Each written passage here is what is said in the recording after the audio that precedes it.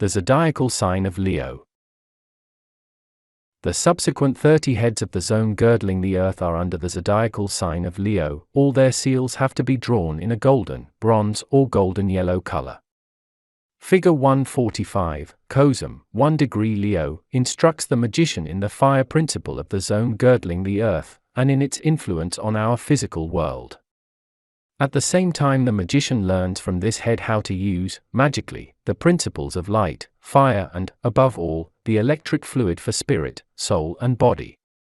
Figure 146, Mathera, 2 degrees Leo, shows the magician how he can, in the physical world, make use of the powers of the sun and of the electrical fluid through various practices, sometimes even by the help of magical aids, for instance fluid condensers, sun ether radiation apparatus, and the like. This head leads the magician's attention to the correlative effects of the electric and magnetic fluids, to their harmony, and shows him how this harmony can be applied for diverse magic operations. Figure 147, Javar, 3 degrees Leo, informs the magician on the origin of passions and how they are embodied in the astral body. In this connection, the magician also learns to understand the deep secret sense of all passions, which serve as means for a certain purpose and are to strengthen willpower and other magic faculties. Javar tells the magician how to control passions by certain magical aids and other means and how they can be transmuted into opposite, positive qualities. The practices recommended by this head may be applied by the magician as an aid for those scholars who are on the way to magic development, and who have certain passions they are not able to control. Figure 148, Mara, 4 degrees Leo, instructs the magician in the magic of elements, which enables him to make practical use of the electromagnetic fluid in nature. Mara is a master of the magic of elements, especially of the magic of nature. Figure 149, Parak, 5 degrees Leo, informs the magician of the tetrapolar magnet in the physical world, which in its relation to nature, is analogous to the physical body of man.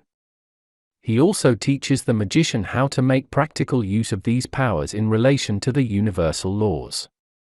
Figure 150, Aslatama, 6 degrees Leo, is well informed of the power of propagation of all seed, in nature as well as in man, knows about all its mysteries and introduces the magician into its practical application.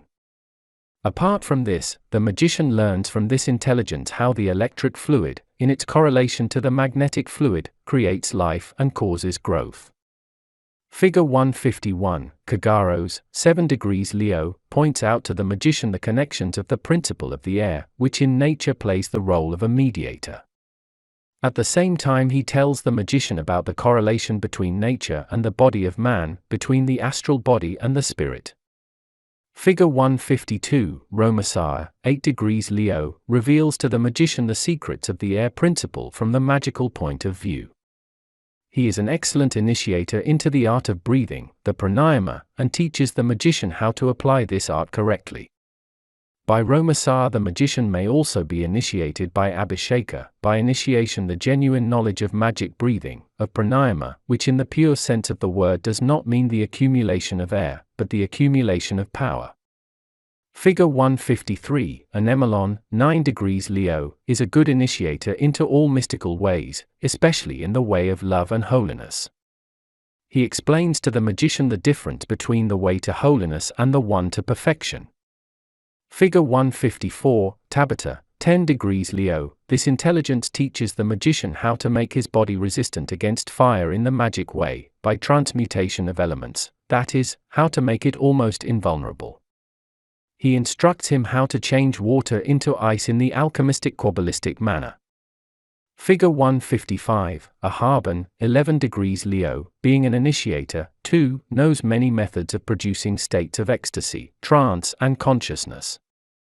Ahaban teaches the magician to magically train his consciousness so that the impressions he gets in any sphere are truly transmuted into the physical world.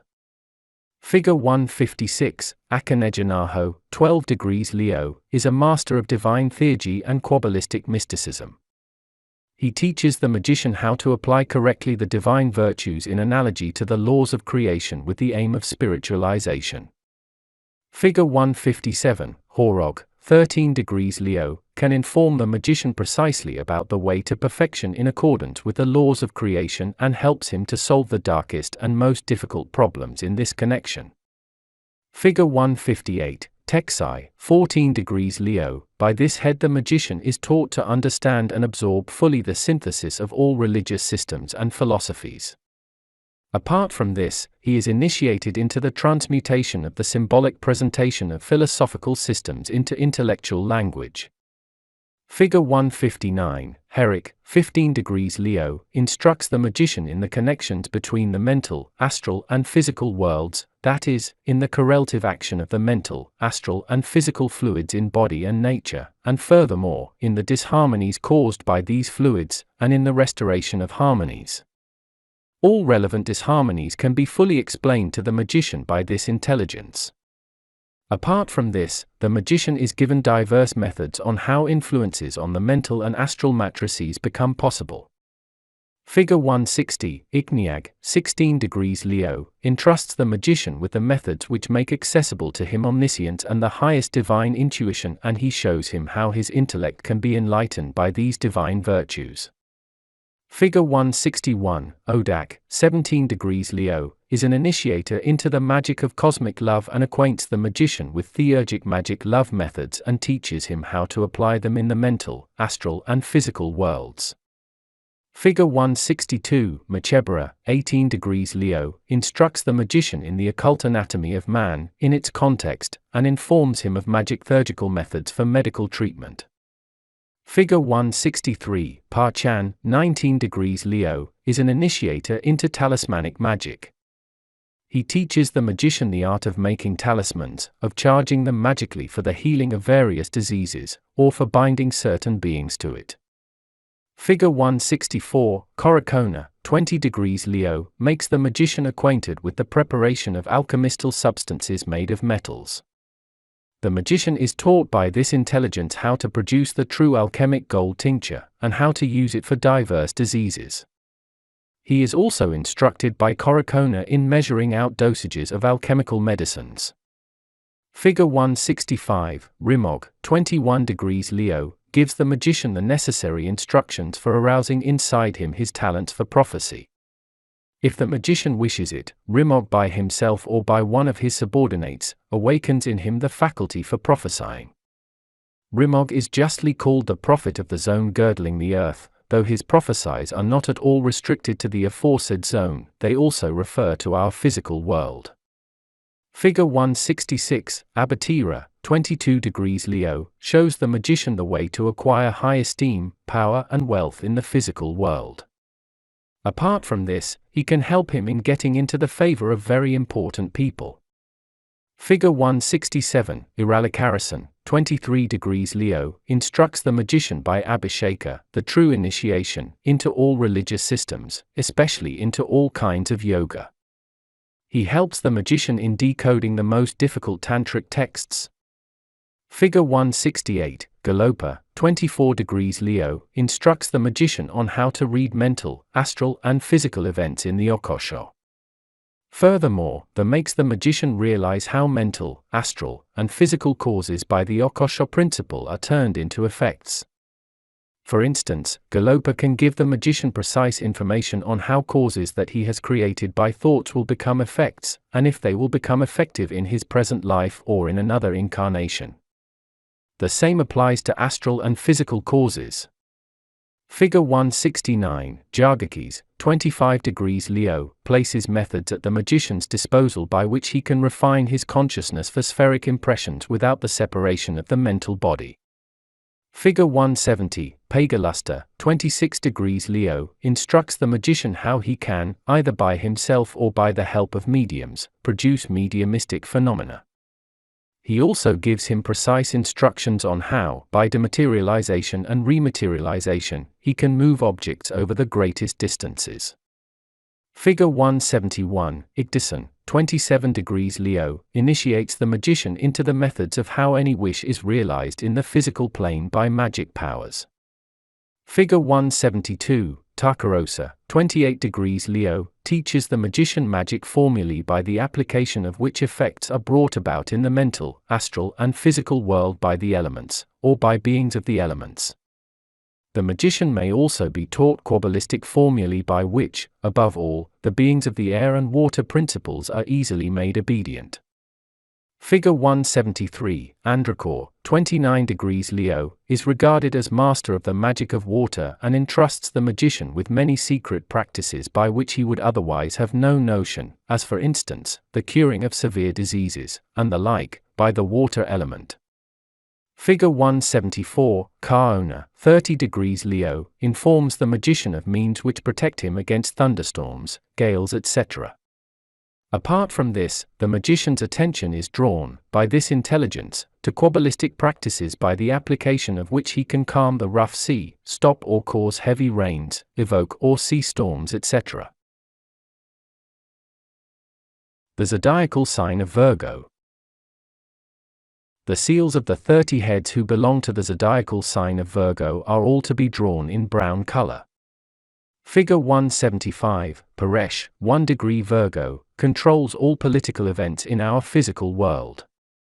Depending on the degree of development and maturity of mankind, he causes this or that idea to come to importance and social attitudes to become valuable.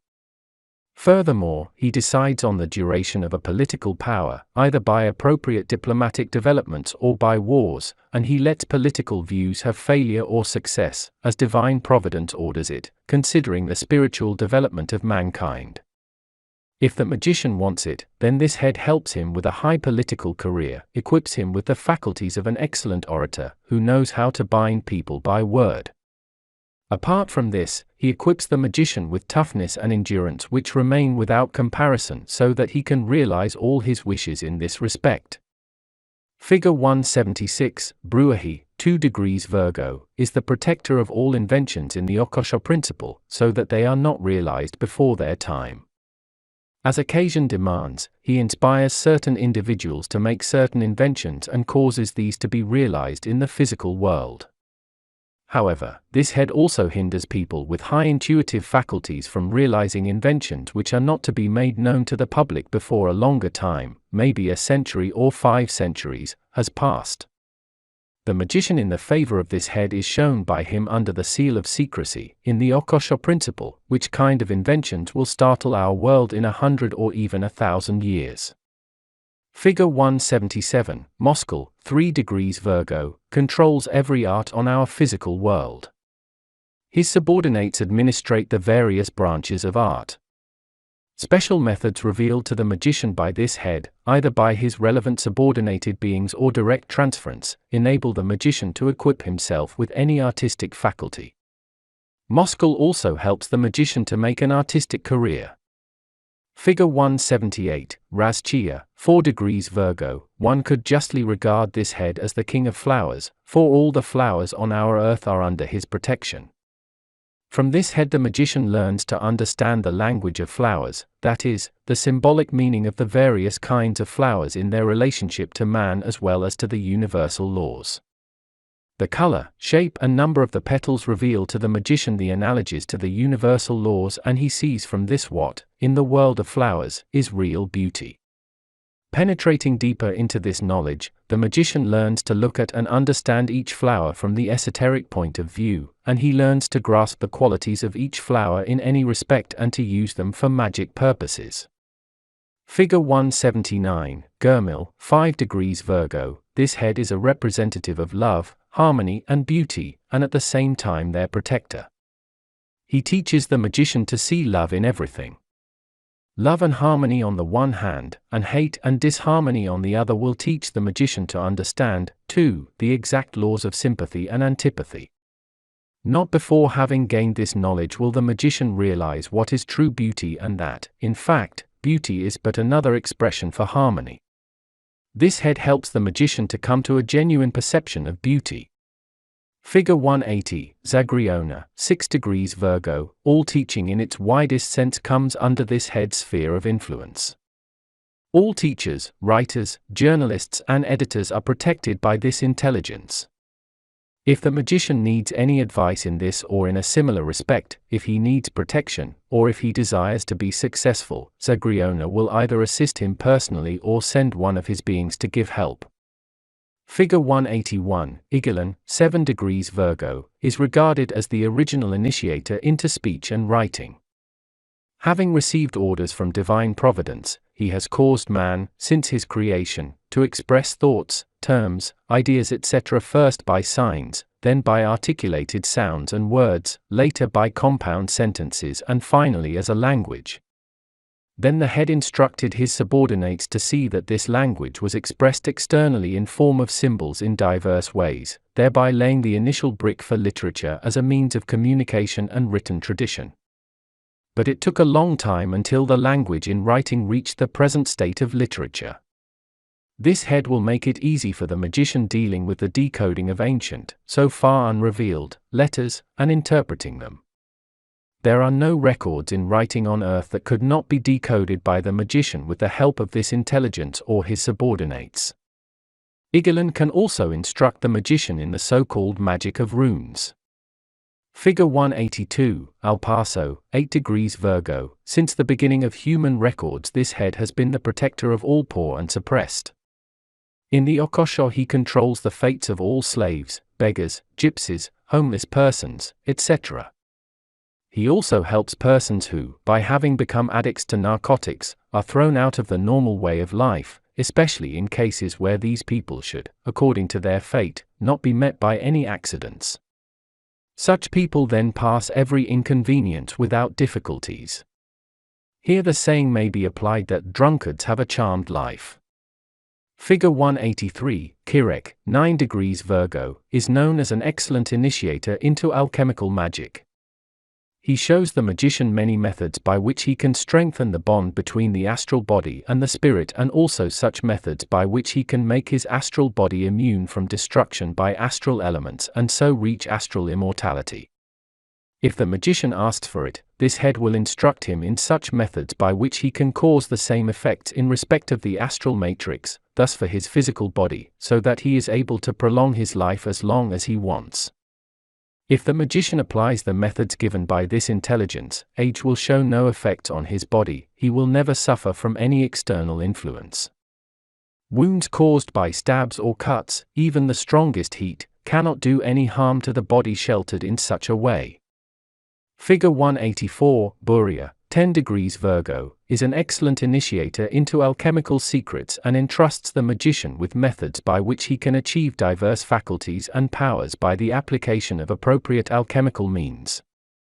This intelligence reveals to the magician how to produce diverse alchemical love medicines, incense, magic ointments, oils for exteriorization and other mediumistic purposes. Apart from this, Buria helps with the charging and impregnation of alchemical means, either personally or by his subordinates. Figure 185, Iraganan, 11 degrees Virgo. If the magician wants to have esteem, success, honor, and riches in business, this head can help him a great deal in this respect by putting at his disposal his subordinates.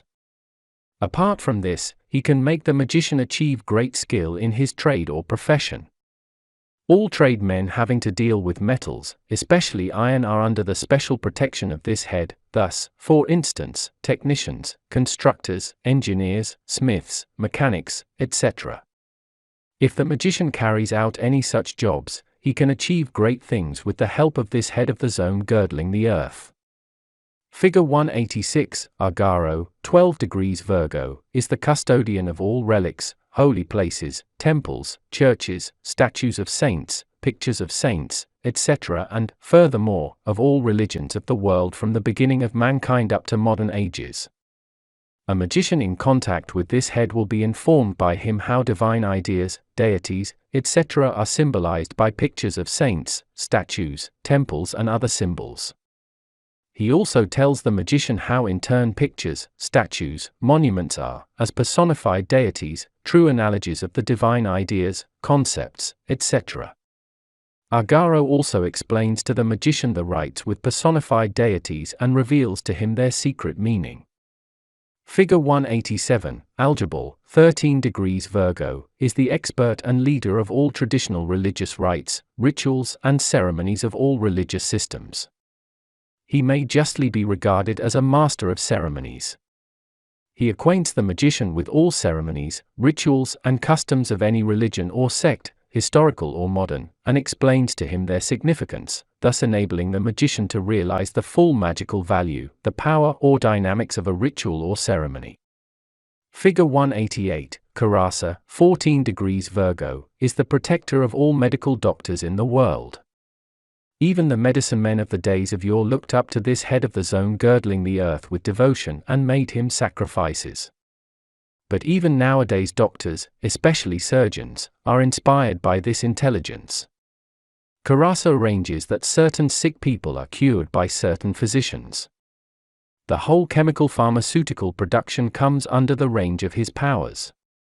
The sick magician who seeks the help of this head will get from him the exact diagnosis and will be told ways and remedies by which he can recover his physical health. Figure 189, Akashic, 15 degrees Virgo, the magician may summon this head in all business matters, for he will always secure him the biggest success.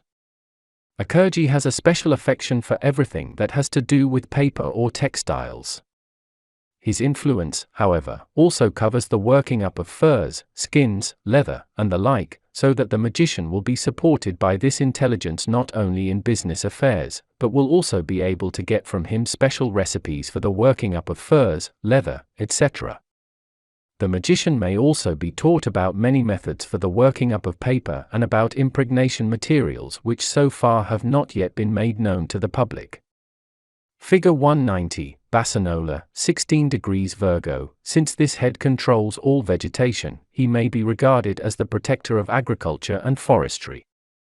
He is an expert in this respect, and the magician who gets into touch with him may learn a great deal from him. Apart from giving methods and instructions for effecting a good growth of plants, this head also instructs the magician in special magico-ballistic methods by which growth of plants can be accelerated or delayed, depending on what the magician wishes. Figure 191, Rota, 17 degrees Virgo, is a master of fantastic vision. Under his competence come all sagas, fairy tales, and stories. This head inspires all those poets and writers who are occupied with the production of sagas, fairy tales, and stories. Rota provides them with an excellent power of imagination and lets them express this in suitable words. He likes to hide true events and magic secrets by fairy tales, so that the magician, having called him, is given the appropriate explanations as to what each fairy tale contains from the Hermetic point of view. Figure 192, Tigrapho, 18 degrees Virgo, is a master of architecture and the art of structural engineering. From the beginning of mankind he has instructed man how he should dwell. Tigrapho is regarded the protector of all builders and architects on earth and assists them by inspirations in their design work, no matter whether they are designing highways, river basins, water works or anything of that sort. If the magician is in this profession, Tigrapho may help him a great deal by intuition. Figure 193, Cobalt, 19 degrees Virgo, is able to initiate the magician into the art of magic sense. From this head the magician learns to compose harmonious and inharmonious scents, for instance, scents that cause love and sympathy or optional dreams, or scents which can increase one's power of concentration, scents for meditations, incense materials for diverse magic experiments, etc. The magician may also be told by Cobalt details concerning osmotherapy, that is, the treatment of diseases by scents. Figure 194, Hippago, 20 degrees Virgo, everything that has to do with water and its relation to man falls under the competence of this head, thus, for instance, swimming, diving, moving along the surface of waters in all kinds of vessels, beginning from the simplest raft up to the most up-to-date steamship. Hippago is the inspirer of shipbuilding, including the construction of submarines and everything that moves on or in the water and is built by men. If the magician is interested, this head will allow him to look into the most distant future to see all technical inventions to come in respect of mankind moving along the water. Figure 195, Israg, 21 degrees Virgo, is regarded as the conveyor of fortune to mankind. He brings luck in games, competitions, at the stock exchange, in speculations and ventures of any kind. The magician who has this head as his friend will have every wish fulfilled in the physical world. He will be fortunate and successful in everything he undertakes. This head will also entrust him with methods which will give him happiness and contentment in any respect. Figure 196, Brefio, 22 degrees Virgo, can be regarded as custodian of material laws and of justice. In every case where the magician is in the right, this head will see that the matter is decided in the magician's favor. Brefio punishes, either personally or by one of his subordinates, any person that will do the magician injustice or who intends to do so, without the magician necessarily knowing about it. People who persecute the magician will be maliciously punished by Brefio's subordinate spirits, especially if the magician has had, or still has, good connections to this head. Figure 197, Ilipinan, 23 degrees Virgo. By this head the magician is instructed and trained in all mantic arts according to the laws of analogy, no matter whether fortune-telling with cards, the tarot game, I Ching, chiromancy, horoscopy, or anything of that sort is involved. Ilipinan makes it possible for the magician to become a prophet by the training of the mantic arts, and he helps him in becoming a genuine expert in this respect. Mantic experts all over the world are under the control of this head of the zone girdling the earth. Figure 198, Naniroa, 24 degrees Virgo, guards the property of every person. The magician who has this head as his special friend has his property protected by his subordinates against all kinds of catastrophe, not only fire, thunderstorms, floods, but also against burglary, theft, etc. Naniroa will make him acquainted with methods by which a thief can be forced to return the stolen articles, or influenced in such a manner that he will betray himself. Also, other magic practices for the recovery of lost goods can be learned from this head. Figure 199, Olaski, 25 degrees Virgo, is the original initiator of all vehicles and means for transportation on the dry ground, starting from the simple cart up to the most modern automobile. If the magician wants to get certain information on this field, or if he wants to make technical improvements and new inventions, he will find his best master and assistant in this head. If he has a good contact with this intelligence, he can be sure to be especially well protected in his vehicle on dry land. During former connections with this head, I was able to look into the far future in the Akashic principle to see vehicles no longer driven by combustion engines or atomic power. Quite a different kind of fuel will be used for the vehicles of transportation in the far future and will move them along at an incredible speed without any noise or odor. However, I was forbidden to reveal any details about this. The future alone will prove it true, and that every new invention has long before been laid down in the Akashic principle. Figure 200, Hermeticism, 26 degrees Virgo, is a mighty protector of human consciousness on our earth. The average man would hardly be able to comprehend the range of power of this head. He prevents, for instance, the consciousness of the average man from traveling beyond the limits of the physical world. However, he allows the magician to enlarge the capacity of his consciousness, depending on his magical maturity. In other words, this head controls the development and maturity of each human being. He decides whether a person suffering from disturbances of his consciousness, an insane man or woman, should become healthy again and regain his normal state of mind. If this intelligence approves of his recovery, the psychiatrist will succeed in making the person completely sane again. Hermeticism also controls all those people committing suicide, whose deed is not carried out under the conditions of karma, so that they do not regain their consciousness in the astral world before the period has elapsed which they should have lived on earth. Not before the expiration of this certain period will suicides awake from their twilight sleep to get their full astral consciousness. Much more could be said about this head, but, however, these hints will be enough for the magician. If he gets into contact with this intelligence, he will never go astray mentally and will be given, by this intelligence, the power to read the consciousness of every man and to influence it. For instance, he could make him memorize pictures of the past or else delete such pictures completely from his memory. The magician learns from this head how to carry out a transference of consciousness in the magical manner, which, in the Orient, is known under the name of Abhisheka, or anchor. Figure 201, Sumiram, 27 degrees Virgo, is the master of all animals of the air. From the smallest fly up to the noble eagle all come under his protection. To the magician in contact with this head will be revealed all the secrets of flying animals. If the magician wishes it, Sumiram will show him methods and give him instructions by which he can gain the power of controlling every animal of the air. By using appropriate words, the magician, for instance, succeeds in forcing the greediest eagle or vulture to come down from great heights and to sit down without anxiety on the shoulders of the magician. He can tame any bird of prey in a manner that it will play with children and not harm the tiniest animal. Many other magic arts in respect of the animal kingdom, which to the average man must sound incredible, can be carried out by the magician. Figure 202, Astolatu, 28 degrees Virgo, is a special custodian of many magic keys and secrets. In our present state of development, he leads and controls the aeronautics of the whole world with all its inventions. He can give the magician many inspirations in this respect. To the magician of the highest rank he reveals the secrets of gravitation and instructs him in the practical application of the power of gravity. Long before our civilization, many thousand years ago, our Earth was inhabited by people with a high civilization who were far advanced in comparison to us in the techniques of aviation. To them gravity was no problem.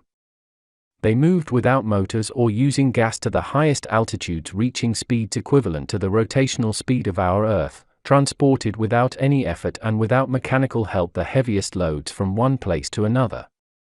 After their ruin, which they had themselves brought about, Astolatu, the head of the zone girdling the earth, took the keys back to himself again and now keeps them safely up to that day when mankind will have reached the necessary maturity and degree of development. In the Akasha principle, there has never been anything lost, for everything remains registered there. Only the highest magicians can read everything in the Akasha principle, which necessarily must remain a secret to the normal world. Figure 203, Notizer, 29 degrees Virgo, intellect and knowledge of every human being in the physical world are under the protection of this head of the zone girdling the earth. Depending on the state of maturity of a person, he controls his capacity of perception and makes him know things that are appropriate to his momentary degree of development. This head can therefore be justly regarded as master of knowledge, for it is by his influence that a man's intellect on this earth is sharpened, his memory is enlarged, no matter with which field of science the person is dealing. The magician is given instructions by this head which, if he follows them, enable him to increase the capacity of his intellect and to strengthen his memory. Notizer informs the magician about any field of science, and he provides all fields of science with that amount of knowledge that can be comprehended by man in their present state of development. Figure 204, Ruggiero, 30 degrees Virgo, the last head of the zone girdling the earth under the zodiacal sign of Virgo. Ruggiero is the custodian of many mysteries of wisdom and sees that true wisdom is only made accessible to virtually mature people.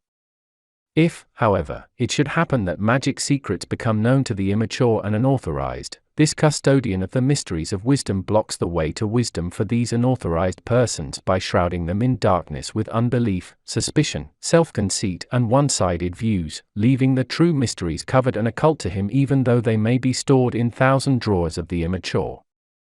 The magician who succeeds in getting into contact with Ruggiero is taught by him to realize the difference between knowledge and wisdom by intuition. The zodiacal sign of Libra.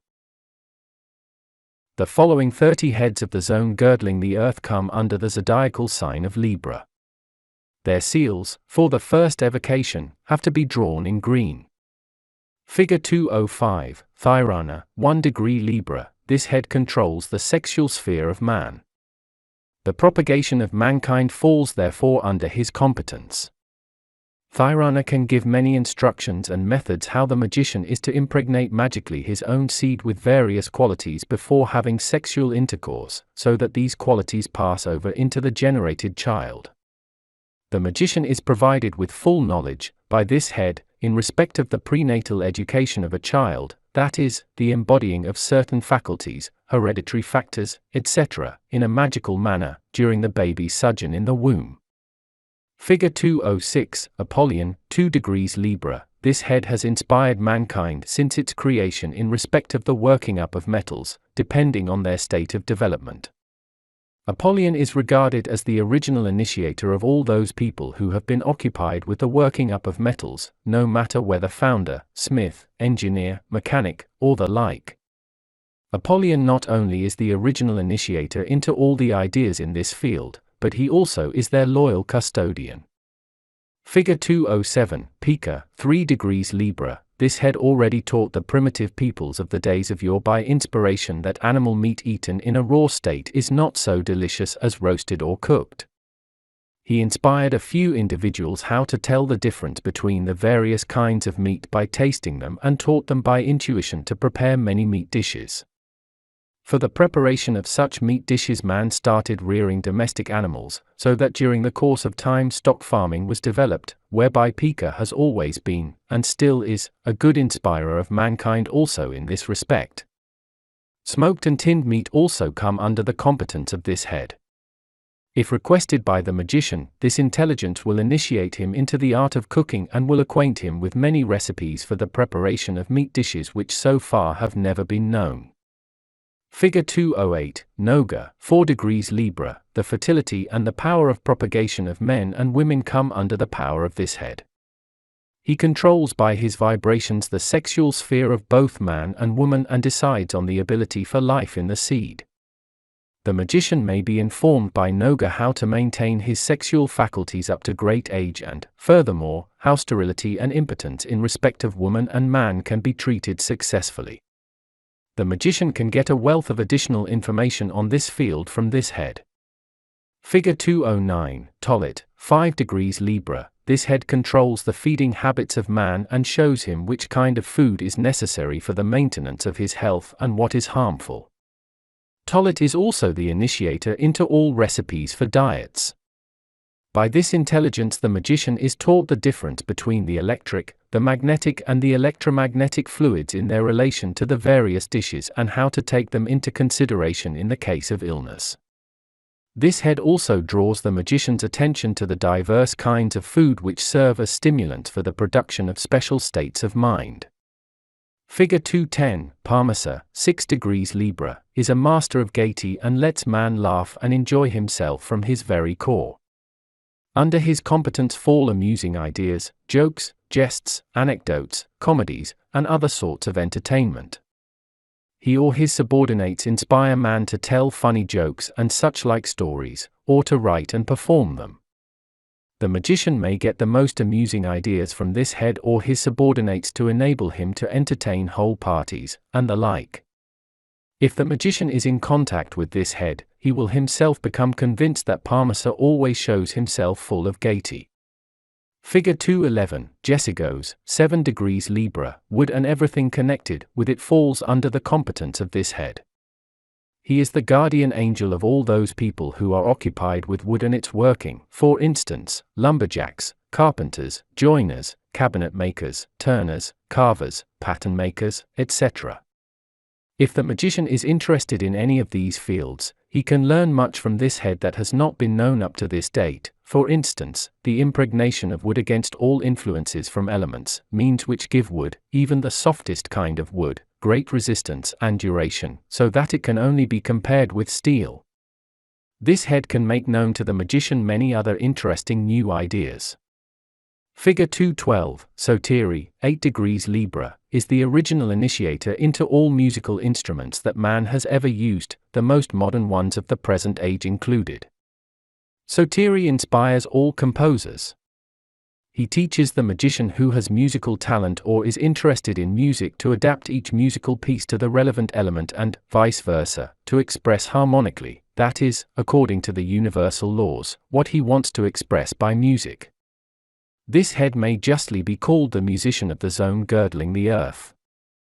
Figure 213, Batamabub, 9 degrees Libra. The clothes and headgear of man have been under the power of this head right from the prime origin up to the present day.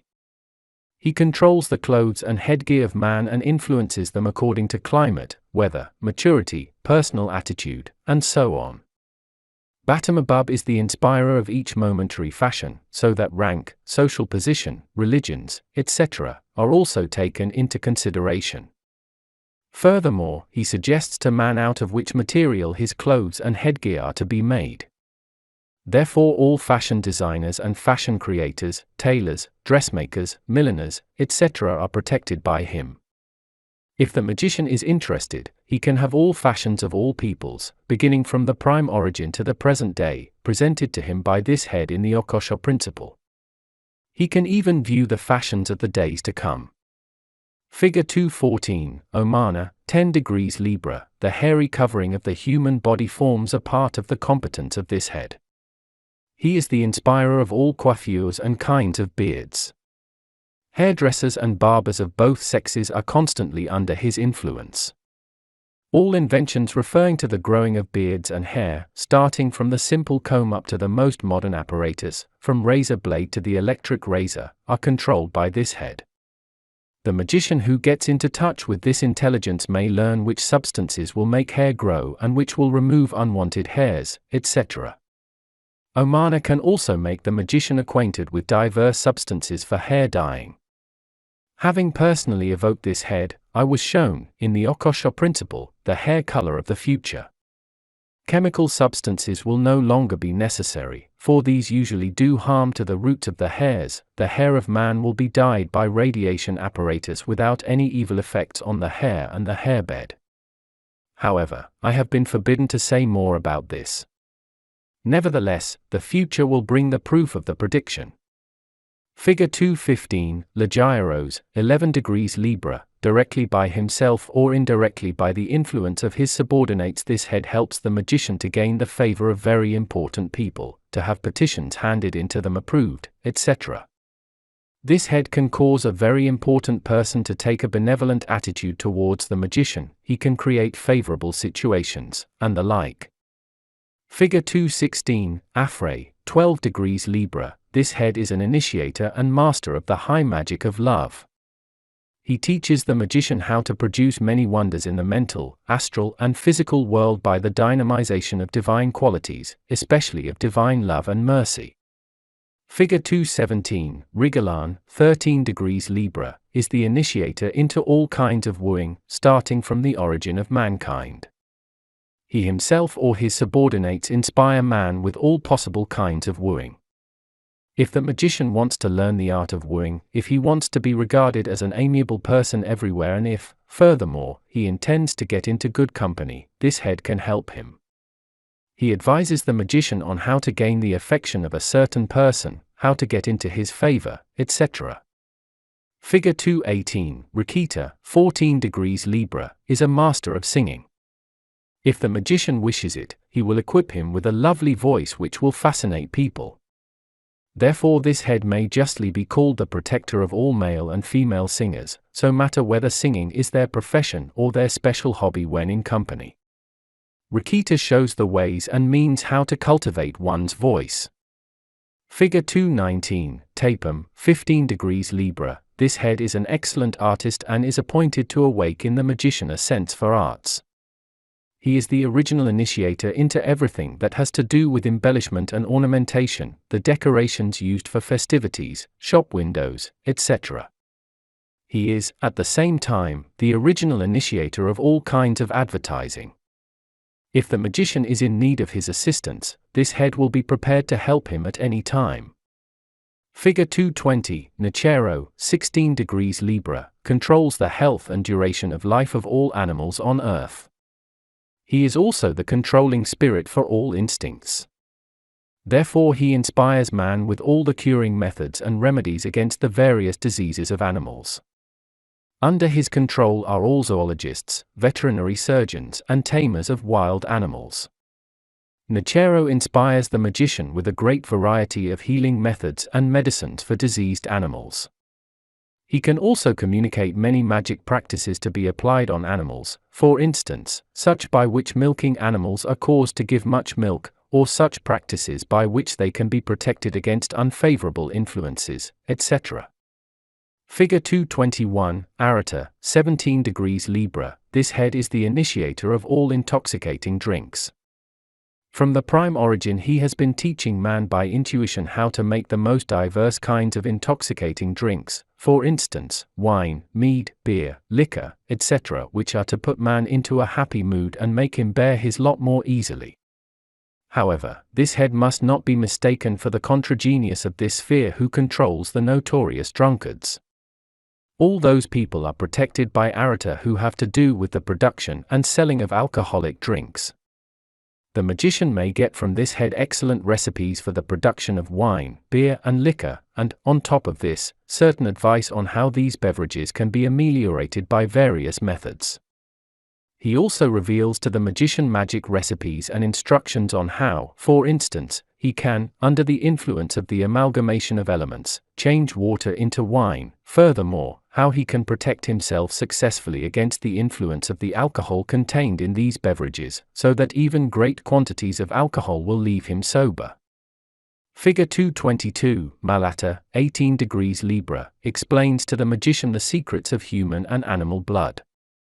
He not only tells him about its classification in groups and Rh factors, which is already known to the medical science of today, but many more things in the fields of science like medicine, chemistry, physiology, psychology, laws of heredity, etc. Apart from this, Malata initiates the magician into the secrets of the blood from the magic and alchemical points of view, which, if put down on paper, would fill many volumes. Figure 223, Ariath, 19 degrees Libra, is the guardian angel of all women on earth delivering babies. Having always taken into consideration the states of development and maturity, this head has inspired man with the various methods of midwifery, starting from the most primitive deliveries up to the most modern methods of gynecology. He therefore is the protector of all gynecologists, midwives, etc. Ariath draws the magician's attention to the diverse magic and sympathetic methods for a painless delivery. Figure 224, Agicus, 20 degrees Libra. Man still faces many great problems and mysteries in electrochemistry, and they will not be revealed to him until the far future. However, this head can unveil to the magician many secrets in this respect and entrust him with the relevant knowledge. Agicus is the original initiator into galvanic electricity. Following his intuitive inspirations, men have invented batteries, accumulators, the dissolving of metals by electricity, catalysts, etc. Electrohomeopathy, too, comes under the competence of this head. He allowed me to look into the future, and I saw tiny quantities of chemical compounds changing into great electrical discharges with an immense voltage and amperage, the knowledge of which will be of great value to men in the technical and domestic domain. To give details about this here would sound incredible and too much like a fairy story, and, in order not to sound ridiculous, I desist from giving any details. When mankind is more mature and more developed, a few eminent individuals will be inspired by this head with new inventions and discoveries. Figure 225, Tchaikassev, 21 degrees Libra, is regarded as the original initiator into mathematics on the earth. The range of competence of this head varies from the easiest adding operations to the most difficult mathematical problems expressed by astronomical figures, including the basic ideas of the mathematical figure, of measurements and weights in relation to matter. From this head the magician may learn, for instance, how to express an idea in mathematical figures, and he may, on the other side, be informed how to accumulate intellectually the knowledge of quantities and qualities. The magician is also initiated by Tchaikassev into the so-called Kabbalistic quadruple key, which brings the four fundamental mathematical operations, that is, adding, subtracting, multiplying and dividing, into relation to Kabbalistic science, to the elements of the micro and macrocosm. Tchaikassev is a very powerful head, and the magician may learn from him more than enough. Figure 226, Ornian, 22 degrees Libra, is the initiator into physiology. He does not only teach the magician the usual facts about physiology, but also lets him look at this field of science from the Hermetic point of view. Ornian makes the magician acquainted with all the necessary scientific facts by which the latter can tell the character and personal peculiarities of an individual already by his appearance. For the reader's information, I mention here a number of faculties which this head can awake in the magician: the art of reading from a person's face, physiognomy; the art of reading from a person's forehead; the art of chiromancy, of diagnosing from fingers and fingernails, from the eyes, etc. Figure 227, Garin Uranus, 23 degrees Libra, is the initiator into physics. Everything that has been explored in this field up to the present day has happened on account of the intuitive inspiration by this head. The magician may not only learn from this intelligence about the achievements of physics in the far future, but he may also be initiated into all phases of metaphysics and receive instructions on how to make practical use of this. This head can also initiate the magician into astrophysics.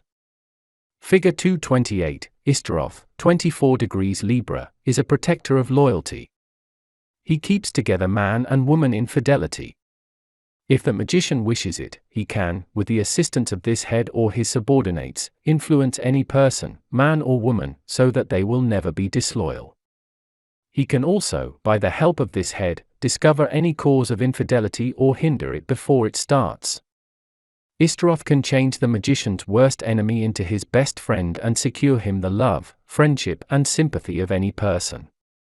Figure 229, Hyamorn, 25 degrees Libra, instructs the magician in the transmutation of the sexual power of man and entrusts him with various relevant practices that so far have remained quite unknown. Hyamorn knows about the most secret mysteries in this line. The magician may learn very much from this head, such as, for instance, how to increase or decrease sexual power, how this can be transmuted for various magical practices into the original elemental substance, etc. He can also give information on new, so far unknown compounds of hormones, and of many other things. Figure 230, Kan Ali, 26 degrees Libra, has been, from the days of yore, the initiator into jewelry of any kind.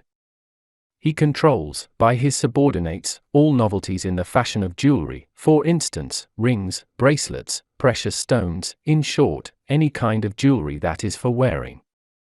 All the people are protected by this head who are involved in the manufacture of jewels, that is, gold miners, goldsmiths, jewelers, etc. The magician may also learn many interesting things from Kan Ali in this respect. Figure 231, Aglacis, 27 degrees Libra, everything connected with milk in respect of man and animal comes under the competence of this head, who is justly regarded as the guardian of babies and mammals. Aglacis has, during the course of time, taught mankind to milk animals and not only to use the milk as a beverage, but also for the making of other products. Thus man has learned to produce from milk butter, cottage cheese, and so on. The working up of milk is still very far from having reached its climax, and the magician may be introduced into many novelties in this respect. Figure 232, Murky, 28 degrees Libra, all animals living in the water and their propagation are under the competence of this head. Murky is the protector of all fishermen on earth. He is responsible for good and bad luck in fishing. He has taught mankind to tin fish. This industry, too, is far from having reached its summit, and there are still many discoveries to be made which will astonish man. The magician is taught by this head how to control the water animals by the magic of elements and by Kabbalah, how they, for instance, can be caused to congregate at certain places, etc. He may, furthermore, hear about many other practices concerning the controlling of water animals. Figure 233, Philicon, 29 degrees Libra, this head has inspired mankind with the sense of orderliness and clearness. During the evolution of man, everything connected with the hygiene of the health and the sick has come under the control of this head. Under his special care are all those people who have to deal with hygiene in medicine. Philicon is also the originator of the fact that many diseases are caused by infection. He renders the means to man to recognize these and protect himself against them. Philikon is the protector and initiator of all bacteriologists, toxicologists, and other people who deal with the research of diseases caused by bacteria, bacilli, virus, etc. This head draws the magician's attention to diseases which at the moment are regarded as the scourge of mankind, and which are being caused by infection. He does not only make the magician acquainted with the true cause of a disease, but he also tells him confidently how any disease can be coped with successfully. If the magician wishes it, he will tell him about diseases which up to this date have remained unknown and about the way in which they can be cured. Figure 234, Megalagi, 30 degrees Libra, is somehow connected with the head dealt with before. He guards all the medicinal springs on earth. He even causes animals to step into certain waters instinctively in case of injuries. With Megalagi's assistance, man has learned from the animals how they cure themselves of certain diseases, and he has used these observations to his own advantage. Thus the various treatments by medicinal waters were introduced, and many places with mineral springs have been changed into health resorts for the welfare of man. Megalagi does not only lead the magician's attention towards mineral springs which up to now have not yet been discovered, but he also initiates him into the complete field of hydrotherapy, and entrusts him with practices which are still completely unknown to science. The zodiacal sign of Scorpio. The next 30 heads of the zone girdling the earth are under the zodiacal sign of Scorpio, and their seals have to be drawn in red color. Figure 235, aloof, 1 degree Scorpio. This head is a protector of fire on our earth. Everything connected with fire is completely revealed to the magician by this head, everything from the point of view of magic, electrical fluid, beings of the fire element, salamanders, as well as all inventions connected with the practical use of fire in the physical world. Figure 236, Shalua, 2 degree Scorpio, is regarded as the original initiator into electricity. He has made man acquainted with electricity and has, during the course of time, caused certain individuals to make all kinds of inventions in this line. Since all the possibilities in electricity are still very far from having been exhausted, the future world will be delighted by many a new invention. A magician who has got into contact with this head can already obtain details of all this, especially in respect of the relevant facts of magical science. The electric fluid, for example, will play a great role in every plane in the future, for it will be applied in most diverse ways. Figure 237, Hasperim, 3 degree Scorpio. This head has inspired man and animal with the drive for self-preservation. He has rendered the animals appropriate means for protection by nature to defend themselves against dangers. He is the inspirer of animal instincts. Man has been caused by him to make a living by hard work, endurance, and diligence. Therefore, everything that induces man to go ahead comes under this head's competence. A magician allied with this head will be equipped with enormous powers, either by the head himself or by his subordinates, and he will even be able to transfer these powers onto other people, which will help to reach any aim at any time. Hasperim knows about many secrets concerning human intellect and would be quite willing to reveal them to the magician, depending on his maturity and development. Figure 238, Adi, 4 degree Scorpio, is the protector of child love, motherly love and parental love, and of everything that keeps a family together. Assisted by this head, the magician is able to deal with any quarrel or discord in the family. Adi is quite prepared to teach the magician how to eliminate any quarrel by acquiring diverse practices.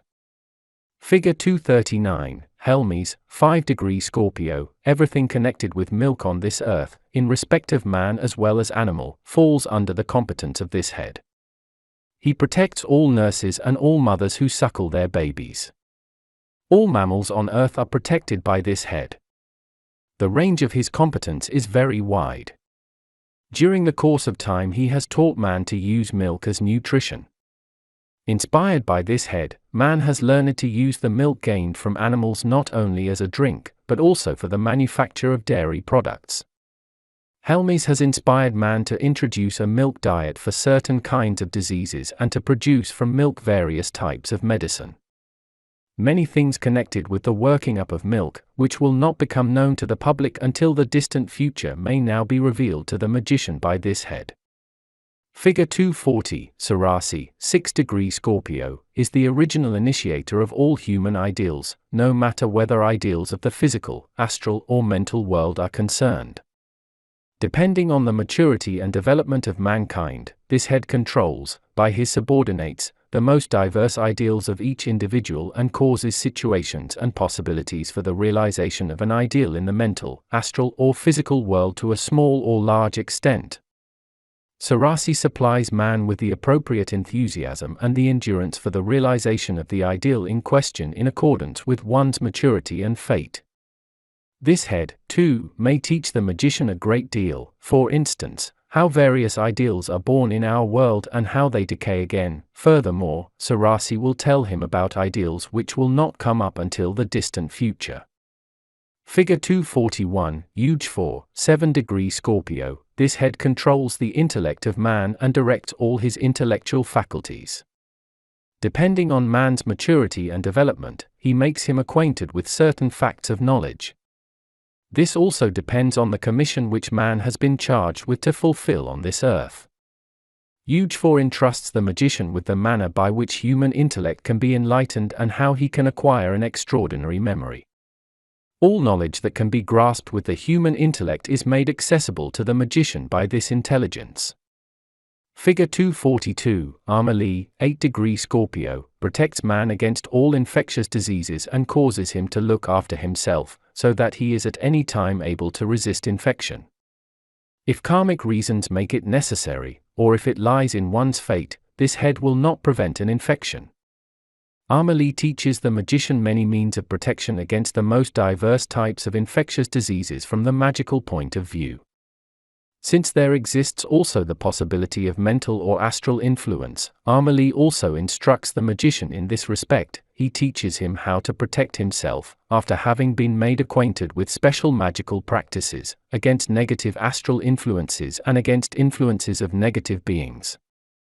Figure 243, Raina, 9-degree Scorpio, all people dealing with spiritual knowledge are protected by this head against obsession or any other accompanying unfavorable psychic factors. This head has at his disposal the most diverse methods which make communication with the unseen of any sphere possible. He acquaints the magician with the special practices of mental and astral traveling and teaches him special ways of elevating his astral and mental bodies into the various spheres. The magician can therefore regard this intelligence as inspirer of various magical practices on the path to perfection. Figure 244, Karaskai, 10-degree Scorpio, protects and inspires all human beings occupied with medical magnetism. Karaskai shows the magician many methods in magical medicine, whether odd transfer, vitalized life magnetism, or prana treatment are concerned.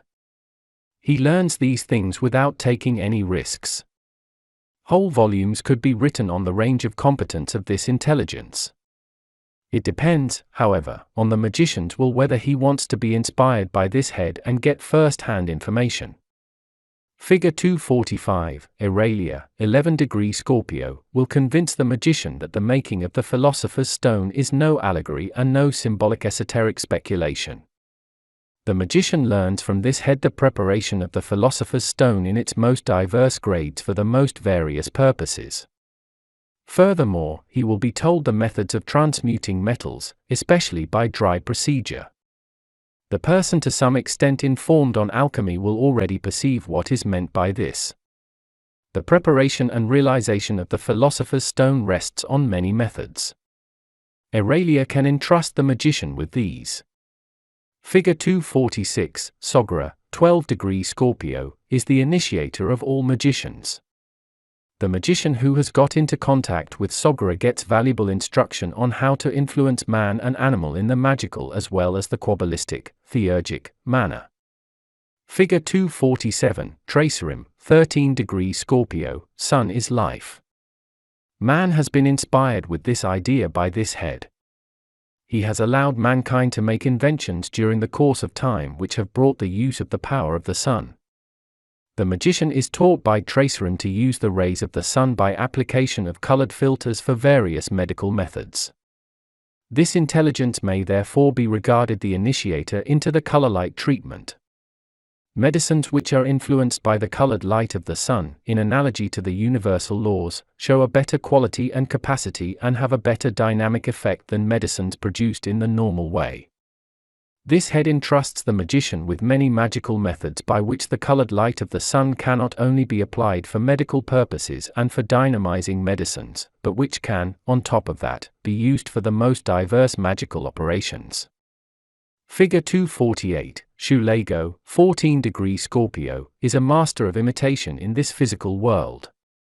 He has, for instance, taught man how to imitate gems. The invention of glass, china, artificial leather, rubber, and many other synthetic artificial products is due to the inspiration of this head. Assisted by Shulago, the magician can foresee in the Akashic which human inventions are yet to come in respect of the art of imitation and will, no doubt, agree that the reservoir of inventions is limitless. Under the seal of secrecy, this intelligence will also entrust the magician with the methods of their production.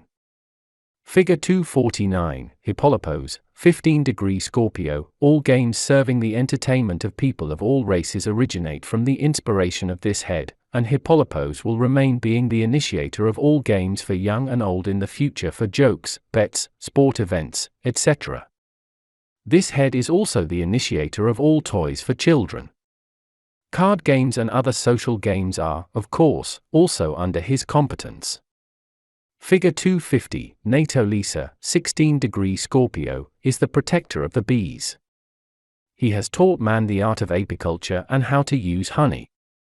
In the oldest days people had no sugar. They therefore used honey instead. By Natalisa's inspiration man learned to produce various kinds of sweets from honey. Later, when the raising of bees no longer sufficed to cover the need for sweetening material, Nato Lisa again caused man to win sugar from other substances and made him find sugarcane in the Orient and sugar beet in the lands with a less favorable climate, and these products have since served as the raw material for the making of sugar. The magician may hear many interesting things about the production of sugar or other sugar-like substances, which so far have not been known to man. He may further be willingly told about the treatment of diseases which are caused by the lack or excess of sugar in the organism. Figure 251, Butharush, 17-degree Scorpio. It is the job of this head to cause man not only to eat fruits in their raw state, but also to process and tin them. He has taught man, during the course of time, to prepare dishes by the help of the fire element, that is, by roasting, baking, stewing, etc., furthermore, to bake bread, to make sweets, to find new meat dishes, and he has led man up to the present achievements of the art of cooking. Butharush is therefore rightly called the initiator into the art of cooking and baking. Figure 252, Tagora, 18-degree Scorpio, is a master of erotic love. He is responsible for the raising of sympathetic feelings between man and woman and maintaining them. This head gives the magician special instructions on how to make oneself loved by men and women, how to evoke a person's sympathy, and if desired, how to achieve peace in the family, etc. Tagora also knows many magic means to evoke love, and he can also inform the magician about these. Figure 253, Panari, 19-degree Scorpio. Metallurgic chemistry falls under the competence of this head. He has taught man to gain various metals from ores, has helped him with the recognition of the various metallic elements, has taught him to produce metal amalgams, etc. Panari has at his disposal various recipes for the working up and amalgamating of metals, and also the decomposition of metals into various chemical products, synthetic substances, and medicines. This intelligence will entrust the magician with an almost unlimited number of secrets in this connection. Figure 254, Naga, 20-degree Scorpio. Similar to Panari, this head, too, will teach the magician to make various medicines from the most diverse types of metals and their combinations. Naga is a great inspirer of all medicines which can be produced by synthetic procedures. A magician can increase his knowledge if he allows Naga to teach him in which way certain metals can be used for medicinal purposes. Figure 255, Kofan, 21-degree Scorpio, he who open-heartedly refers to this head will have all wishes fulfilled as far as is possible to him. His specialty is to change bad living conditions into good ones and to procure man's contentment. He informs the magician of ways and means by which he can better his own living standard and tells him to what extent his fate is karmically conditioned and to what extent divine providence allows any interference. Since the magician is, for the most part, master of his own fate, it will usually be the fates of other people which the magician will want to ameliorate with the help of this head. Figure 256, Shaluak, 22° Scorpio. This head is equipped with almost the same faculties and powers as the before-mentioned one. He renders man advice and assistance by intuition in even the most difficult situations of life where, under normal conditions, there is no possibility of escape. This intelligence finds the right remedy in every situation and lets the magician know about it by intuition. Figure 257, Sipilipis, 23° Scorpio, is regarded as a special head of the zone girdling the earth, since he can teach the magician the power of faith and the power of conviction. Having acquired these two divine faculties, the magician is capable of producing the greatest wonders in the mental, astral, and physical world. Sipilipis advises the magician on how to reach quickly and safely the power of faith and the power of conviction. Figure 258, Tidea, 24° Scorpio, is an excellent expert in diagnosis as well as in analysis and can teach the magician all causes of diseases in the mental, astral, and physical body. At the same time, he can make him acquainted with means which remove the causes of disease and disharmony. The magician interested in medicine can acquire such a great deal of knowledge from Tidea that he is able to become an expert in diagnosis and medical treatment. Figure 259, Semekel, 25° Scorpio. This head, too, initiates the magician in all the methods of natural medicine, no matter whether herbs, water treatment, care of the body or other methods applied in natural medicine are concerned, or such items which up to the present have remained completely unrevealed. Figure 260, Radina, 26° Scorpio, is a special expert in theurgy, that is, Kabbalah, and all theurgic methods for healing on this planet are subject of his competence. He knows how the severest diseases can be cured by Kabbalah. He entrusts the magician with many Kabbalistic formulae for the curing of severe diseases, so that the magician may compile a whole book of formulae for his personal use.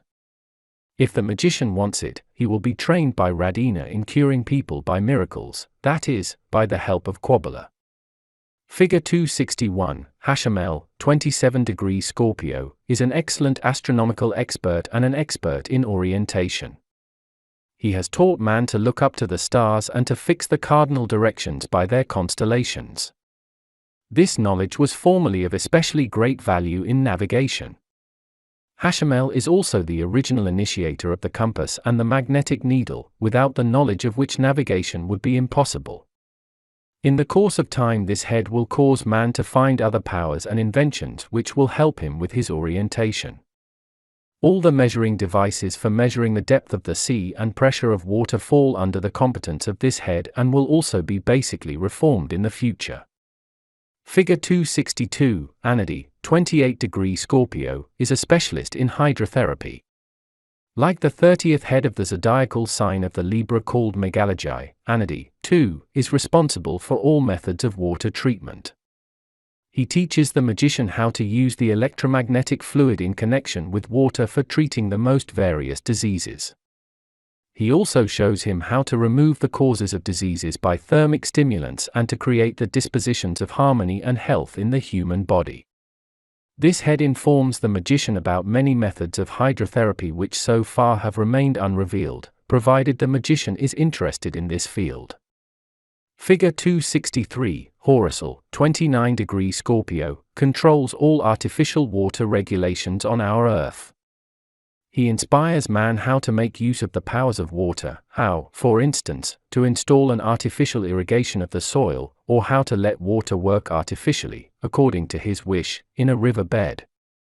Horisal is the inspirer of the most simple water mills as well as the most up-to-date hydroelectric power stations, of the canals built for shipping, and the like.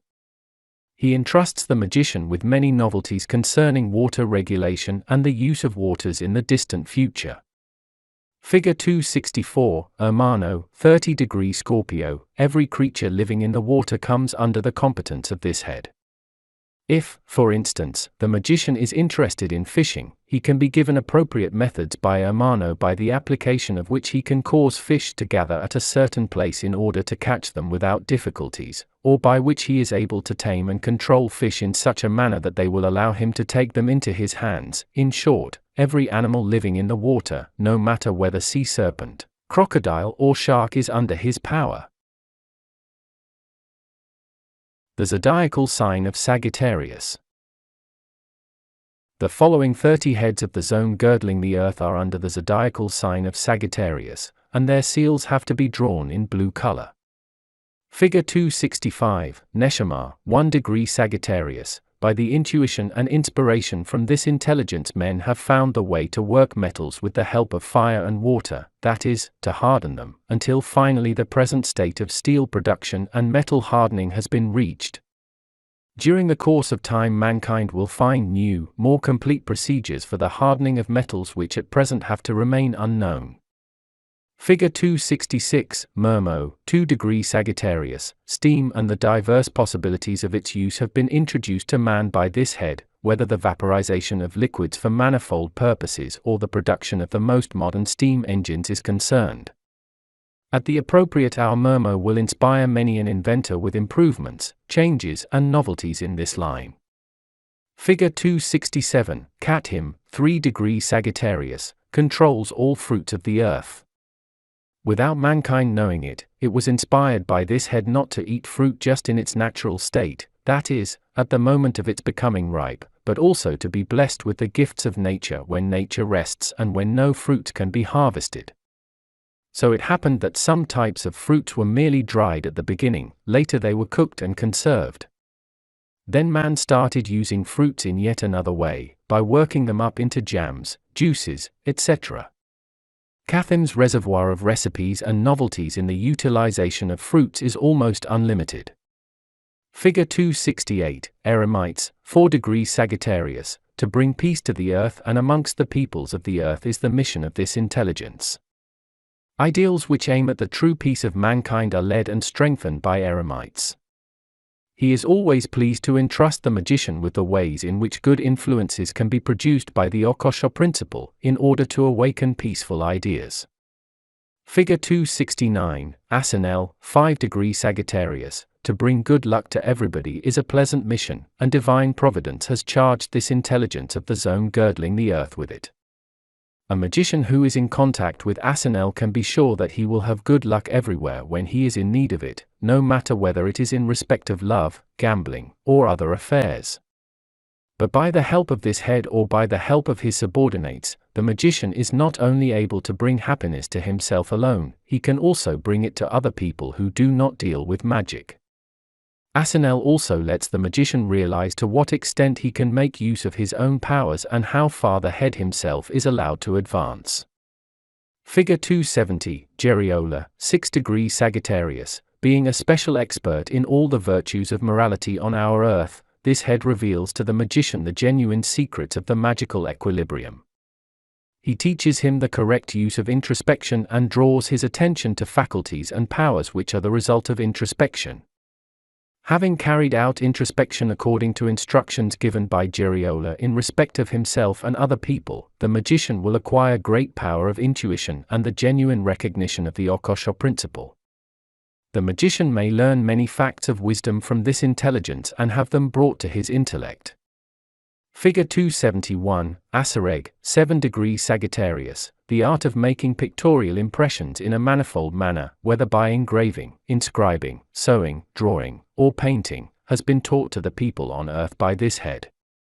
Photography, cinema, and film come under the competence of this head, as well as television, on which field there are still a great many inventions to come in the future. Asareg also instructs the magician how he can make pictures visible over the greatest distances, so that even an untrained eye is able to see them. Figure 272, Ramage, 8° Sagittarius. has, apart from other things, to control the influences of the 28 moon stations on our Earth. The best information on rhythm and periodicity can be got from Ramaj. He is always prepared to reveal to the magician the secrets of the 28 moon stations and their influences on human life in the physical, astral, and mental aspects, and to show him, too, how he can make practical use of all the knowledge gained by him.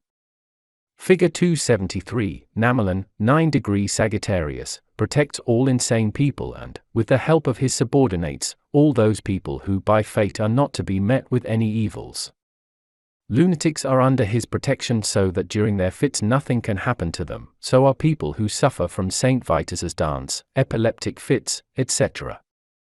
The magician learns from this head about the causes of all these evils and also about the way in which they are successfully treated. Figure 274, Dimurga, 10 degree Sagittarius, is a guardian of travelers, especially of those traveling by sea, by any kind of ship. Dimurga is quite willing to inform the magician on individual talismans and their manufacture, which give shelter and help during travels. If the magician is on board a ship and equipped with a protective talisman of Dimurga, he will survive the strongest hurricane without ever being in danger of drowning.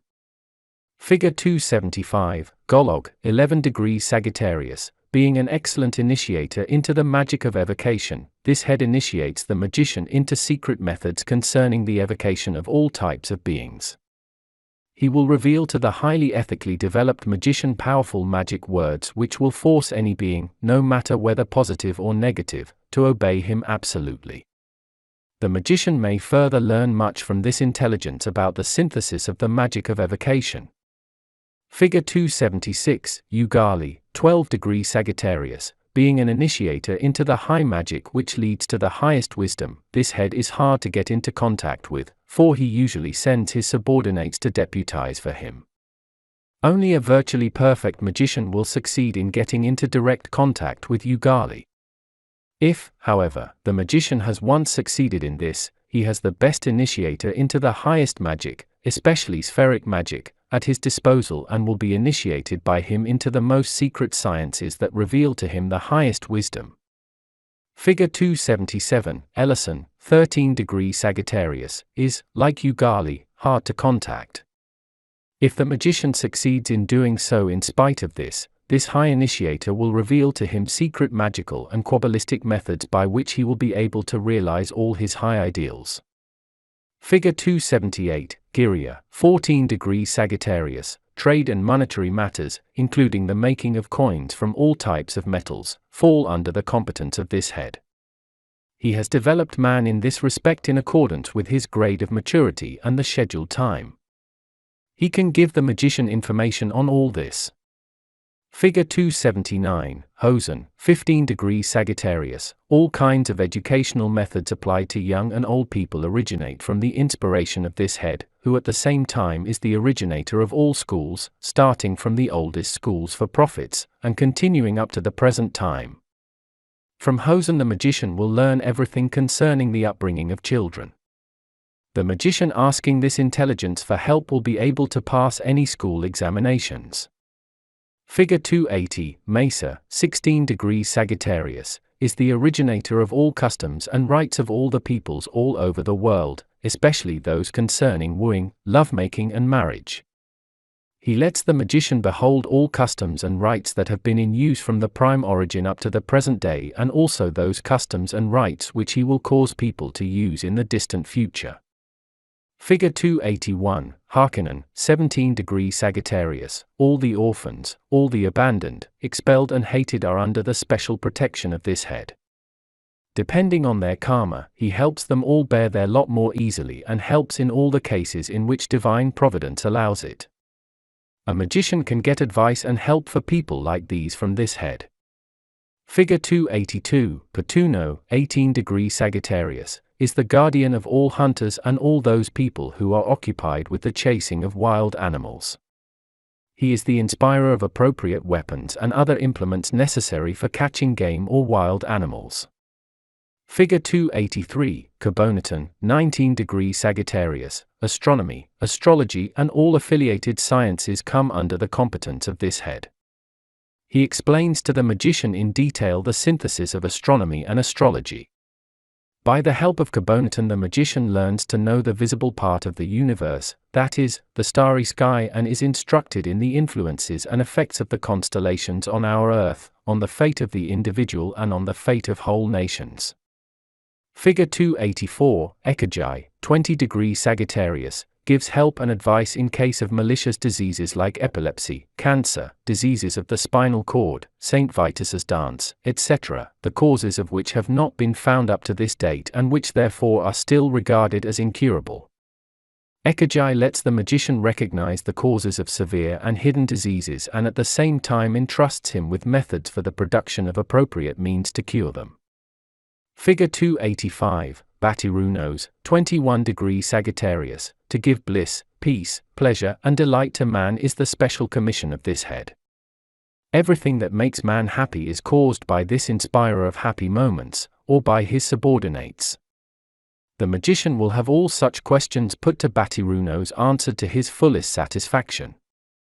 Figure 286, Hilaro, 22° Sagittarius, is a representative of justice. He can fulfill for the magician everything that requires true justice, no matter whether in legal or any other affairs.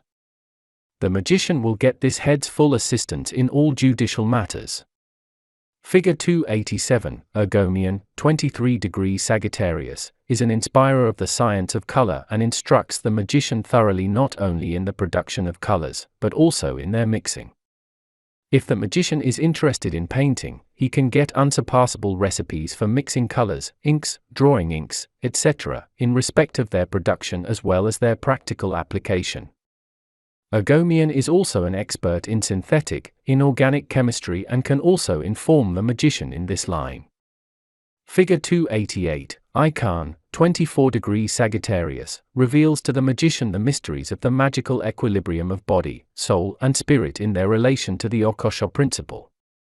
He also explains to the magician what genuine introspection is, how important it is for the achievement of the magic equilibrium and that without introspection a physical, psychic and spiritual training, a true recognition of the universal truths is impossible. Figure 289, Alasam, 25° Sagittarius, guards the deep secrets of silence and the powers and faculties produced by silence as a negative state. Alasam is thus the head of the magic of silence. Figure 290, Jezero, 26° Sagittarius, is the leader of human conscience, of its arousal in man at the given time or in certain situations. The magician knows that any expression of conscience is an expression of the Akashic principle which declares itself by the inner voice in man. Jezero and his subordinates usually see that even the greatest criminal experiences pricks of conscience which lead him to reason. Figure 291, Agasali, 27° Sagittarius, phenomenal magic comes under the competence of this head, who can give the magician hints, instructions and even practical assistance in this respect. Assisted by Agasali and his subordinates, the magician is able to bring about the most incredible magical phenomena. It is Agasali who has inspired man to copy many an occult phenomenon by technical inventions. He is therefore regarded as the original initiator of all magical apparatus. The latter are being used by amateurs and sorcerers on the stage who, by deception of the senses and by manual skill, try to lead the spectators to believe that they are in possession of genuine magic powers and faculties. With Agasali's help the magician is able to make many a technical invention by which other occult phenomena can be imitated.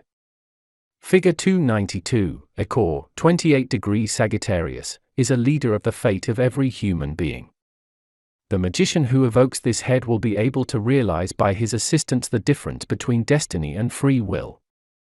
Akor is, no doubt, in the position to change the fate of any person, should the magician ask him to do so. He may let the magician know how far his personal free will is going in respect of a certain task. Figure 293, Saris, 29° Sagittarius, teaches the magician the magic charging of talismans and amulets by the projection of accumulated light or accumulated elements. He also gives the magician exact information on how to ban beings of the various spheres. Figure 294, Ilami, 30° Sagittarius, and his subordinates care for all the waters situated under the earth's surface. From this head the magician can learn how and to what extent subterranean mineral springs can be found without having to use any of the usual location apparatus. By the help of this intelligence the magician is able to find drinking water even in the driest desert without the use of a divining rod, providing, of course, that there is any water at all under the surface of the earth nearby. Under Elami's protection are all workers who are occupied with the detection and utilization of subterranean waters. The zodiacal sign of Capricorn. Below are found the 30 heads of the zone girdling the earth subject to the zodiacal sign of Capricorn. Their seals are to be drawn in black color. Figure 295, Milan, 1 degree Capricorn, introduces the magician to divine magic, especially the magic of the Okosho, and teaches him how to produce consciously, in the Okosho, various causes in the magical manner in order to bring about certain effects in the mental, astral, and physical world. As soon as the magician completely controls this kind of magical practice, he is able to produce causes in the Okosho principle long before their realization, even many years before their realization. By this the magician becomes a perfect master in the field of fate control and has his own karma as well as the karma of other people well in his hands. Considering his ethical development, the magician will never produce any causes which would have negative effects in any of the 3 planes. Such a magician will be entrusted with such a great number of secrets which he would have never thought possible. Figure 296, Melamo, 2 degrees Capricorn, helps the magician to elevate his own personality, thus putting him in front of the spiritual powers and thereby enabling him to influence man and animal at his personal will.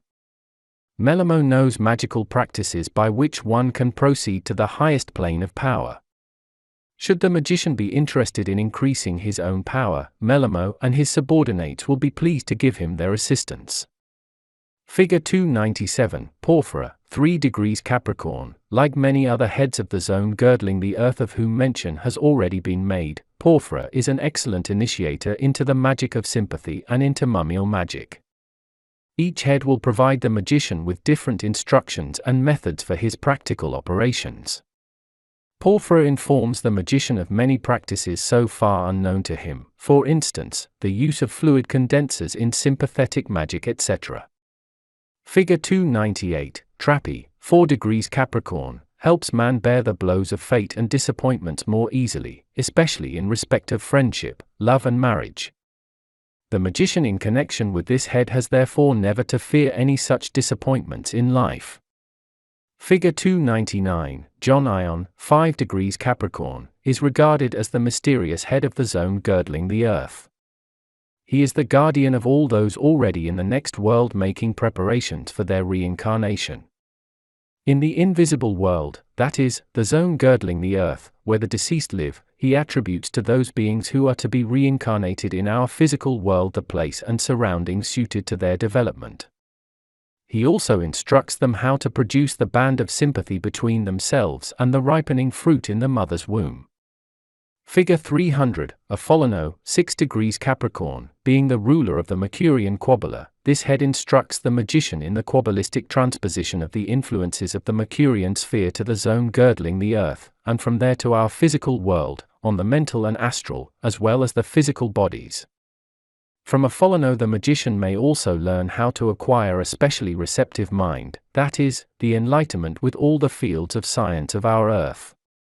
Figure 301, Peruchu, 7 degrees Capricorn, all those people will find an excellent inspirer in this head who deal with drama, tragedy, etc. either as writers or as actors.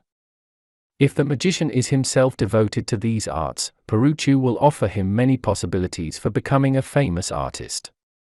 Figure 302, Pormatho, 8 degrees Capricorn, is in charge of all earth radiation in our physical world. The magician is told by this head which earth rays he can use for his and for other people's benefit and which have a harmful influence on one's health. He also informs him how to protect himself against the malicious influence of earth rays. Apart from this, technology is indebted to this head for the inspirations in respect of all apparatuses which have so far come into use for measuring earth rays of all kinds. Figure 303, Amphiolian, 9 degrees Capricorn, initiates the magician into the whole anatomy of the astral bodies of man and animal. The magician also learns from him the scientific facts of occult anatomy and how to make practical use of these in magic. Amphiolian is therefore to be regarded as the teacher of occult anatomy, and the magician may learn much from him in this respect. Figure 304, Kogid, 10 degrees Capricorn, is one of the best initiators on the path to genuine cognition. He controls the learning of each man according to his degree of maturity and provides him with the necessary enlightenment on his path to cognition. He entrusts the magician with the methods which lead to enlightenment and omniscience. Kogid is the guardian angel of all students of spiritual knowledge, especially of those dealing with Jnana Yoga, the yoga of genuine cognition. Figure 305, Sermiel, 11 degrees Capricorn. Like Jonion, the fifth head of this zodiacal sign, Sermiel has also been appointed by divine providence to control the incarnation or reincarnation of every human being. He knows how long each individual must dwell in the invisible world in order to become mature for his rebirth on our earth, for his further attending the school of life. Sermiel can reveal to the magician many secrets in respect of the life and death of any human being. If requested, he will also tell the magician about the exact moment of his own death as well as the deaths of other people, and, likewise, the time and place of reincarnation. Figure 306, Eremihala, 12 degrees Capricorn, controls the higher astral magic and can therefore reveal to the mature magician many secrets of the invisible world. For instance, he informs him of the effects of elements on the astral plane, how the abandoned astral body whose spirit has already been reincarnated in our world is slowly dissolved by the astral elements. He can enrich the magician's knowledge with many other facts regarding the workings and doings of the elements in the astral world. Figure 307, Trisaka, 13 degrees Capricorn, has many methods at his disposal to bring about a quick development of television and teaches the magician how to overcome time and space in a simple manner. Trisaka is the initiator of all optical implements and allows one to see, in the Okosho, new inventions that are to take place in the distant future. Thus it will, for instance, eventually be possible to transmit and receive with only a small apparatus. This apparatus need only be directed to any spot on our earth and one will be able to see everything taking place at that place.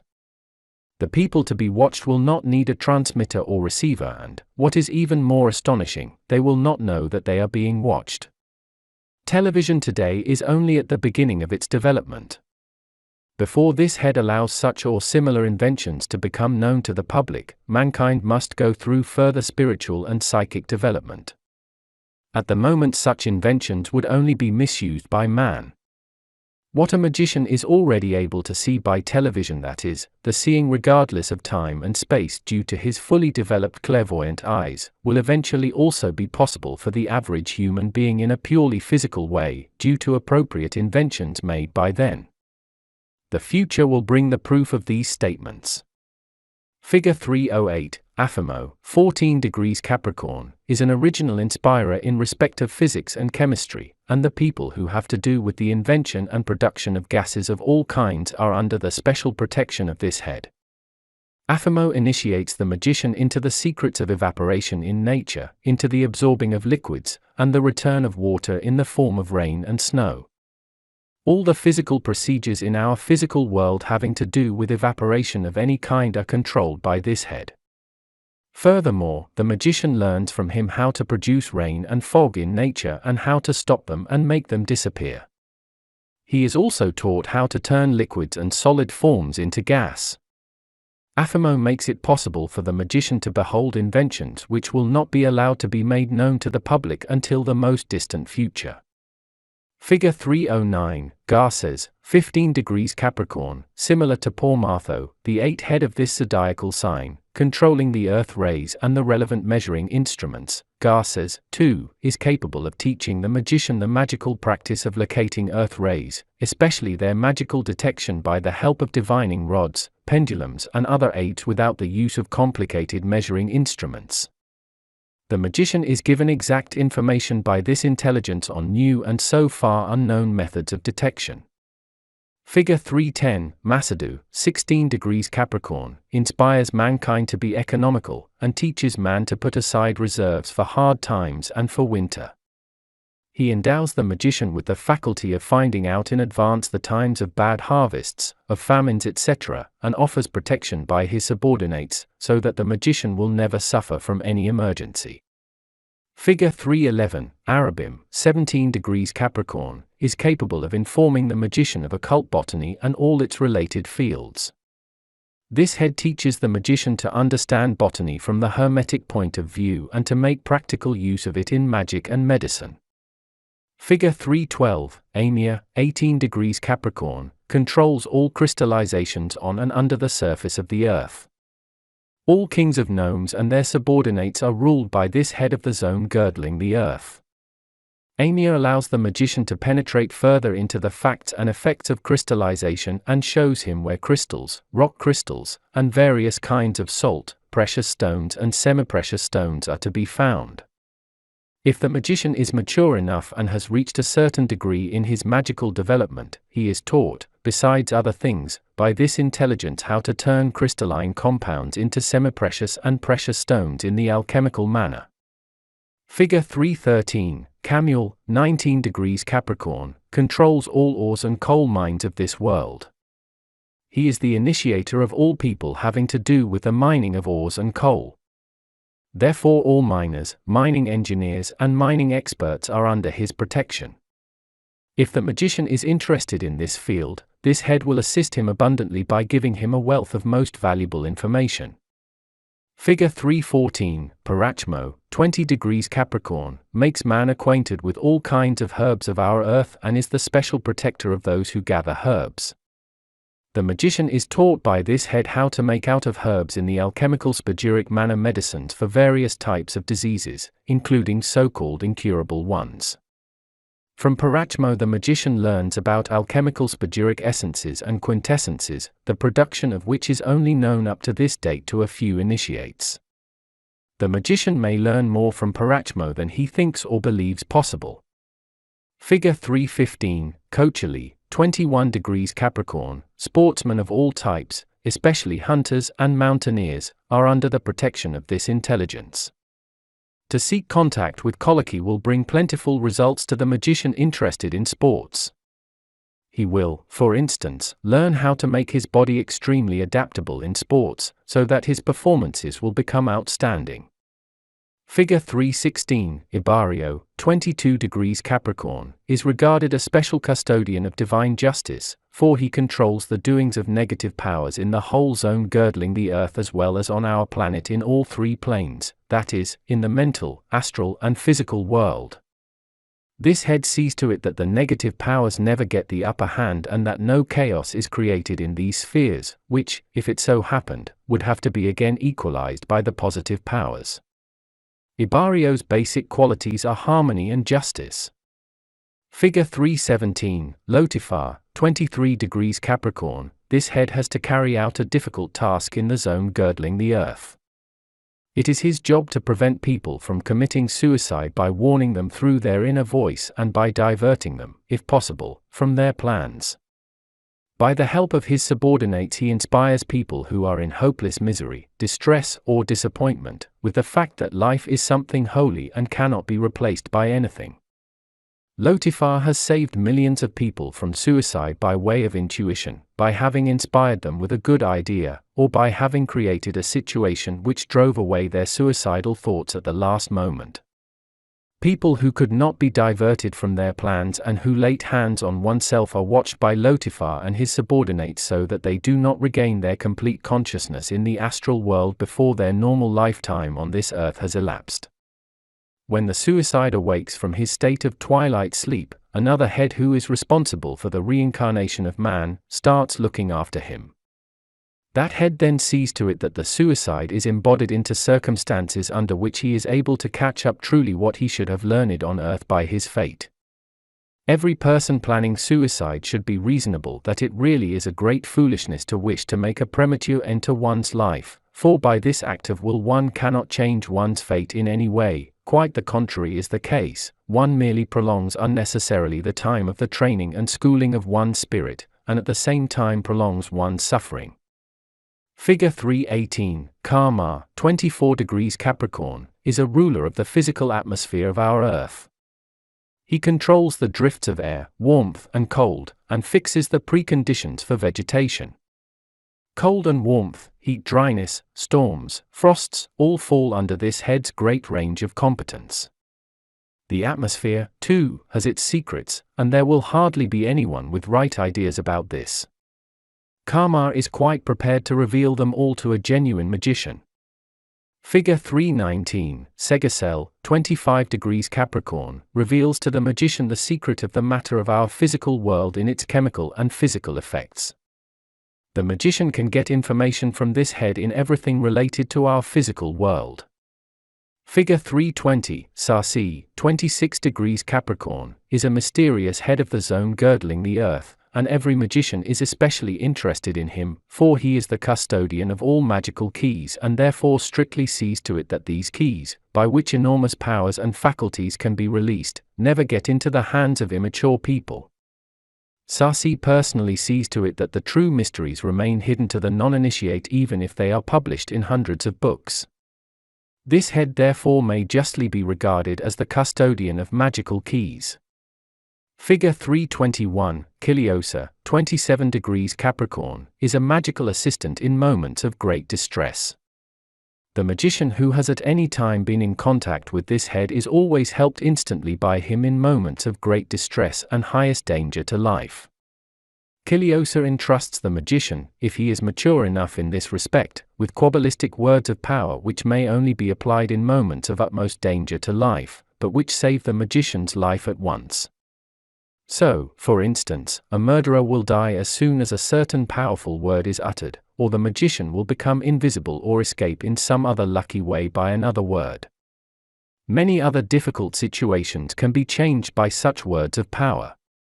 Sometimes the effects are realized within tenths of seconds. No magician practicing magical evocation will therefore fail to get also into contact with this head of the zone girdling the Earth in order to be informed of words of power to help him in moments of great danger. Figure 322, Rosora, 28 degrees Capricorn, is a master of acoustics in our physical world. Mankind owes its hitherto existing progress in acoustic communication over far distances to this head's inspirations, starting from the tom-tom of primitive peoples up to modern telephone and radio communications and all other inventions in this field. From the magic point of view, the magician may be shown by this intelligence the way in which everything to which the magician directs his attention can be heard over greatest distances, that is, by clairaudience. Furthermore, how acoustic vibration can be materialized over great distance, that is, how spoken words, sentences, etc., can be intensified acoustically and thus heard over the greatest distances. If the magician reaches a certain degree of perfection in this, he can so materialize this phenomenon that even magically untrained people are able to hear the spoken words with their physical ears. The magician will also be given exact information on many other phenomena referring to acoustic transposition over distances. Figure 323, Ekarim, 29 degrees Capricorn, has been teaching mankind from its prime origin how to create the most manifold shapes from earth, gypsum, clay. In accordance with its development, Ekarim has inspired mankind to make pots, vessels, statues, and the like, from clay. Later he taught man to make bricks from clay, which up to this day have been an important constituent in architecture. The magician may not only be informed of everything in connection with the working up of clay, he may also be told about the healing power of clay in natural medicine and may learn which other natural means are to be added to the clay in order to bring about certain curative effects. Hitherto unknown curing methods in this line, which will be revealed to man in the future, will be shown to the magician by Ekarim. Figure 324, Ramjisa, 30 degrees Capricorn, the directing and controlling of the fish trade is the prevalent task of this head. It is Ramjisa who has taught mankind to tin water animals in various ways, and the magician can get a wealth of information on this subject from the above-named head. The zodiacal sign of Aquarius. The next 30 heads of the zone girdling the Earth fall under the competence of the zodiacal sign of Aquarius, and their seals have to be drawn in violet color. Figure 325, Phrases, 1 degree Aquarius. This head has taught mankind how to sharpen things. First man learned to sharpen his knives, axes, swords and all other weapons. Then, as the time went on, he also learned how to cut stones and gems. The instrument necessary for the sharpening and cutting, the whetstone, has reached its modern perfection due to inspiration by this head. Phrases is the guardian of all people having to do with the art of cutting, sharpening and grinding. Figure 326, Pother, 2 degrees Aquarius, is a master of the art of war. This, of course, does not mean that he deludes mankind to start wars. Quite the contrary, this head secures peace and teaches, by inspiration, how those attacked by an enemy can direct wars successfully. Pother is also the initiator into all means of protection against an enemy. He may rightly be regarded as a strategist in the art of war. Figure 327, Bede, 3 degrees Aquarius. To inspire man with the creative power of imagination is the object of this head of the zone girdling the earth. The magician with too little imagination should address this intelligence, from whom he will get assistance in this respect. The methods Bede will entrust the magician with will give the latter a marvelous faculty of imagination and, apart from this, he will learn how to think in a creative manner and how to transpose certain thoughts into the Akasha in order to realize the results he wants to see. Figure 328, Noga, 4 degrees Aquarius. Being an inspirer of poetry, this head will help the magician to acquire a good sense of judgment and the talent of composing. Since Noga prefers spiritual and psychic motives in poetry, the magician may be enabled, by following Noga's instructions, to express all spiritual problems in verse and poetry in an easy manner. Figure 329, Astral, 5 degrees Aquarius, represents divine mercy and, by his pleasant oscillation, makes everybody bear his lot more easily. He likes to help in all cases where assistance is possible without disturbing legality. The magician, too, may refer to this head for help for other people. Apart from this, Astral makes the magician realize the borders of legality and mercy from the universal point of view. Figure 330, Lyrial, 6 degrees Aquarius, is an original initiator into cosmic philosophy and teaches the magician the most various philosophies from the prime origin up to the present day. Being enabled by Lyrial to look into the distant future, the magician learns about the philosophies of the days to come. The magician can, by the help of this intelligence, accumulate an intellectual knowledge of philosophies of an unimaginable depth. Figure 331, 7 degrees Aquarius. This head informs the magician of the various procedures for mummification which will stop the dissolving influence on the astral and the physical body. If the magician applies these procedures, he will stop getting old and will so evade the influence of his fate, for he is able to prolong his life for the period he wants to have it prolonged. Also, the magician who has mummified himself astrally and physically can never be taken ill. Following the instructions of this head, the magician will be able to experiment in many other matters. He can, for instance, make himself invulnerable against fire, water, poison, or he can live without food for many years, or remain young, energetic and resistant as long as he wants. Divine providence alone may decide on the life and death of such a magician. Figure 332, Metasi, 8 degrees Aquarius. Manual skill comes under the domain of this head. He is responsible for skill in profession as well as in art.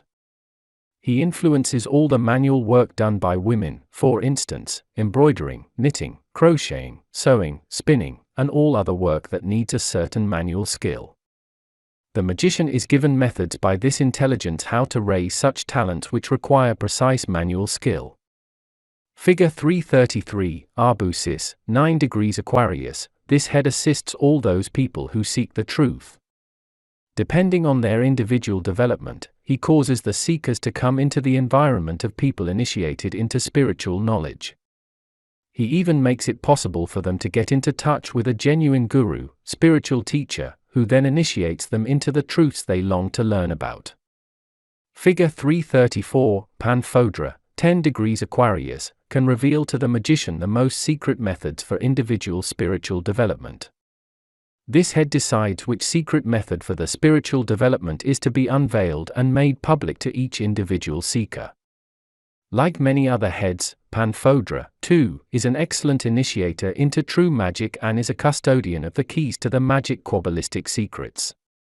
Figure 335, Hagus, 11 degrees Aquarius. Besides many methods in magic which the magician may learn about from this head, he is also given exact information on mental, astral and physical radiation.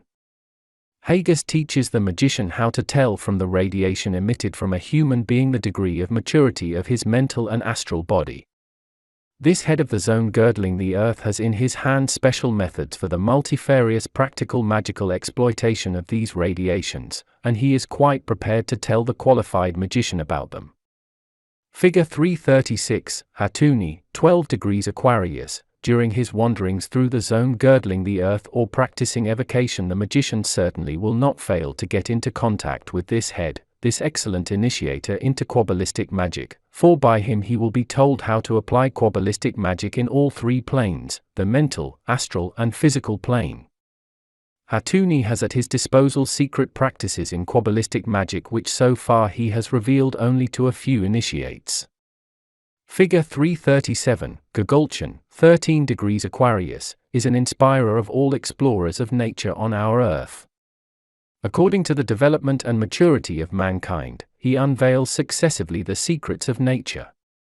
The magician dealing with natural science will certainly want to get into contact with this head, who, by apt means, will awaken the magician extraordinary genius in this respect. Figure 338, Barfar, 14 degrees Aquarius. This head inspires writers writing on mysticism, occultism and spiritual science of any kind, gives them wonderful inspirations to bring to paper mysterious facts in poetry or beautiful verse. Also playwrights of mystical pieces will be assisted in their work by this intelligence. The magician who is also a writer will get many inspirations for his work from this head. Figure 339, Ujerpan, 15 degrees Aquarius. This head, who also is an excellent initiator into astrophysics, can inform the magician about astronomy and its influence on the mental, astral and physical planes. Ujerpan likes to tell a mature magician about the inhabitants of other planets, about their spiritual development and maturity, about their technical achievements, in short, about everything which the magician considers worth knowing. Figure 340, Kapapa, 16 degrees Aquarius, is known as the custodian of wealth, riches and reputation. He and his servants are the custodians of all treasures situated under the earth, precious stones as well as the treasures hidden away by human hands. If the magician wants to become rich quickly, without the riches becoming a hindrance to his spiritual development, which fact can best be found out by the head himself, who in this case would tell the magician about it, he can be sure that Kapapa will see that he acquires the desired riches. Figure 341, Kora, 17 degrees Aquarius. Like many other heads, Kora, too, is an excellent initiator into Kabbalistic mysticism. Concerning the spiritualization of divine virtues in the mental, astral and physical world, he will make the magician acquainted with special methods, so that by following these methods the latter will be able to make use of all his acquired magical Kabbalistic faculties when helping other people. Figure 342, Somi, 18 degrees Aquarius. The magician can be initiated into many magical alchemical secrets, especially regarding the preparation of fluid condensers for different magical practices. If Somi considers the magician mature enough, he, being an expert in the most secret sexual magic, the magic of love, will also teach the magician how to charge these condensers efficiently. In this respect the magician can be initiated into high mysteries by Somi, which so far, no doubt, have been completely unknown to him. Figure 343, Eritar, 19 degrees Aquarius, is an excellent expert on an initiator into alchemy and electrophysics who introduces to the magician special procedures. For instance, how by the help of the electromagnetic fluid the electronic oscillation of metals can be changed at will, and how, by this procedure, the original elements of the metal are changed. Eritar teaches the magician how to make use of electrophysics in magic, so that various effects are brought about not only in the physical, but also in the astral and in the mental plane. Figure 344, Cosurma, 20 degrees Aquarius, makes the magician acquainted with special curing methods for diseases which up to the present have been regarded as incurable. This head entrusts the magician with many recipes and methods for the preparation of alchemical and spagyric medicines to cure all kinds of severe diseases, and he also teaches him how, on top of that, to influence favorably these medicines by the help of the electromagnetic fluid and other ways of charges. The magician can get from this head information on all secret alchemical curing methods. Figure 345, Genui, 21 degrees Aquarius. By this head the magician is informed about all kinds of protective means and protective measures against any negative influence, whether it comes from negative elementals, elementaries, beings of elements, beings of the zone girdling the earth, or from any other negative beings of any other sphere. This head can tell the magician all protective measures for the most different kinds of magic practice, evocation, etc., where negative influences must be feared. Following the instruction given by this intelligence, the magician will also learn to make for his own use protective amulets, protective talismans, magic lightning conductors, etc. Figure 346, Altono, 22 degrees Aquarius, similar to Astral, the fifth head of this zodiacal sign. Altono, too, decides about justice and injustice. He always sees that the magician is not wronged, no matter whether in court or with his fellow men. Altono also consoles all rightless people, all persecuted persons, innocent imprisoned men, etc. By force of his vibration he sees that these people get the blessings of benevolence and, by this, inner peace. He is, at the same time, a helper in difficult situations in a person's life. Figure 347, Chimurgu, 23 degrees Aquarius, initiates the magician who is in contact with him into the mysteries of creation in respect of all planes and spheres. By this intelligence the magician learns to know thoroughly the Akasha principle, that is, the principle of causes, and by this the mysteries of wisdom are unveiled to him. Figure 348, Arisaka, 24 degrees Aquarius, being a perfect master of magical incarnation, this head awakens within the magician his understanding of the music of the spheres and teaches him how to express by music or song every idea, every thought. Following the methods given to him by Arisaka, the magician can develop an excellent ear for music. Figure 349, Boreb, 25 degrees Aquarius, is known as the judge of the whole zone girdling the earth. His commission is to control strictly, by his subordinates, the oaths taken by human beings on earth, no matter whether they are oaths taken before a court or whether they are oaths of loyalty, love, etc. It is by this head that the magician learns to understand fully what it means to take an oath, especially a magic oath, and what can be achieved by keeping a magic oath. Boreb also tells the magician in which cases an oath may be broken without any karmic consequences for the magician, and the magician will be instructed by him in many other things in this line. Figure 350, Soesma, 26 degrees Aquarius, is an expert in universal ritual magic and likes to reveal to magicians the secrets of all magical Kabbalistic rituals. By the help of this head of the zone girdling the earth the magician acquires the most genuine knowledge of individual rituals, the rituals of a whole society, and, furthermore, of those bound to a demiurge, that is, a personified god, or to a certain religious system, rituals which express the cosmic analogy, which indicate that they are of universal origin, and so forth. If, for a special reason, the magician needs a suitable ritual, he only has to contact this intelligence. Figure 351, Eberron, 27 degrees Aquarius, entrusts the magician with special methods which not only refer to mental and astral wandering in the three planes, that is, the mental, astral and physical world, but which also facilitate travels to the other spheres. If he wishes, the magician can cause this head or his subordinates to accompany him on his mental and astral travels, in the zone girdling the earth as well as in other spheres, and by doing this he can learn about the laws and mysteries of each individual sphere. This head also informs the magician about the magic handling of these laws. Figure 352, Negani, 28 degrees Aquarius. Like Eberron, the head just mentioned, Negani, too, can acquaint the magician with the secrets of the magical Kabbalah of the spheres and entrust him for his practical work with apt methods concerning the magic of spheres in all three planes. To each magician who succeeds in getting into contact with this intelligence will be revealed unthought of possibilities. Figure 353, Nelian, 29 degrees Aquarius. This head's knowledge of analogy, that is, the laws of synthetic alchemy, magic and Kabbalah, is by no means inferior to the two before named heads. This means that the magician is equally well off if he entrusts himself to this head's guidance. Nelian helps the magician to enrich his knowledge with the help of many a method that so far has been unknown.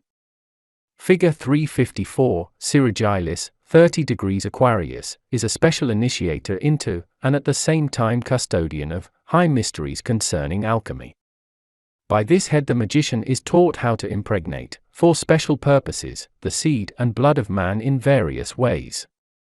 To try and succeed in getting into contact with this head will mean from the Hermetic point of view rich gains for any magician. The zodiacal sign of Pisces. A short description of the last 30 heads of the zone girdling the earth, who come under the zodiacal sign of Pisces and whose seals are to be drawn in blue color, follows below. Figure 355, Hajja, 1 degree Pisces. To raise the creative powers in all three planes, special secret methods are applied. This head knows about them and is quite willing to inform the magician of them. If the magician carefully follows the instructions given by this intelligence, he will soon be able to raise the dynamics necessary for practicing Kabbalistic magic and to do this without danger.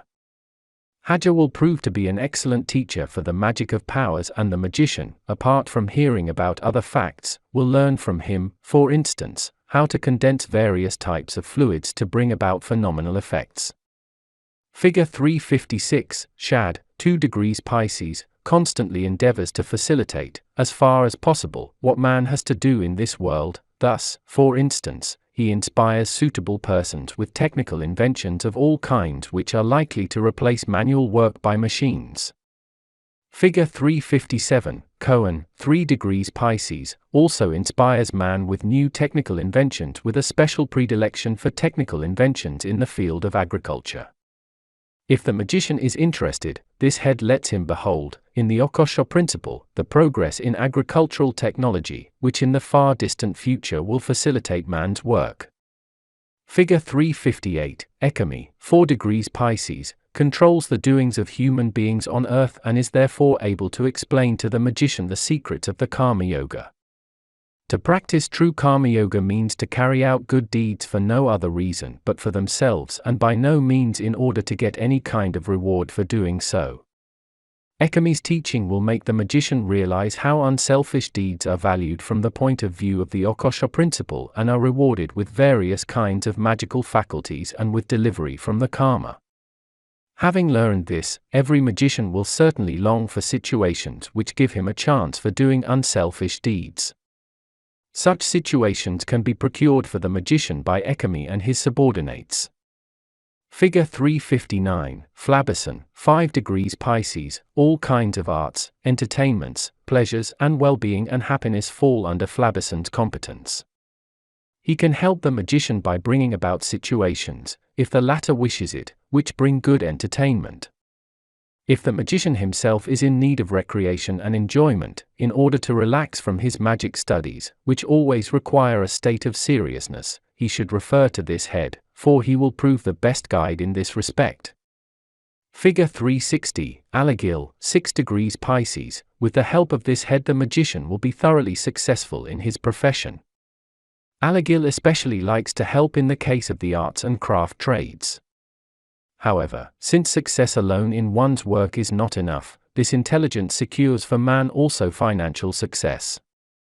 Therefore, the magician should regard this head an assistant in all material matters and he can be sure that he will never be denied his assistance.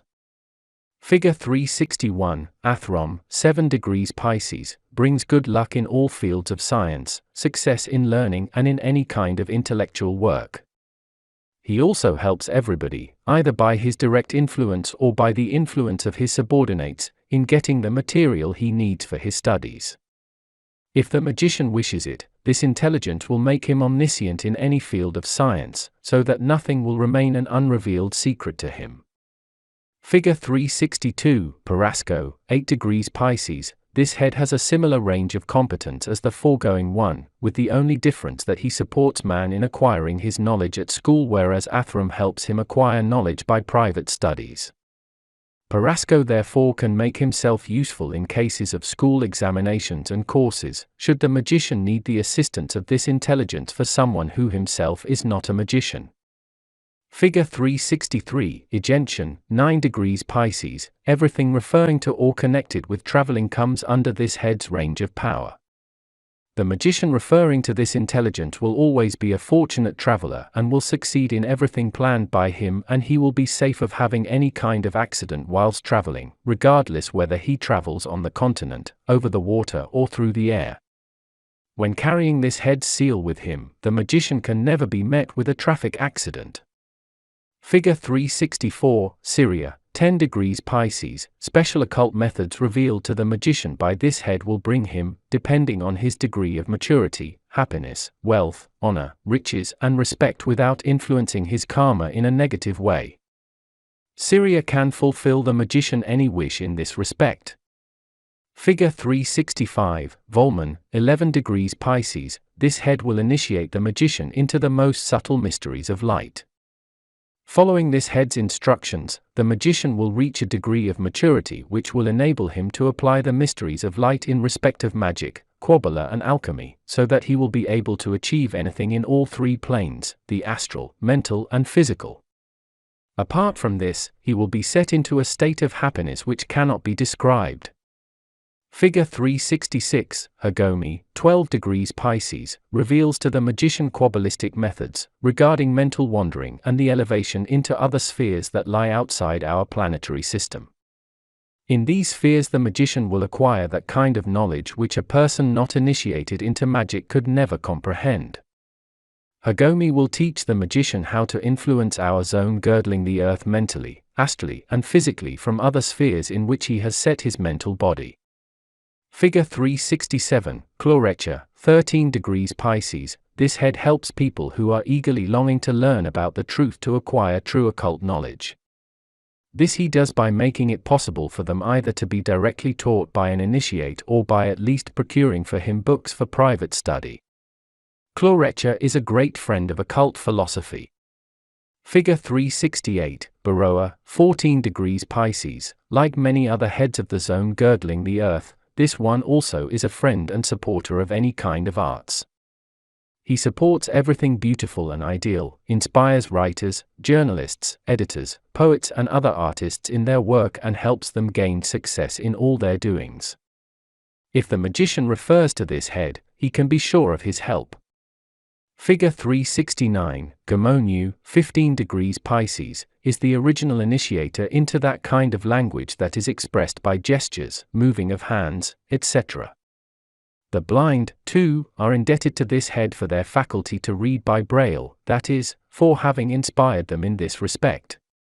By his assistance the blind and dumb will be given better means of communication as time goes on and technological conditions improve.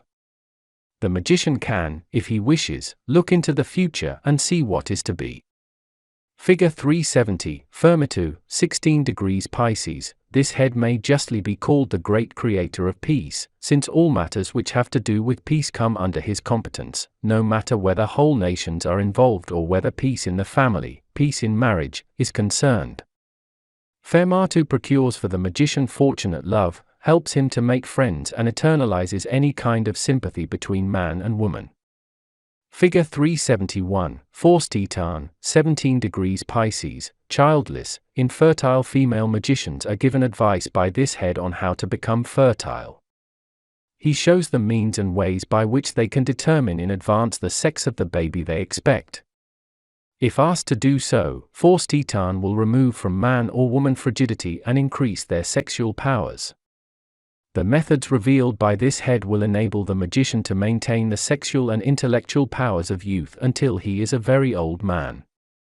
A magician whose sexual powers decline, but who, for some reason or other, wants to increase them will not only find an excellent advisor in Force Titan, but also a ready assistant. Figure 372, Latogi, 18 degrees Pisces, knows he secret methods for the manufacturing of most effective amulets and talismans to serve love, marriage and friendship. This head is quite willing to unveil his secret knowledge to the magician and even to charge the amulets and talismans for the magician. Since the range of competence of this head is very large, many other advantages will result for the magician, should he get into contact with him. For instance, he can learn how to get into contact with beings of the Venus sphere in a simple way, not only with the beings of that sphere, but also with human beings that live there. Once, I was accompanied by this head in the mental body when visiting the planet called Venus and was able to watch the life and doings of the Venusians, who have a light silvery skin and are much more advanced in their spiritual development than man on Earth. They are far more advanced in technology than we are. Due to their technical achievements, they are able to leave their planet without effort and visit other planets without hindrance, contrary to man on Earth, who has not yet been able to proceed far beyond the stratosphere. In size, Venusians are somewhat shorter than we. However, on other planets, for instance on Saturn, there are human beings of the size of giants, so that, taking our measurements, one would have to take a ladder at least 30 feet high in order to get on top of the big toe of a Saturnian. Should a magician want to visit such a planet in order to get into contact with the human beings living there, he would have to expand his mental body in such a manner that he reaches the size of a Saturnian. The method to be applied for the expansion of the mental body has already been described in Initiation into Hermetics. Figure 373, Nera, 19 degrees Pisces, is an excellent inspirer of chemical, especially pharmaceutical, inventions. Depending on his degree of maturity, he allows this or that innovation in pharmacy to become known through a suitable person. However, this head has a predilection for dental medicine and dental surgery and, under the seal of secrecy, he allows the magician a glimpse into his range of competence in the Akashic principle, how far pharmacy science and dentistry will advance in the future. I was, for example, allowed to look into the future to see the changes in respect of pharmacy and dentistry. Not only will man then be able to make artificial teeth from resistant materials, but new fantastic inventions will make it possible to grow natural teeth in adults. As soon as mankind has reached a certain degree of maturity, Nera will inspire suitable persons with the secret of making bad teeth fall out by themselves, without the necessity of a painful extraction, due to the application of certain pharmaceutical substances. After this, the person concerned will grow new, healthy teeth within a very short time. Man will thus become master over the growth of his teeth. The same will then be the case with man's hair. Hair getting grey or falling out will then be something belonging to the past. Each person will be able to choose the color for his hair which he likes, without having to apply any hair dye. Though all this might sound like a fairy tale and bring doubts to the skeptical reader, it is the pure truth that will be proved by the future. But a magician who is able to proceed beyond time and space often prefers to keep silence in order not to become the object of scorn from immature persons. Figure 374, Dargio, 20 degrees Pisces, it is the task of this intelligence to see that man develops intellectually. If the magician follows the methods willingly offered him by Dargio, he will get a fantastic memory, will quickly become an intelligent being, mastering all situations in a verbal argument, and, above that, will prove surprisingly witty in all situations of life. Figure 375, Nephisa, 21 degrees Pisces, being a great messenger of fortune, this head, like many other intelligences of the zone girdling the earth, procure happiness, riches, material success and satisfaction for the magician. Nephisa also has at his disposal great treasures of spiritual knowledge, and the magician will get from him the kind of treasures that he asks for. Figure 376, Armethea, 22 degrees Pisces, a magician will seldom ask this head to help and assist him personally. However, in case he wants to help immature, magically untrained people, this head will certainly not refuse his assistance. Amifia can secure the protection of very important people, causes a just sentence if somebody is summoned to court innocently, lets the judge apply the most extreme leniency in case of a person being guilty, and protects all those people who are exposed to great dangers. Figure 377, Kerlasa, 23 degrees Pisces, being master of the natural science, this head makes the magician understand thoroughly the laws of nature, especially the higher laws in all three kingdoms, the animal, vegetable and mineral kingdom. He allows the magician to penetrate deep into these laws and teaches him their magical application. The magician who is a friend of nature or even an explorer of nature will find that this head can be of great value to him in many respects. Figure 378, Balaka, 24 degrees Pisces, initiates the magician into the various types of meditation and teaches him their correct application for magical Kabbalistic purposes. Due to the instructions received from Balaka the magician, precisely following them, will develop such faculties which are almost unintelligible and which would strike any other person as incredible. But to be able to get into contact with this head, a certain degree of magical maturity is needed. The first evocation usually results in the appearance of this head's subordinates who tell the magician what preparations are necessary in order to get into good direct contact with Balaka. Although well informed about the way one has to approach Balaka, I am not allowed to reveal this, and any other magician, too, will keep this a secret, for there exist mysteries that are never allowed to be published. Figure 379, Yugalog, 25 degrees Pisces, the methods which this head of the zone girdling the earth has at his disposal are known to only a few initiates on this earth. The magician who learns about them from Yugalog is offered the possibility of acquiring the faculty which enables him to read any man's karma in the mental, astral and physical world directly and clearly out of the Akashic principle.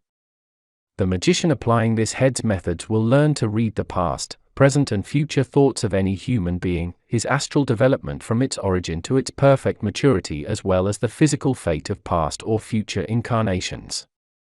Yugalog's methods turn the magician into a famous prophet, that type of prophet that only occurs once in a while in history. In the olden times these methods were only revealed by the high priests to the most mature neophytes. Figure 380, Tmiti, 26 degrees Pisces, this head is the custodian of secret methods and he only reveals them no mature magicians. These methods enable one to draw down from planets and spheres planetary powers in a magical Kabbalistic manner and to use them for special magical operations in the three planes, the mental, astral and physical, in the zone girdling the earth as well as in our material world. The effects brought about by the application of such powers are of such an enormous range that a non-initiate would only think them possible in a dream.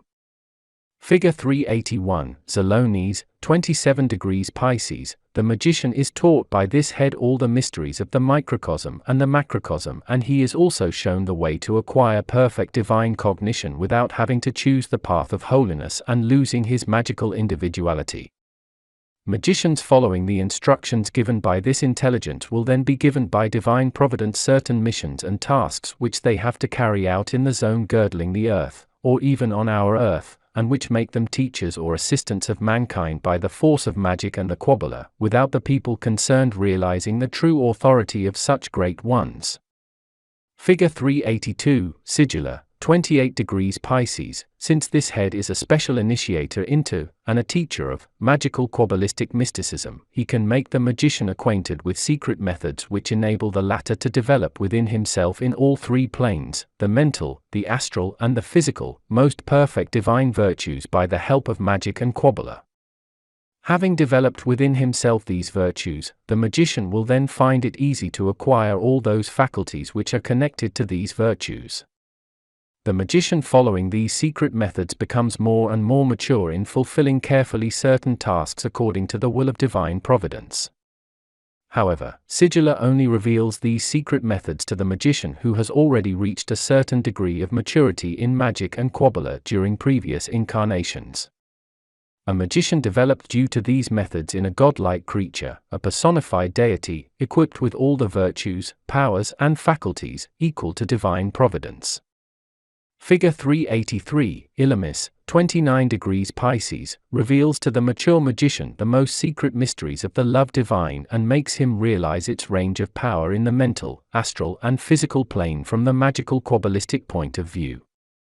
The realization of this divine love must naturally create within the magician a feeling of happiness which brings him up to the highest grades of ecstasy.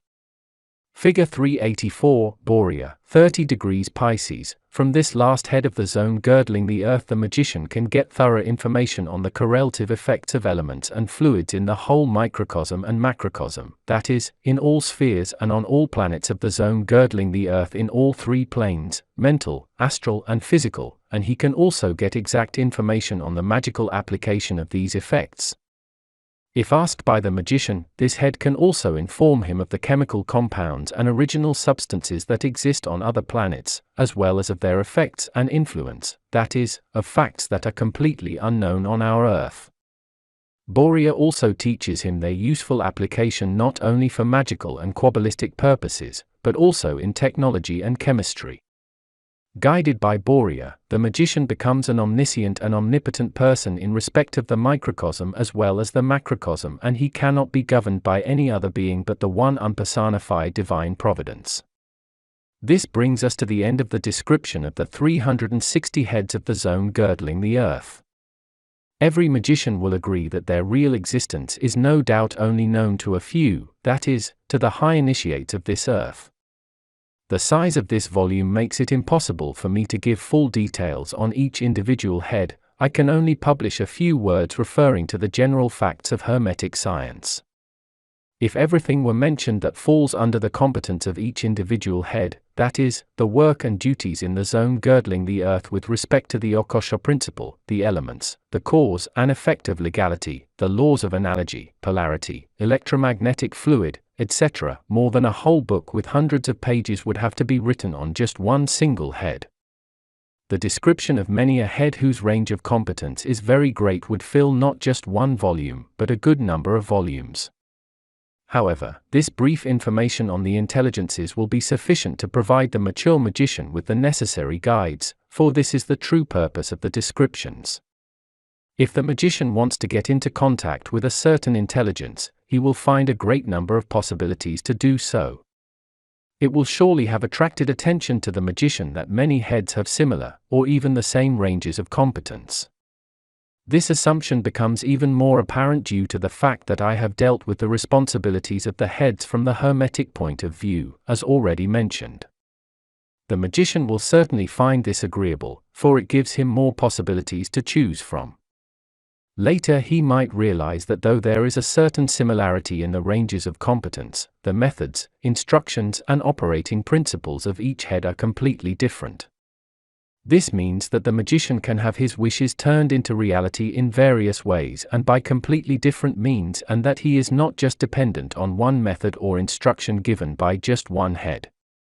This is also the reason why it is impossible to publish here all the instructions that could be given the magician for the realization of his wishes, irrespective of the fact that many heads insist on their methods remaining secret. Thus, though the zone girdling the earth is something quite new, so far quite unknown to the magician, it is of very great importance. Up to now there has been no writer of astrology or Kabbalah who would have been able to say anything about the existence of the zone girdling the earth. The astrologer who is at the same time a trained magician will be able to enlarge his knowledge by studying the information given in this volume on the existence of the zone girdling the earth. When finding out about certain influences, he will not only be able to employ his knowledge of the zodiac and the planets, which are an astrological commonplace, for his calculations, but he will also be able to take into account the influence of the zone girdling the earth on the fates of men. From the astrological point of view, the zone girdling the earth can be regarded as the ecliptic of our earth divided into 360 degrees. Going by our measure of time, each head's influence on each place of our earth lasts 4 minutes, the first head's influence starting at sunrise and returning next sunrise. If, for instance, the astrologer knows the exact minute of a man's birth, it is easy for him to work out which head's sympathy that man can rely. The talents becoming effective in a man can also be assessed by him when taking into account the influence of the zone girdling the earth. If, in consequence, the astrologer also takes into consideration the stellar constellations when working out the horoscope, he will obtain striking results. And if he does not only look at the horoscope from the mantic point of view, but also adds to it all favorable planetary constellations which can be assessed for a certain degree of the ecliptic, he will be able to throw a deep glance into synthetic astrology and enlarge his knowledge in a manner which otherwise, by the mere application of the usual astrological facts, would never be possible. Such an astrologer will, for instance, work out the influence of the cosmic elements of the spheres on our physical world in quite a different way and regard it from quite a different point of view than he would have done before. Doing this, he will get much nearer to the actual truth than it was the case up to now. A thick volume could be written on synthetic astrology and its relations to the whole Hermetic science, including the facts of the zone girdling the earth, which I intend to do at a later date, providing the impulse comes from divine providence. The astrologically trained magician may therefore find it expedient to work out the exact period of influence of the intelligence or head of the zone girdling the earth whom he wants to evoke for the first time, starting to count from sunrise. This will facilitate his work. The well-trained magician will, of course, not regard it necessary to stick to the assessed time to carry out his evocations. Along with the positive heads of the zone girdling the earth, the opposed intelligences also, which are the representatives of the negative principle in their range of power, become effective. I have deliberately omitted to give any description of the negative heads, their names or seals, in order to hold back the magician from any disadvantageous experiments. A magician will want to get into contact only with those heads that coincide with his own ideals. For if he wished to explore the whole zone girdling the earth with all its heads and other beings, one incarnation would not be enough, even if he were to live 100 years. Already when looking at it from the theoretical point of view, the magician will be convinced that the heads are able to reveal to him the highest kind of wisdom, provide him with the most comprehensive knowledge, put at his disposal the highest powers, open the gates and pave the way to the greatest magical faculties. Then there is nothing on earth that the magician is not able to achieve, for he has all the keys to wisdom, power and authority. He is then capable of fulfilling any wish. 4. Intelligences of the moon sphere. When the magician has become sufficiently acquainted with the zone girdling the earth, so that he has contacts with some of its heads, especially the masters of magic, he may start trying to get into contact with intelligences of the moon sphere, by mental traveling or by carefully arranged evocations, either in our physical world or in the zone girdling the earth, or even directly in the moon sphere. At that point he must have got sufficient information from one of the many heads of the zone girdling the earth, that is, he must have undergone a certain training in order to be able to control the moon sphere. The first journeys to the moon sphere the magician best carries out in the company of a head of the zone girdling the earth, providing he has, above all, faultless control over his elevation into other spheres. A personal guide, a guru, can also introduce the magician into the moon sphere by following him by thoughts during his mental wandering or evocational operations right into the moon sphere. A well-trained magician who has carefully followed my instructions given in the first volume, Initiation into Hermetics, may also betake himself safely into the moon sphere without a guide and without any special assistance. After a certain time he will get used to the oscillations of the moon sphere, which are rather different from those of the zone girdling the earth, the physical world and the kingdom of elements. As soon as the magician has overcome the first difficulties, he will feel at home, just as he does in any other sphere. The moon, being the earth's nearest neighbor and its satellite, is completely dependent on it. During his mental wandering the magician will find it proved that there exists on the moon no living being and that there is no vegetation whatsoever and therefore also no human beings. The moon, similar to the earth, is surrounded by a sphere which initiates call the moon sphere. This sphere is inhabited by innumerable beings, much like the zone girdling the earth. To give a full account of all the beings of the moon sphere would fill innumerable pages and is therefore not possible from the technical point of view. The initiates of the moon sphere, like the initiates of the zone girdling the earth, have been commissioned by divine providence to carry out various tasks. They are equipped with special faculties and powers and are able to bring about certain causes, and with them naturally also certain effects, directly in the moon sphere as well as on our earth. Operating from the moon sphere, some intelligences have to carry out certain duties also on other planets and their spheres. Already certain heads of the zone girdling the earth are able to inform the magician of the magic of the moon. It need not be especially stressed in this connection that the moon by its turn and circulation round our earth ball quickly passes through the various electromagnetic fields of force and oscillations of its own aura and of the aura of our earth, practically directly cutting through them, and, by doing so, influencing the existence and fate of the earth planet. The sphere magician is able to work out the moon's influence on the 4 grades of the ecliptic, that is, of the zone girdling the earth, and due to his knowledge of the laws of analogy, also its influence on the zone girdling the earth itself and on our physical world. It is up to the experienced magician to make use of his knowledge of these influences. Sphere magic, therefore, is nothing fantastic, but a secret knowledge which is only equaled by the knowledge of the Kabbalah.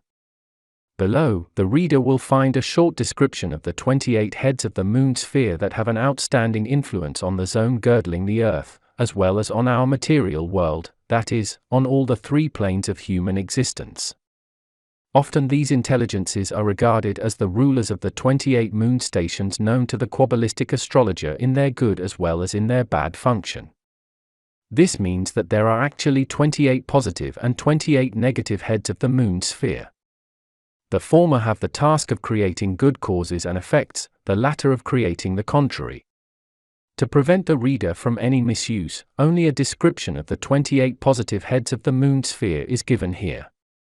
If the magician is desirous of getting temporarily into contact with the negative heads, he can do so without having to fear any bad influence on body and soul.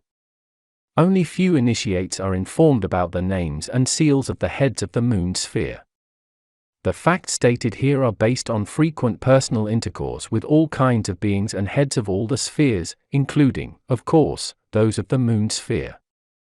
Figure 1, Ebvap, is the name of the first head of the moon sphere. It is his commission to control the regularity of the tide. He is an excellent initiator into the electric and magnetic fluids and their use in moon magic. If the magician carefully follows the explanations of this head and does as he is told, he is able to produce phenomena in the zone girdling the earth as well as in our physical world, on all 3 planes, the mental, astral and physical, that are nothing short of miracles, by means of the magnetic influences of the moon and the electric fluid of the earth.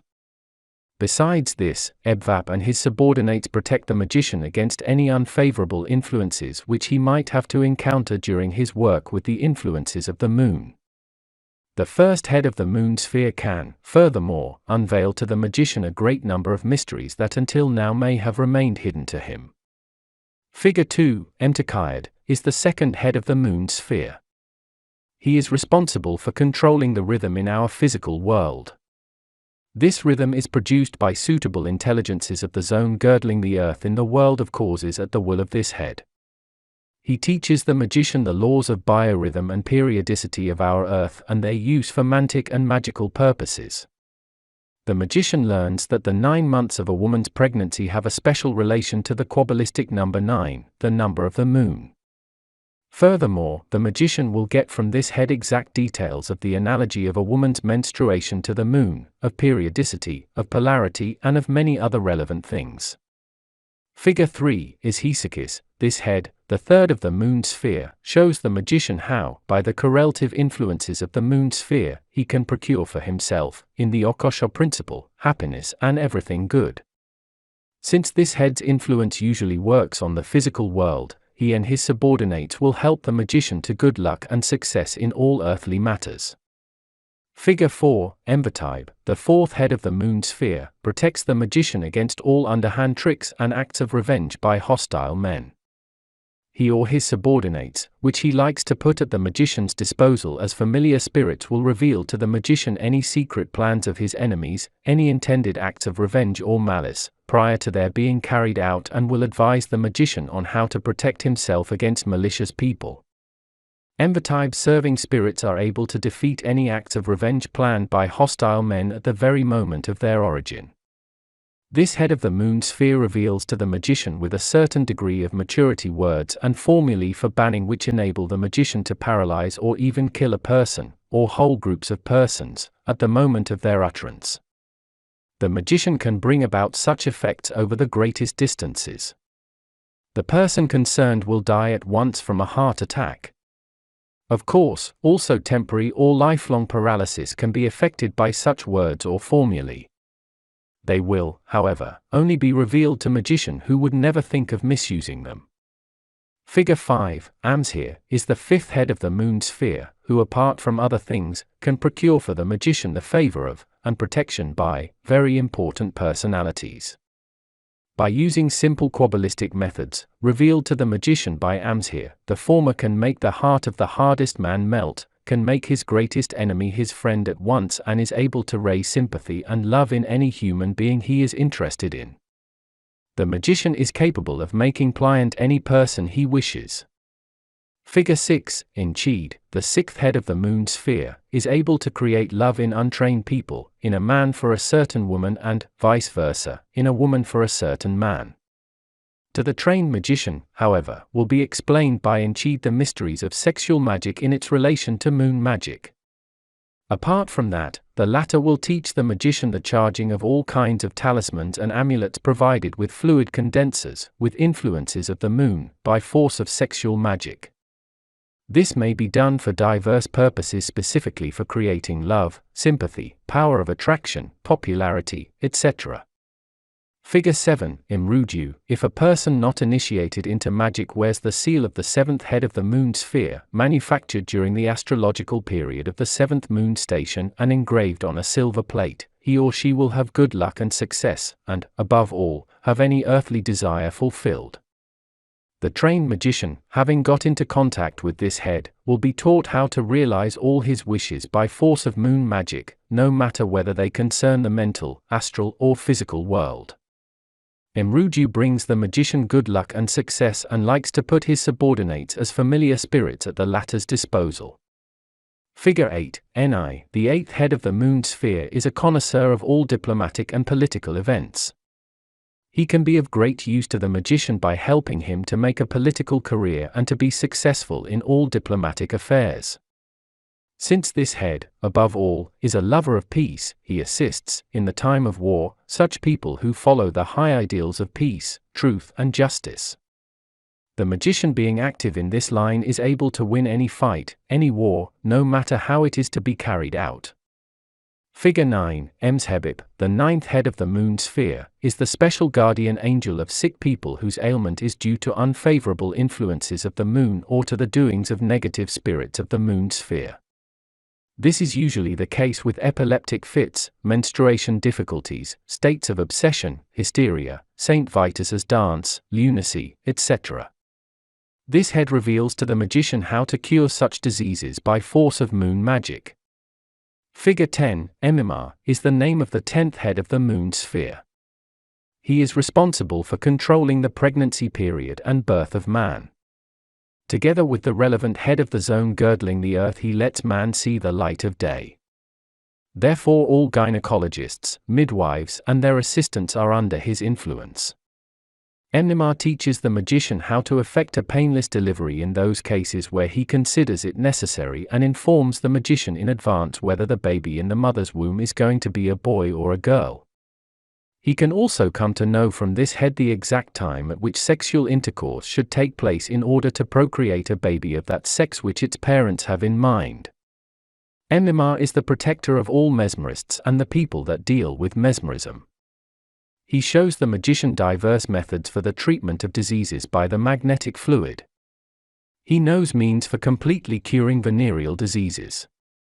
Figure 11, Ebvep, the 11th head of the moon sphere, makes it possible for the magician to gain, by magical methods, the respect of people, no matter of what rank they may be. Besides that, he teaches the magician to bring about phenomena which would make a non-initiate tremble with dread and horror. Although it is not easy to get into direct contact with this head, the magician who has reached a good degree of magical development will succeed in it, if necessary, under the guidance of a head of the zone girdling the earth, or of his own guru. The magician will then be able to convince himself that this head is an excellent initiator into phenomenal moon magic. Figure 12, Mkepi, is the name of the 12th head of the moon sphere, who is a great lover of peace and happiness in marriage and wherever good luck, love and sympathy are involved. He makes the magician aware of the transmuting power of real love. Mkepi reveals to the magician the relevant methods for the production of love amulets which can be charged by Moon Magalk. Figure 13, Mchiba, the 13th head of the moon sphere, is an excellent initiator into mummial magic as far as it is connected with the influences of the moon. The magician, therefore, is taught by this head the relations between mummial magic and moon magic, its successful application as well as how to make use of the magnetic influence of the moon. This head will inform the magician of many magical practices, such as for instance, in what harmless way he can enter into astro-magical pacts by force of mummial magic, without the magician having to renounce himself literally with body and soul. The astro-magical pacts are then carried through with a mummy, the magician thereby being able to bring about the most diverse effects by the help of a fluid condenser, without ever getting involved into the matter himself, that is, without leaving any disadvantageous traces for his own person in the world of causes, in the Akashic. Since this head has control over some more secrets in this direction, a magician is well advised not to omit him. Figure 14, Eshobar, the 14th head of the moon sphere, can be of great value to the magician inasmuch as he can reveal to him the secrets of creating within himself, without difficulties, the most diverse occult and magical faculties by the help of moon magic, which later may possibly be also applied in the other spheres. The magician is, at the same time, taught the polarization of powers, furthermore, how to bring about, in a certain way, the levitation of himself and of other people, or even of other objects, by force of Kabbalistic moon magic, by change of polarity of gravity. The magician also learns how to acquire the faculty of interpreting symbols that he sees in the moon sphere by force of clairvoyance. Eshobar teaches the magician to comprehend the laws of the moon sphere from the magical Kabbalistic point of view and how to control them practically. Eshobar is therefore rightly called a marvelous initiator into Kabbalistic moon magic. Figure 15, Mnepi, no magician being in contact with intelligences of the moon sphere will fail to get into contact with this head, the 15th in the correct order, for he can be initiated by him into many things that up to now have remained unknown to him. The magician will, for instance, be informed about the influence of divine virtues on beings of the moon sphere and how the Akasha principle works directly on the moon sphere and from there on the zone girdling the earth. Mnepi will be pleased to tell the magician about methods by which he can acquire the faculty of reading in the Akasha principle, with his mental body placed into the moon sphere and how to bring about magical effects there. It is impossible to give all details and advantages which the magician will be offered when getting into contact with this head. Therefore any magician should see that his contact with Mnepi becomes realized. Figure 16, Ekotesa, the magician is taught by the 16th head of the moon sphere how to get control over the negative beings of that sphere, either by way of mental wandering or by way of evocation, and how to make them pay him absolute obedience. At the same time he introduces the magician to diverse magical measures of protection, which not only make him invulnerable against any unfavorable influences, but which also help him to become a magic authority, respected not only by the positive but also by the negative beings. By character this head of the moon sphere is a very benevolent intelligence, who will be pleased to give the mature magician any kind of assistance and who therefore will also unveil to him the secrets of moon magic. Figure 17, Emshom, one of the peculiarities of moon magic is the so-called magic banning. Under the seal of secrecy the 17th head of the moon sphere, Emshom can give the mature magician exact information on this. He will reveal to the latter diverse Kabbalistic and magic formulae, banning formulae, which can be used for a great variety of purposes. For instance, Emshom knows banning formulae by which any enemy can be destroyed at once, or such formulae by which thieves are checked on their escape, so that they cannot make any further step with the stolen goods in hand, no matter where they are, banning formulae that make any attacker stiff and lifeless at an instant, banning formulae that at once put away any negative influence, banning formulae that render harmless the most furious beast, no matter whether in the air, on land or in the water. This head disposes of many other kinds of banning formulae. Of course, the magician to whom these banning formulae have been revealed will only make use of them in case of greatest danger. Emshom is an intelligence much respected in the moon sphere. All moon beings look up to him in awe. Figure 18, Emshit, the 18th head of the moon sphere, informs the magician of secret methods which enable him to become invisible by the help of moon magic, moon Kabbalah, moon beings and the Akashic principle. Apart from that, Emshit informs the magician of the laws of materialization and dematerialization, not only in respect to the astral body, but also in respect of physical matter. This head is rightly regarded as the initiator into magical transmutation. Figure 19, Eshim, is the name of the 19th head of the moon sphere. Being an original initiator, this head explains clearly to the magician any influence of the legality and analogy of the moon and the moon sphere in their relations to the zone girdling the earth and our physical world in all three planes, the mental, astral and physical, and he teaches the magician how to make practical use of his newly gained knowledge in the magical and Kabbalistic sense. The magician can gain more knowledge and wisdom from this head than he might think possible. Figure 20, Etsukai, the 20th head of the moon sphere, is an excellent master of initiation, especially as far as that of ecstasy is concerned, which is brought about by magical dances and appropriate rituals in connection with moon magic and moon Kabbalah. Only few initiates know that special powers and faculties are released by ecstatic dances and rituals. The magician will be told about this by this head. Furthermore, the magician will learn from Etsukai how to get under his control all the influences of the moon sphere and how to win the supremacy over the positive as well as the negative beings of the moon. It stands to reason that by doing so the magician will become an authority on the moon sphere.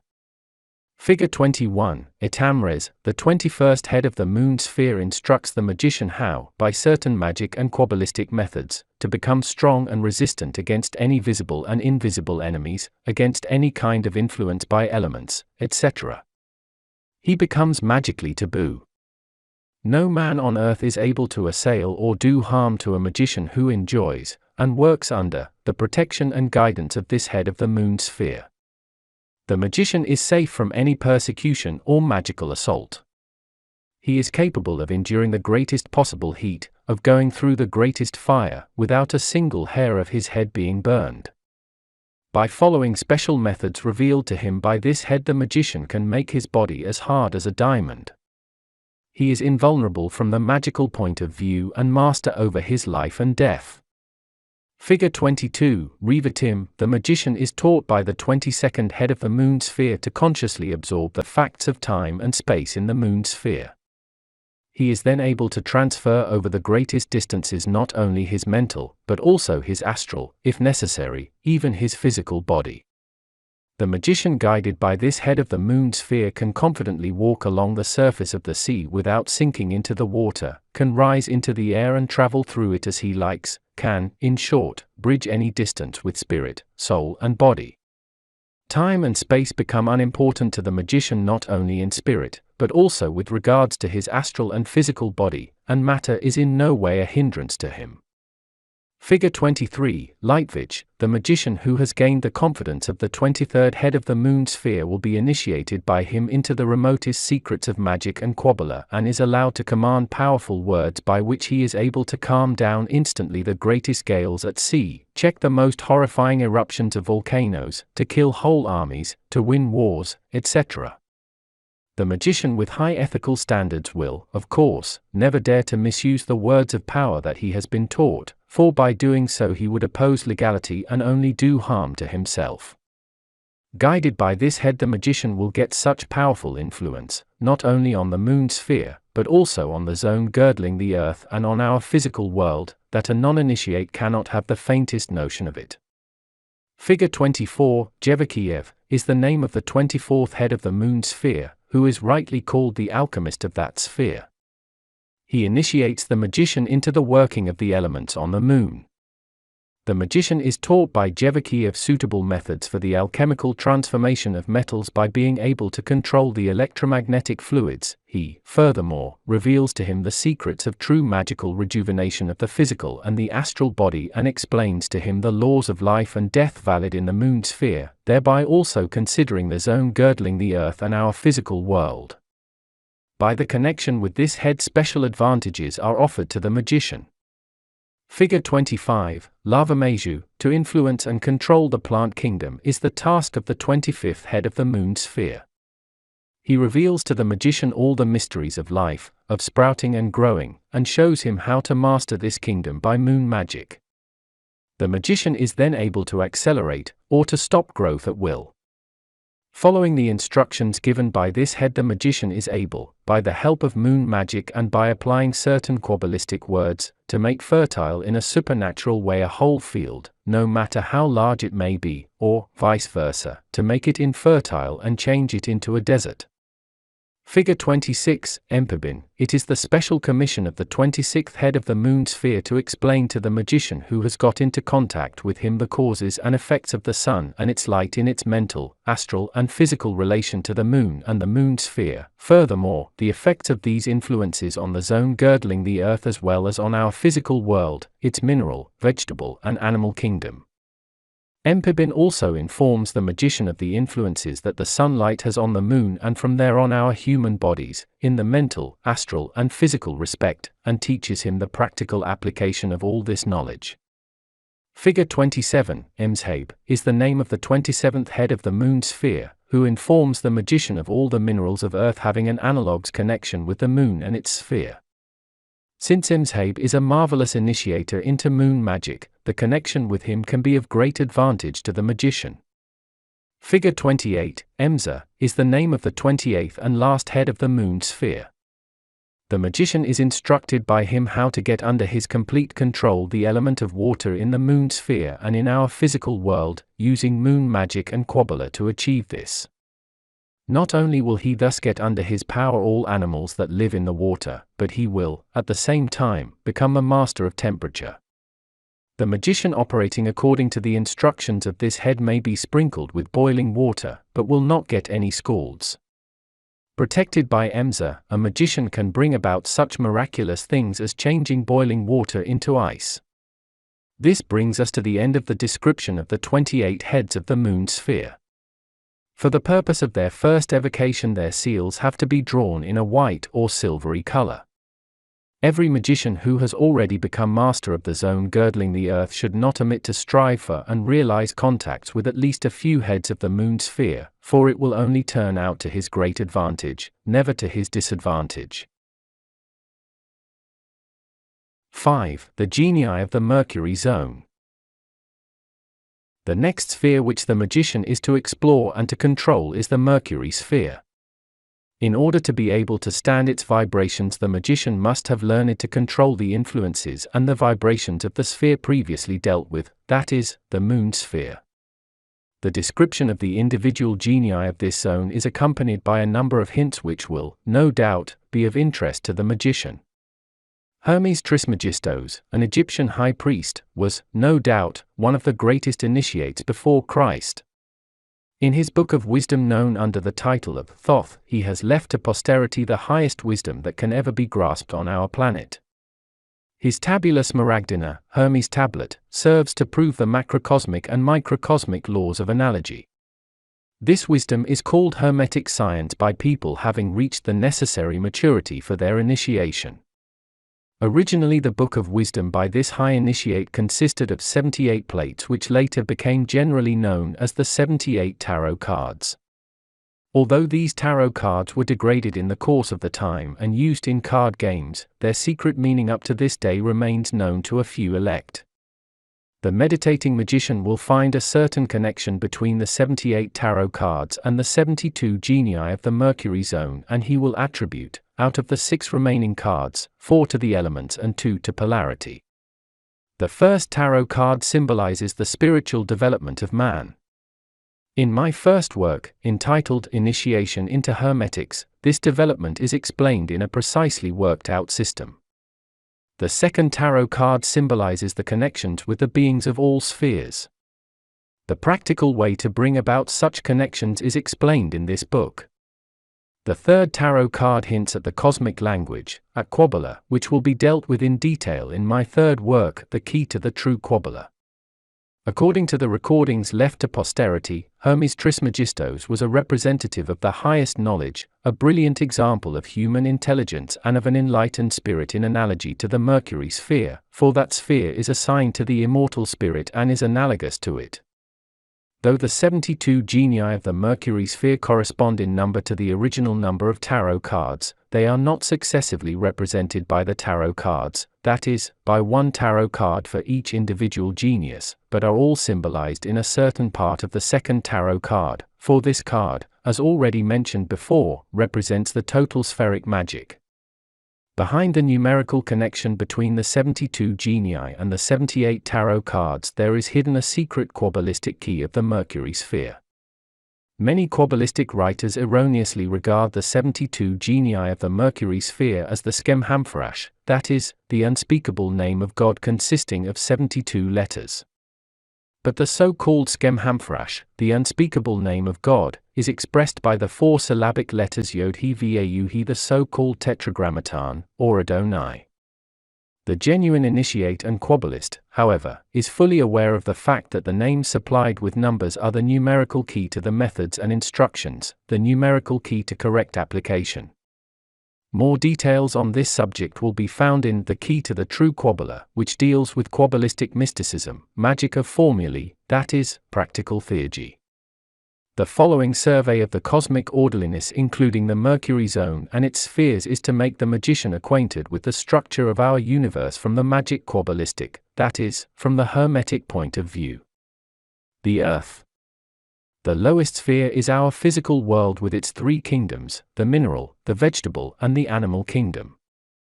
The physical body of man is in analogous connection with these three kingdoms.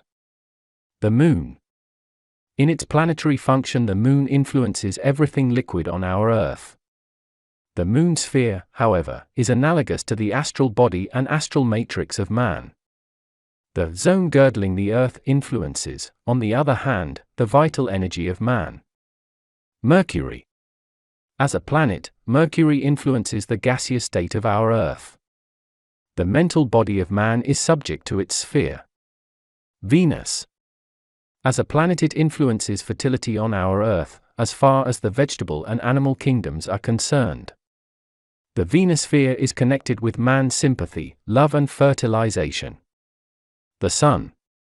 This planet influences the physical life on our Earth in all three kingdoms. The Sun sphere maintains the life of the mental, astral and physical body by the individual matrices. Mars.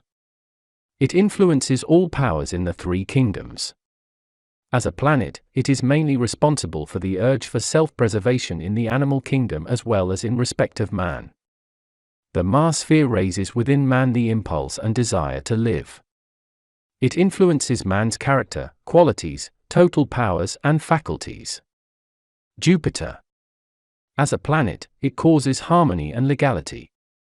The Jupiter sphere, on the other hand, controls the evolution of fate and justice within man, leading him on his way to perfection, and assisting him in his efforts to reach the highest. Saturn. In its planetary function it influences the fates in all three kingdoms, the mineral, vegetable and animal kingdom, of our Earth. In its subtlest form it is known amongst us as ether. The Saturn sphere, on the other hand, controls the fate of man, also called karma. Man owes to the greatest influences of this sphere his faculty for intuition by which, depending on the grade of maturity of each individual, divine providence reveals itself. In the non-initiate it manifests itself as conscience. Uranus. This planet is responsible for any kind of magical development on our Earth. Its sphere reveals to man all the phenomena of magic. Neptune. In the hierarchy of the cosmos this planet keeps the Earth in its equilibrium. To the influence of this planet's sphere man owes his knowledge of the way to perfection as well as his knowledge of the cosmic language, of the so-called Kabbalah. Beyond these spheres there is nothing else but the divine light, the inconceivable and indescribable, called divine providence by us. There is nothing higher than that in our cosmic hierarchy. In Kabbalah, the cosmic hierarchy with all its influences is called the Kabbalistic tree of life. Further details of this are to be found in the author's third book, The Key to the True Kabbalah, which is a description of the practical use of the Kabbalah. With reference to the Mercury zone, it is pointed out once again that its sphere is analogous to man's mental sphere and that the genii of the Mercury sphere therefore greatly influence the spirit, that is, the mental body of every human being. If, however, a genius of the Mercury sphere intended to affect, for instance, the astral sphere of a human being, he would, according to the laws of analogy, have to operate via the moon sphere and the zone girdling the earth in order to make his influence work. A magician would have to do the same. The 72 genii of the Mercury zone are mentioned in a number of Kabbalistic books, but they are described as independent genii irrespective of their belonging to a special sphere. None of the authors of these books knew about the true functions of the 72 genii of the Mercury zone, nor did any one of them ever contact them personally. The names of the genii are correct, but the seals drawn and published in those books are so deficient that it appears doubtful whether they were ever based on true originals. Never satisfied with mere presumptions and always intending to save other people's time for further explorations, I have personally got into touch with all the 72 genii of the Mercury sphere and bring here their true seals and give a short description of their range of competence. The letters which accompany some seals represent secret keys, as the magician, after having got into contact with the relevant genius, will realize and learn. The seals of these genii are usually drawn in a yellow color on occasion of their first evocation. One has, however, to take care that the signs are reproduced in the same colors as in the pictured part of this book. It does sometimes happen that a genius wants to have his seal drawn in a different color. The magician must by all means see that he follows such a demand. Figure 1, Vihuya, is the name of the first genius of the Mercury sphere. The magician will learn from this genius how to strengthen his willpower and how to make his belief as firm as a rock in order to be able, due to these faculties, to increase his power of conviction in such a way that he can directly bring about true miracles. The magician will be told by this genius the secrecy of quickly achieving special kinds of magical faculties. Figure 2, Gelial, the second genius of the Mercury sphere, initiates the magician into the mysteries of love and sympathy. Since this genius also knows about all the secret mysteries of sexual magic, he is prepared to reveal these to the mature magician. The magician who is in touch with this genius will also be taught how to change hostility into friendship, how to raise love in man and woman by force of magic, how to make this love increase and, should it be necessary, decay, how to become a master of love, how to make thieves return their stolen goods, how to ban, in various ways, murderers and other criminals, how to cause or calm down an earthquake, how, by special methods, to understand and be able to speak any language on earth, how to gain respect, power and riches and, vice versa, how to make unworthy people lose their reputation and riches. The contact with this genius will bring the magician many advantages. Figure 3, Cittarel, the third genius, is an excellent expert in hypnosis, suggestion, and telepathy. By him the magician will be taught the faculty of becoming perfect master of man and animal by way of deception, dazzling, etc. Apart from this, he will be instructed in the art of reading easily the past, present and future in the Akashic principle. Figure 4, Elimaya, the fourth genius instructs the magician not only how to become a master of his own fate, but also how to control the fates of other people and of animals. Furthermore, the magician learns how to charge magic words by Kabbalistic methods and to transfer them into the Akashic principle in order to bring about the desired effect in the mental, astral or physical world, and how, by diverse methods of passive intercourse to get into touch with the dead.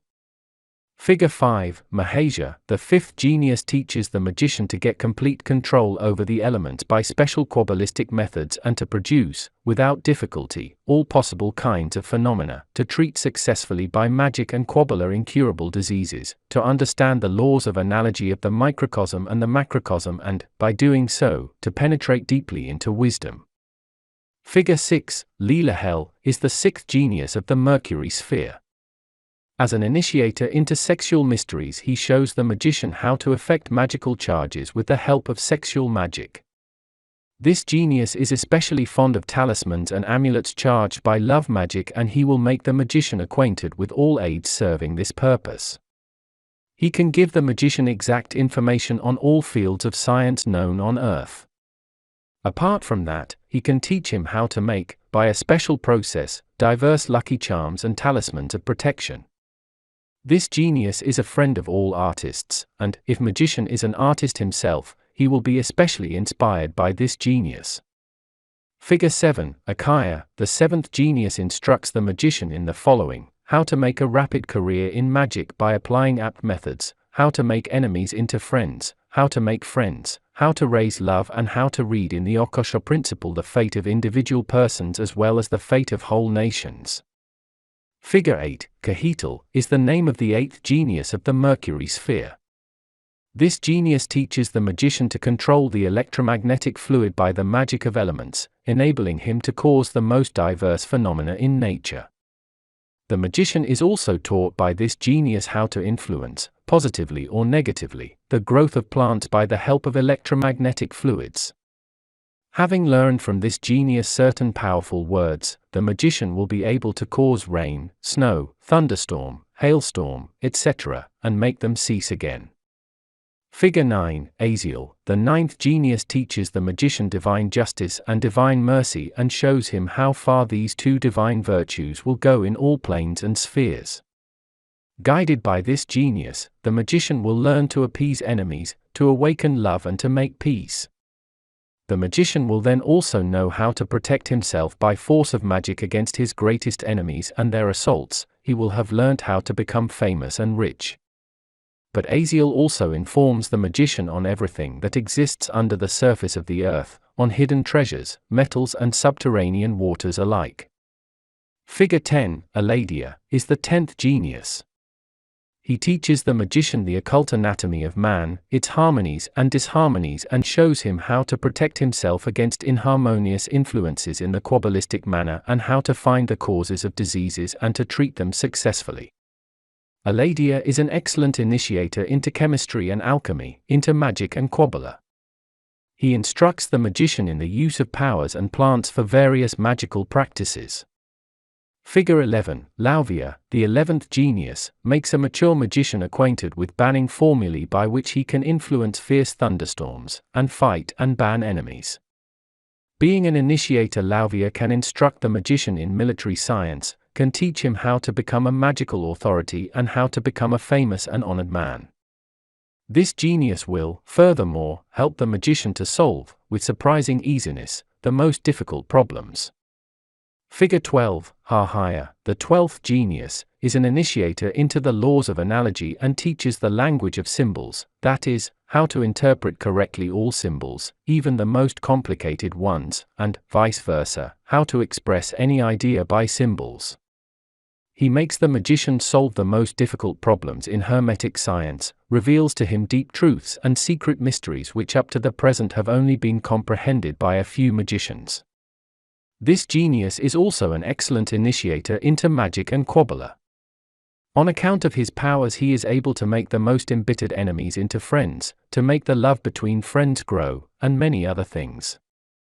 Figure 13, Jezalel, the 13th genius, helps all writers and artists by inspiring them and making them thoroughly successful. He shows the magician means and ways to become an excellent orator. He assists politicians by awakening and increasing within them their oratorical gift. Special methods which this genius has at his disposal lead to a clear intellect and good memory, to the acquisition of an excellent gift of perception and a ready wit in every respect. By Jezalel's help, the magician can procure for himself the favor of very important persons, secure for himself success in love matters, learn about the secret plans of his enemies, and many other things.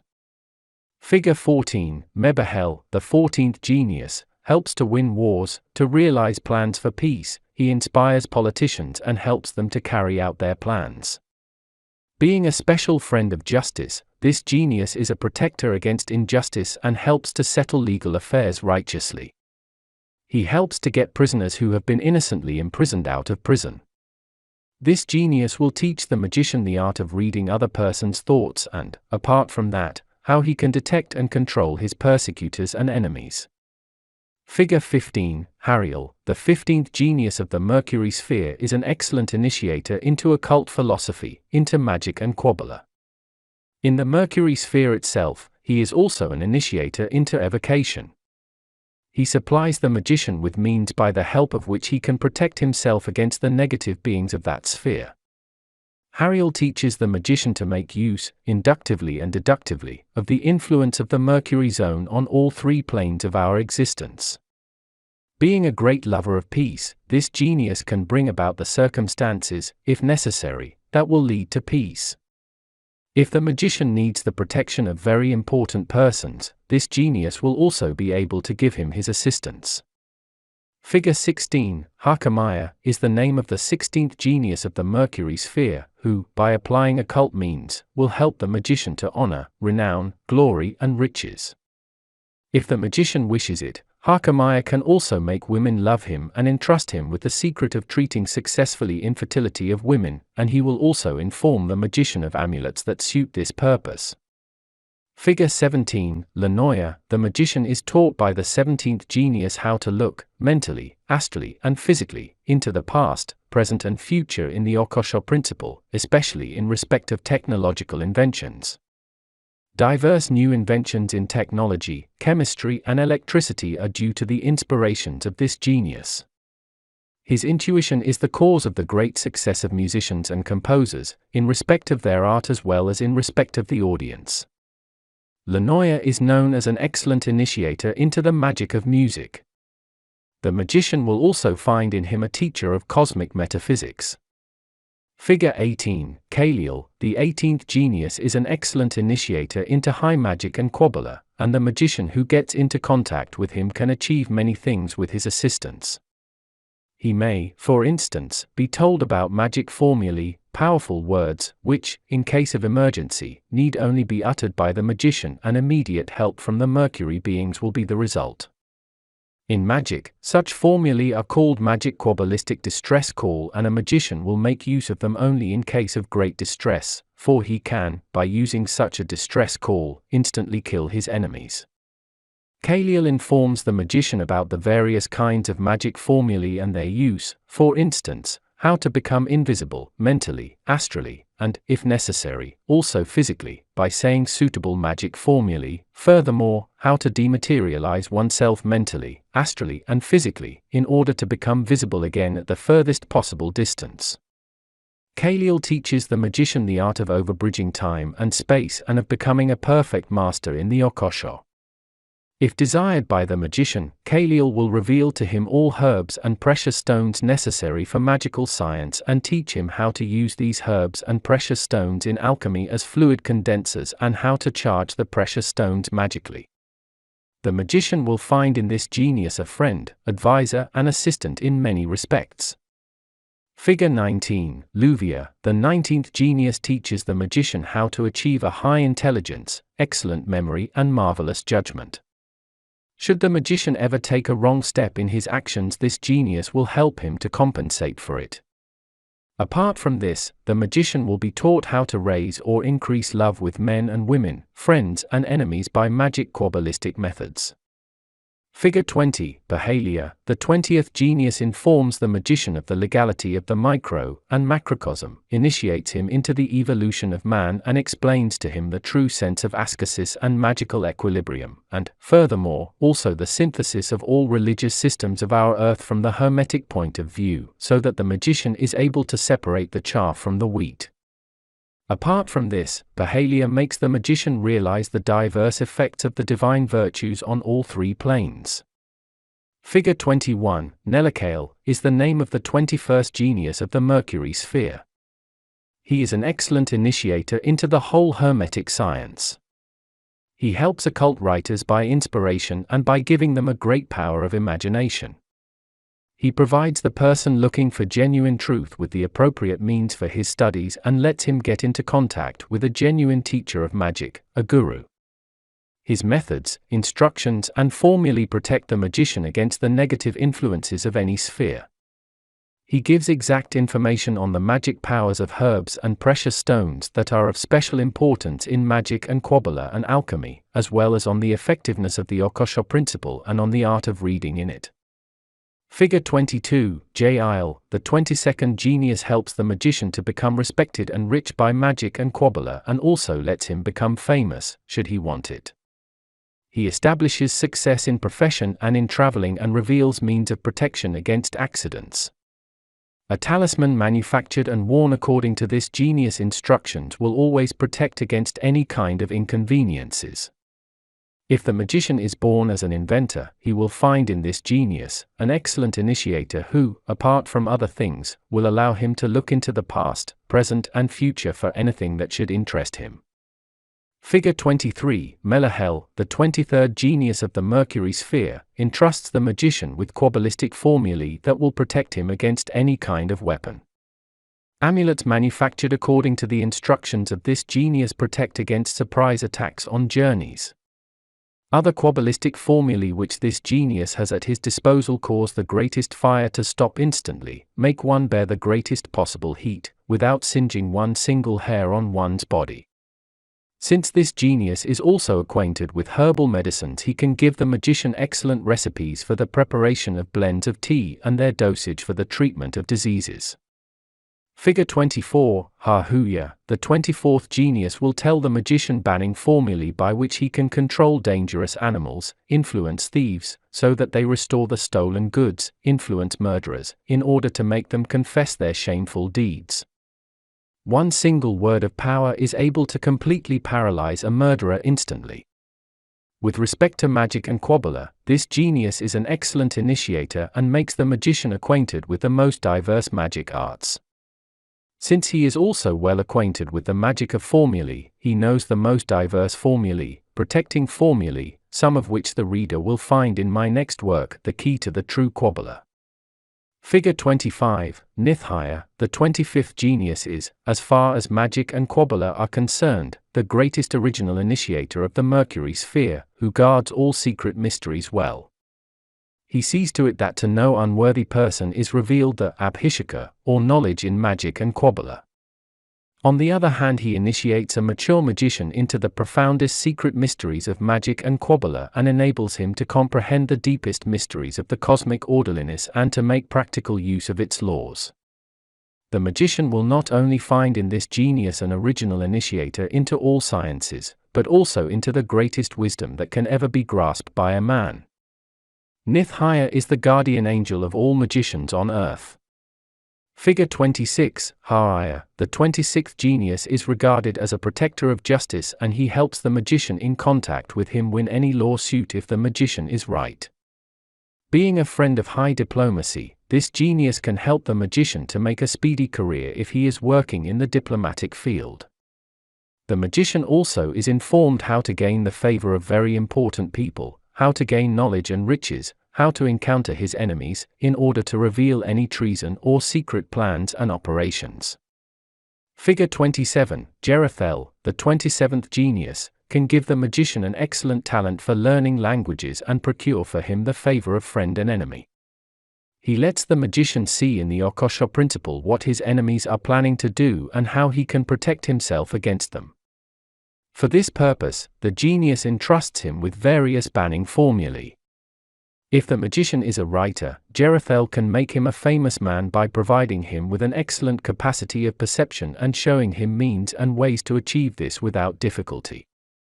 Figure 28, Sia, the 28th genius can inform the magician of powerful formulae by which he can, for instance, cause or stop thunder and lightning, or a terrible thunderstorm, how to cause a fire over the greatest distance or how to stop or localize it, how to destroy completely whole cities and how, on the contrary, to protect towns and houses in wartime, so that they remain untouched. You need never worry about any misuse, since an immature person would never be revealed these secrets. The magician who has taken up contact with this genius need not be afraid of anything, for he is under special protection. Figure 29, Ryle, is the 29th genius of the Mercury sphere. He makes available to the magician great truths, and he makes him understand them completely. Besides this, he informs the magician of the plans of his enemies, no matter whether visible or invisible, and gives him advice how he can protect himself against them, how he can make them change their minds to become his friends. This genius is prepared to reveal to the magician many secrets which up to this date have remained unrevealed. He may also be told by Ryle about the cosmic orderliness and the correlative effects of its powers. Figure 30, O'Mile, is the 30th genius in this sequence and a great friend of the animal kingdom. He is therefore able to inform the magician of many means which can be successfully applied to cure sick animals. He is also a friend of physicians, especially of gynecologists and surgeons, and, if the magician is active in any of these fields, he will be given excellent skill by this genius and, apart from this, will be initiated into occult anatomy and medicine. O'Mile is also well acquainted with chemistry and alchemy, and the magician may profit a great deal from him in this respect. O'Mile also gives exact information on prenatal education. The magician who has got into contact with this genius will never get into distress and grievance. He will always feel the favorable influence of his protector. Figure 31, Lekabel, the 31st genius, is an initiator into love magic and all sexual mysteries. Besides this, he can instruct the magician in Kabbalah and talismanology and in the art of acquiring the most diverse magical faculties by the Akashic principle, or by the use of the light, for instance, clairvoyance, making oneself invisible, etc. The magician will find Lekabel to be an excellent teacher in alchemy. Following his instructions, the magician is able to prolong his life at will. But there are many other advantages resulting from the contact with the 31st genius of the Mercury sphere. The magician can, for instance, become a rich man after this genius has made him discover precious treasures hidden under the earth. The magician learns how to force thieves by magic to restore the stolen things or to give themselves up. This genius also unveils the secret of how to become a talented orator, and many other things. Figure 32, Visaria, the magician will find the 32nd genius to be a versatile initiator and protector whom he may call on any time he wishes. He helps the magician obtain his right. Thieves, robbers, liars will be induced by him to tell the truth. He can provide one with an excellent talent for talking and instruct the magician how, by the help of Kabbalah, to acquire such talents. In order to help him in moments of distress, the magician will be revealed powerful formulae or powerful words by this genius by which the fiercest aggressor can be made ineffectual. This genius can instruct the magician in astrophysics, in space magic and Kabbalah, as well as in all other magic arts, and he can also assist artists in their profession. He may also reveal to the mature magician magic words by which he becomes invisible and invulnerable against any kind of weapon. Figure 33, Jehuya, the 33rd genius, is a teacher of all sciences of the earth. He helps the magician to pass successfully any examinations that he might have to go in for. He allows him to look into the past, present and future of all things, makes him recognize his enemies, is able to change hostility into friendship, to raise love in man and woman and to increase friendship. Furthermore, he teaches the magician the art of levitation, the practical application of the law of gravitation in a magical sense, instructs him in the dematerialization and materialization of bodies and other objects and in space magic. He reveals to him the remotest truths, and he also assists the magician in solving difficult magical problems by way of inspiration. Figure 34, Lehahaya, the magician is told magic formulae for the calming of tempestuous spirits, so that he eventually becomes their master and is able to control lightning, thunder and thunderstorms on land as well as on the sea.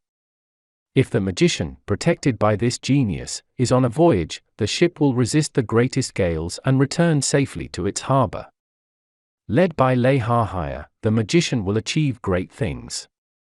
At this special request he will be initiated by this genius into the remotest divine mysteries, and he will be shown many interesting facts about magic and Kabbalah, and thus an almost boundless number of possibilities will open to him.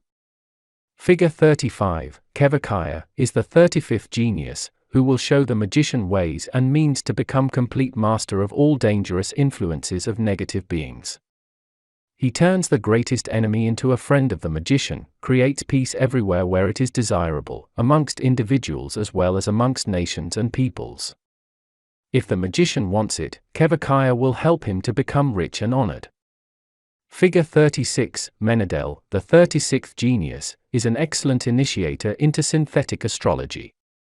He teaches the magician to apply his astrological knowledge for spagyrical and alchemical purposes. He informs him at what time and for what purpose he should manufacture and charge talismans, and by which way the desired powers can be bound into precious stones by force of magic and Kabbalah. He tells him the exact time when he should collect herbs and the practical application of their power for curing and for magical practices. This genius is also able to free prisoners, no matter in whatever kind of jail they may be. This he effects either by force of magic, that is, by inciting wardens to open the locks and doors of the jail, or by an act of mercy. This genius also procures luck and happiness in one's profession, the favor of very important persons, and many other things. Figure 37, Aniel, is the name of the 37th genius, who is a friend of poets, writers, playwrights, composers, and of everything that has to do with arts. A magician who is interested in arts can be sure that this genius will always help him. He may not only be initiated into all the sciences of this world, but also into many magic arts. The magician will get more information on the remotest secrets of nature and on the whole occult philosophy, as well as on the most secret mysteries of initiation into magic and Kabbalah. Aniel awakens in the magician his talent for translating these high mysteries into the language of the intellect. Figure 38, Harmaya, this genius is a very popular one in the Mercury sphere. He willingly opens all spheric treasure chambers to the mature magician, that is, he reveals to him the deepest wisdom, and by doing that he leads him to highest bliss. The 38th genius makes the magician also bear his earthly lot by strengthening his health, procuring for him contentment, happiness, and renown. This genius can fulfill the magician any wish. Figure 39, Rehale, is a special initiator into alchemy and occult anatomy. The magician is taught by this 39th genius of the Mercury sphere the manufacture of the philosopher's stone, as well by dry as by wet procedure, by which the astral or physical body can be impregnated and rejuvenated. The magician is thus able to prolong his life as long as he wants. Rehale is also a great friend of children and sees to it that child-loving persons, parents, get a lot of children. He gives exact information on all child diseases and likes to help in such cases. This genius will awaken love and loyalty in the people that are nominated by the magician. Figure 40, Iazel, if the magician wants to free someone from prison or from his enemies, he should refer to the 40th genius of the Mercury sphere, who will either give him his direct personal assistance or have those people influenced by his subordinates who are able to free the person in question. The things that the magician can learn from Iazel are the magical dematerialization and rematerialization of objects over the greatest distances, the power to influence human beings, animals, and physical objects by the magic of elements, the finding out of the past, present, and future of any person or thing, the transmutation of enemies into friends, the causing and calming down of thunderstorms by magic formulae revealed to the magician by this genius, the curing of psychic disharmonies, melancholies, by magic formulae, etc. Since Iazel is also a good friend of all artists, he secures success by inspiration and makes them loved by the audience. The same is the case with the artists that work as writers and editors of books. Figure 41, Hel, is responsible for strategic success and causes man to make new inventions in this respect. He also leads to the discovery of the plans of the enemy. If the extermination of whole armies or the evocation of storms becomes necessary, this genius will provide the magician with the necessary magic formulae.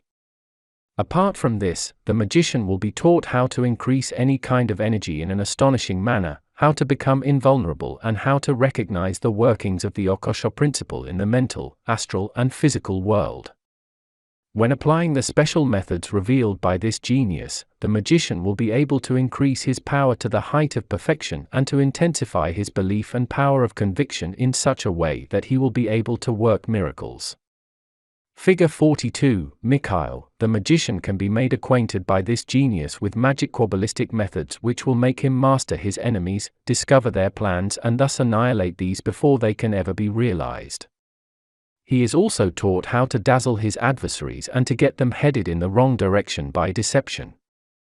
The 42nd genius helps politicians and diplomats make a wonderful career and provides them with a marvelous gift of intuition and presentiment. Figure 43, Vubia, this genius teaches the magician to discover the plans of his enemies and to defeat any purposes directed against him. Due to the special methods that this genius is able to reveal to the magician, the latter will become absolute master over his adversaries. Furthermore, he will learn the art of producing talismans that offer special protection for the soldier on the battlefield and save him from death, and the art of healing wounds by magic and Kabbalah within a few seconds, and many more things of that sort. Figure 44, Ayalahaya, the 44th genius of the Mercury sphere entrusts the magician who has got into touch with him with special Kabbalistic methods by which he can make the blind see, the deaf hear, and cure the insane. Moreover, the magician is instructed by Ayalahaya in the transmission of things over the greatest distances and in their withdrawal by means of beings or dematerialization and rematerialization. He is taught how to read correct in the Akashic principle and how to be successful in any affair and have all his own wishes or the wishes of other people fulfilled. Figure 45, Selaya, enables the magician to recognize all those people who practice black magic, sorcery, and witchcraft. He makes him acquainted with methods which will enable him to make any aggressor ineffectual, and cover his adversaries with the so-called magic hood which makes any kind of magical experiment impossible. The magic manufacture of such a hood which no black magician is ever able to penetrate is revealed to the magician by this 45th genius of the Mercury sphere. Similar to the other genii of this sphere, also Selaya can make the magician acquainted with magic words which at the moment of their articulation cause great earthquakes that can destroy completely whole cities. Such magic words will, however, never be revealed to any human being with low ethical standards, therefore no one need to be afraid of any misuse. That the magician thus also becomes the master of land and water need not be emphasized here. He is capable of forcing thieves to return the goods they have stolen, of humiliating the arrogant and haughty, of helping the wrong to his rights. Assisted by this genius, the magician will be able to carry out all the above-mentioned things, for he will be made master over our earth. Figure 46, Ariel, this genius can provide the magician with the faculty of prophecy, can teach him to control completely the Akashic principle in respect of looking into the past, present, and future, instruct him to charge vaults, and so on. If the magician wishes to become a rich man, providing he has good reasons for doing so, this genius will help him discover any of the treasures of the earth. But this is not all, he will also make the magician acquainted with the greatest secrets of nature and life. For instance, he will teach him how to bring about involuntary dreams over the greatest possible distances, how to charge precious stones with certain powers, how to propagate all kinds of elementaries in a magic Kabbalistic manner. Ariel may also make it possible for the magician to have intercourse with the positive beings of other spheres and may instruct him about talismans and other magical arts. Figure 47, Asalia, to learn to recognize and understand the laws of justice and legality, that is, to maintain a permanent equilibrium in respect of the worldly as well as the spiritual laws, is an art in which the 47th genius can instruct the magician. He can also make the magician comprehend the deepest secrets, make him behold, in the Akashic, the whole life of any human being, by looking into his past, present, and future. Asalia will be pleased to acquaint the magician with the special methods by which these faculties can be awakened in man. There is also no doubt about this genius's interest in procuring the magician's rights in any matter. He is also able to awaken love in human beings, to increase the sympathy between friends, to change hostility into friendship, etc. Above that, he is able to stimulate the favor of important people. Figure 48, Mihail, the 48th genius of the Mercury sphere, may be regarded as a teacher of alchemy. Especially regarding transmutation, that is, the transmutation of metals, this genius is able to give the magician thorough information. The magician will be given methods by which he can, if he chooses, change the electronic oscillation of any metal, that is, make gold out of the most inferior type of metal. The magician is also taught to go about vice versa, if, for instance, he wants to change the gold and silver of an avaricious person into lead and iron by force of magic and Kabbalah. In the same way, it is possible to make precious stones out of common stones. Furthermore, the magician learns from this genius to increase or diminish love and passion in men, to create atmospheres in which human beings must do what the magician wants them to do, to cure women from infertility, to procure peace, concordance, and loyalty between married couples, so that no force in the world, except death, will be able to separate them. Figure 49, the magician will be made acquainted by the 49th genius of the Mercury sphere with all kinds of prophecy, starting from the most simple ones up to the perfect reading in the world of the Akashic, and will learn to control them. Apart from this, he will be taught how to increase his consciousness to enable him to place himself anywhere he likes, to read at once the thoughts of any human being, to learn to know everything in respect of his aura, and, by doing so, to recognize his character at a single glance, whether he is dealing with a foe or a friend. The magician may also learn from this genius all possible ways of influence. Having once got into contact with this genius, he will be able to spend his life in peace and tranquility. Figure 50, Daniel, this genius makes it possible for the magician to look into the workshop of divine providence and to perceive the workings and effects of the Akashic principle, and, furthermore, the 50th genius will enable the magician to comprehend the effectiveness of the divine virtues and, by doing this, to influence within him the vibrations of love and charity. This will put the magician into a state of happiness which can only be experienced by persons who have been guided by this genius.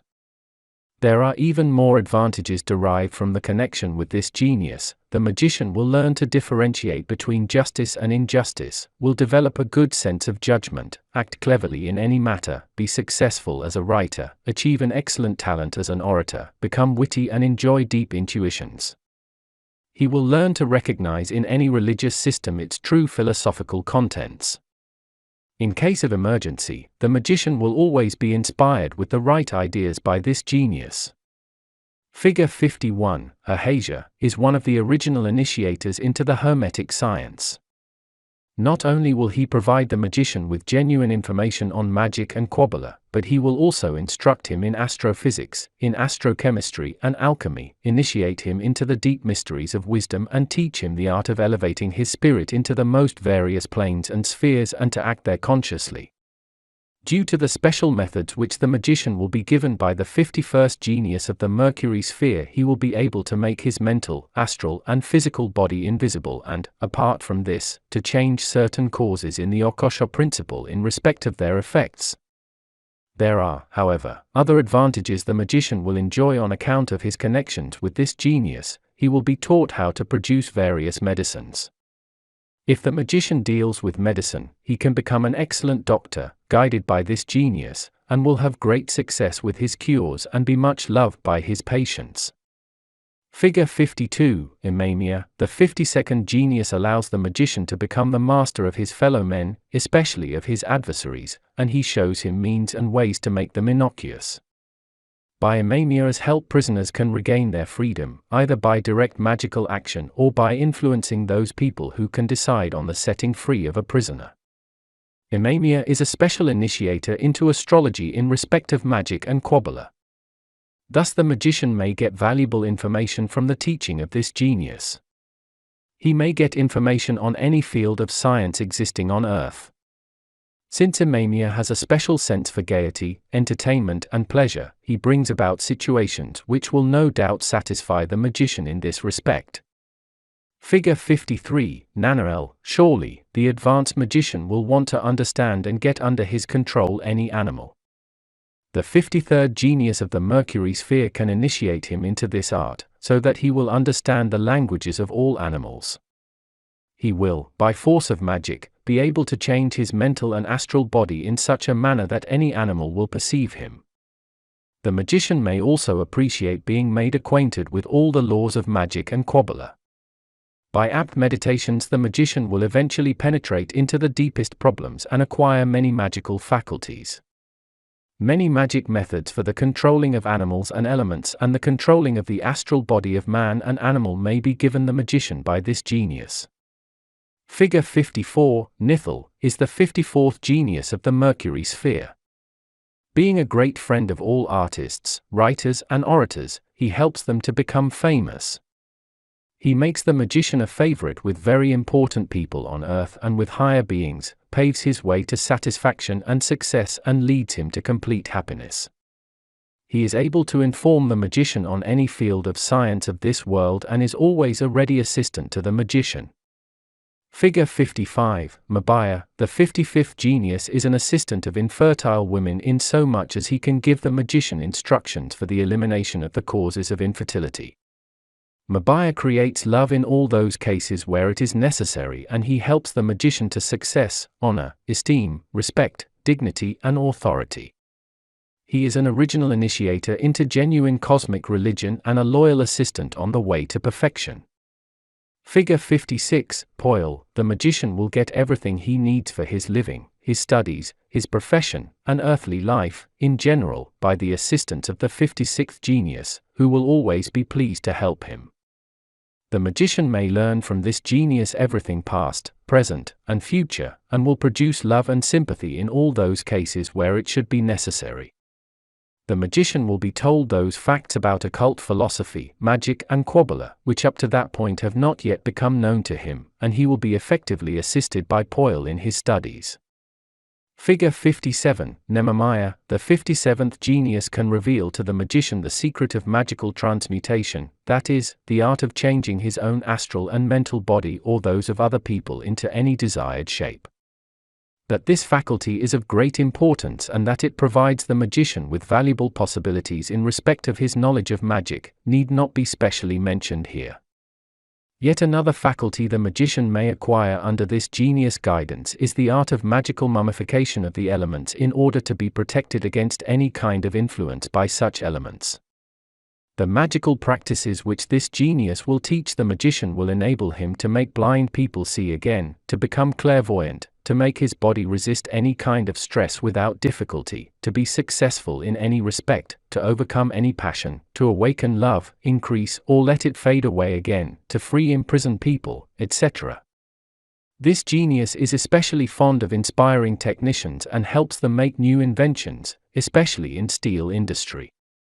Figure 58, Jaelel, being an initiator into sphere magic and spheric astrology, the magician will be taught great wisdom by this 58th genius of the Mercury sphere. He will be made acquainted with the various powers and effects of the individual spheres and their common influence on the zone girdling the Earth and on our physical world, and will learn to calculate these influences for mantic purposes and to make practical use of this knowledge in magic and Kabbalah. Apart from this, the magician learns to become absolute master over all the beings of the elements and spheres and how to increase his magic power and authority. Figure 59, Harahel, the 59th genius is also an expert in astromagic and teaches the transfer of magic powers on precious stones. He will reveal to the magician who has got into contact with him methods for the prenatal education of children and, apart from that, also methods by which infertility can be removed from women. Harahel is a special friend of all gynecologists, midwives, etc. This genius is well acquainted with all the earthy sciences and is therefore able to give the magician exact information on anything. If the magician is a businessman, and if he is interested in stock exchange matters, Harahel will give him good hints as to which papers will be going up and which will fall. Figure 60, Mizrael, if the magician needs great manual skill in his profession, he should, by all means, address the 60th genius of the Mercury sphere, who will, no doubt, help him in this respect. If the magician is interested in the philosophy of religions or in any other sciences, he can be initiated into all these by Mizrael and thus become a great scientist by private studies.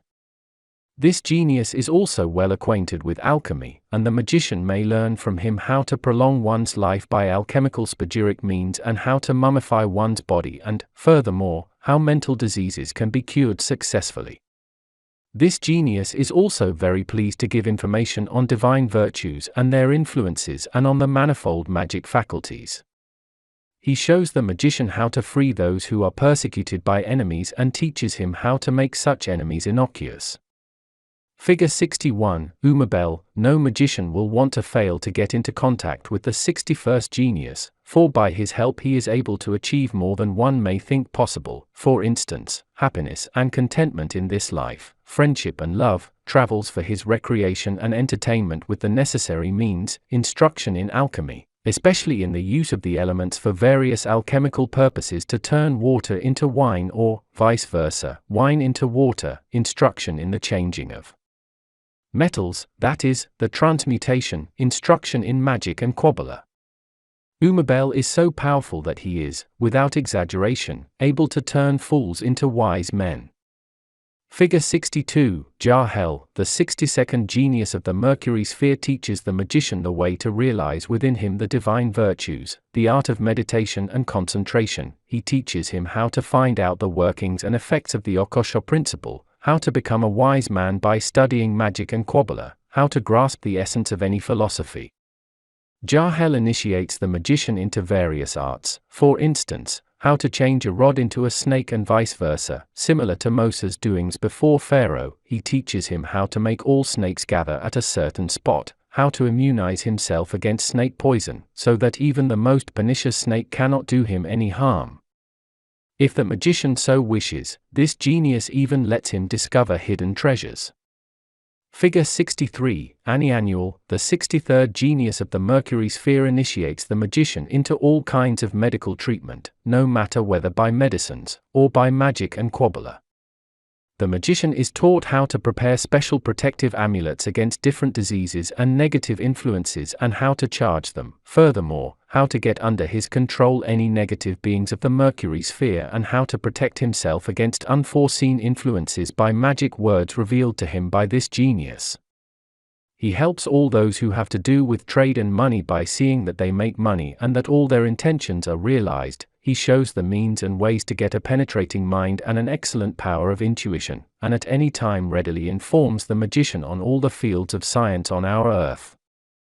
Figure 64, Mehil. The magic formulae that the 64th genius reveals to the magician will at once turn any enemy that endangers the magician's life into a pile of ashes, since the power of these words develop an incredible glow.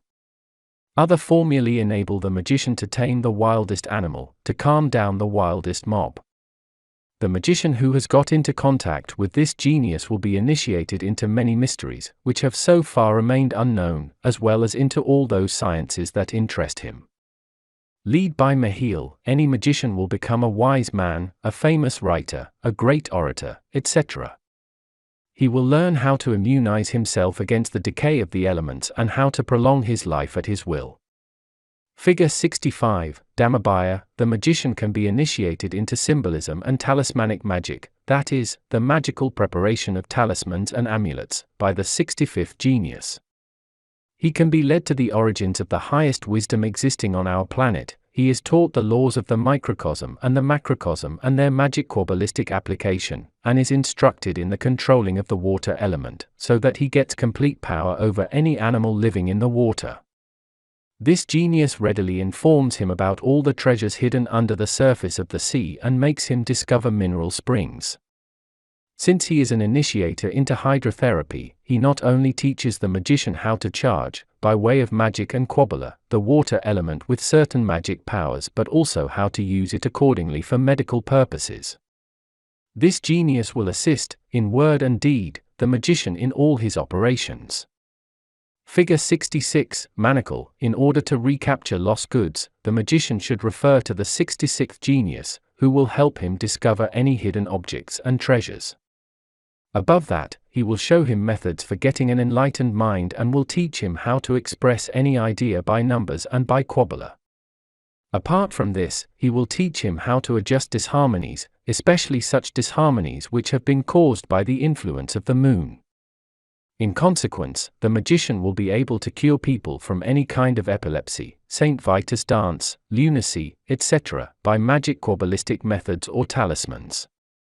Furthermore, the magician will be taught by this genius how to get under his control all vegetation, how to influence it at his will, that is, for instance how to make plants grow faster or how to stop them from growing. He is taught how to influence animals, for example, how to make fish, no matter how great or how dangerous, gather at a certain place, or how to make crocodiles tamed animals.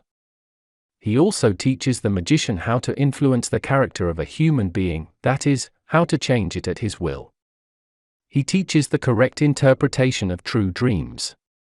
There are many other magical possibilities in respect of our physical world which the magician will hear about when he gets into contact with Manacle. Figure 67, Ail, is a fantastic initiator into occult sciences, especially into magic and Kabbalah.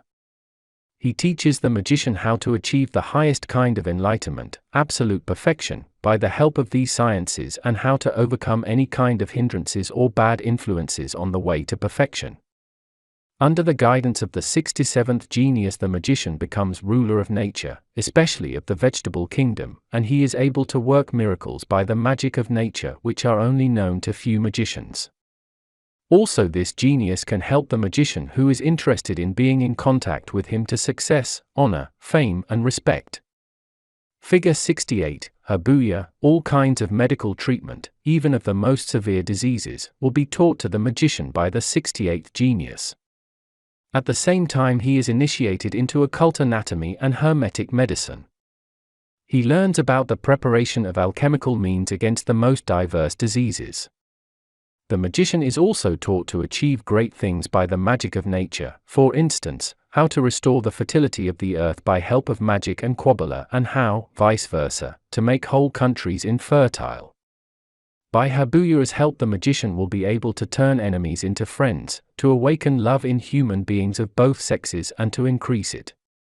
Figure 69, Rochelle, teaches the magician how to find, by the help of the Akashic principle or by the assistance of beings, any thief, no matter how cunning he might be and wherever he might have hidden himself. Special methods will enable the magician to influence thieves in such a way that they will give themselves up and restore the stolen goods. He is taught to hinder thieves from running away and to make them stand stiff like a mummy as long as it seems necessary. The 69th genius is a patron of justice and will always see that the magician has his rights fulfilled and that he wins any lawsuit. This genius may be called at any moment of distress. Figure 70, Jabamaya, is an excellent initiator into ceremonial magic, and the magician is taught by him to cause the greatest magic phenomena by magic and Kabbalah, to read in the Akasha principle and to operate by it, and to use the light in a magical sense in all three planes. He is acquainted with special methods by which you can learn the art of astral and mental wandering, the dematerialization and materialization of himself, of other people and other things, and the faculty of transference over the greatest distances. The 70th genius leads the magician along the way of enlightenment towards highest bliss. The magician may also be initiated by this genius into all sexual mysteries, from the making of a baby to the preparation of a magic vault. Mere words cannot express the advantages a magician will enjoy if he gets into contact with this genius. Figure 71, Hiel, guided by the 71st genius, the magician will learn to master any situation, to get out of the worst trouble, to make his enemies obedient and to help all those who are being persecuted by foe or fate. Hiel knows methods by which the magician is able to increase his magic powers as far as possible, so that at the end he is capable of working miracles. This genius is, in any respect, an excellent teacher and assistant. Figure 72, Mumaya, is the name of the last genius of the Mercury sphere. He is an excellent initiator into magic and Kabbalah. Under his guidance, the magician is able to carry out any magical operation in any sphere. He is made aware by this genius of any hindrance that might lie on his way and at the same time told how to overcome it. Since Mumaya is also an original initiator into alchemy, metaphysics, astrophysics, and especially into occult medicine, he also teaches the magician how to successfully treat any disease, and by which magic Kabbalistic or alchemical methods strong health and a long life can be secured. The 72nd genius can give information on the production of the philosopher's stone, on alchemical quintessences, and on many other relevant things. He is rightly called the patron of all doctors who deal with magic, Kabbalah and alchemy. The informative description of the 72 genii of the Mercury sphere thus comes to an end. If the magician has learned also to control this sphere completely, he has, indeed, become a good magician of spheres. The controlling of the intelligences of the zone girdling the Earth, the Moon sphere and the Mercury sphere are most essential, since these three spheres are next to the magician and correspond to all three worlds, that is, the physical, the astral and the mental world.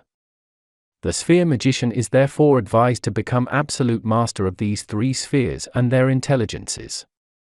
During his magical and evocational work, the magician will convince himself that by having contact with these three spheres, their intelligences, genii and subordinated beings, he will be able to achieve anything in such an abundance that a magically untrained person could not have the slightest notion of it. To have all wishes fulfilled, the magician is offered in this book a great selection of intelligences, and he will not need any other book. The magician should be aware of the fact that each individual intelligence described in this book, no matter to which zone or sphere it may belong, can supply him with such an amount of knowledge and wisdom, depending on his maturity and development, that a whole, extremely interesting book could be written in each case. The short introductory notes given in this book are only to serve the magician as guiding lines for further practical work. How many methods and practices, how much knowledge and wisdom can be gained from it, depends on the magician alone. However, one thing is quite certain: the sphere magician, by being in contact with and having control over the intelligences of the cosmic hierarchy, is traveling along the path to perfection, and it is therefore possible for him to become a true adept. 6. The intelligences of the Venus sphere. It will be the next task of the magician to get into contact with the intelligences of the Venus sphere and to get them, step by step, also under his complete control. He also achieves this goal either by way of evocation or by mental wandering.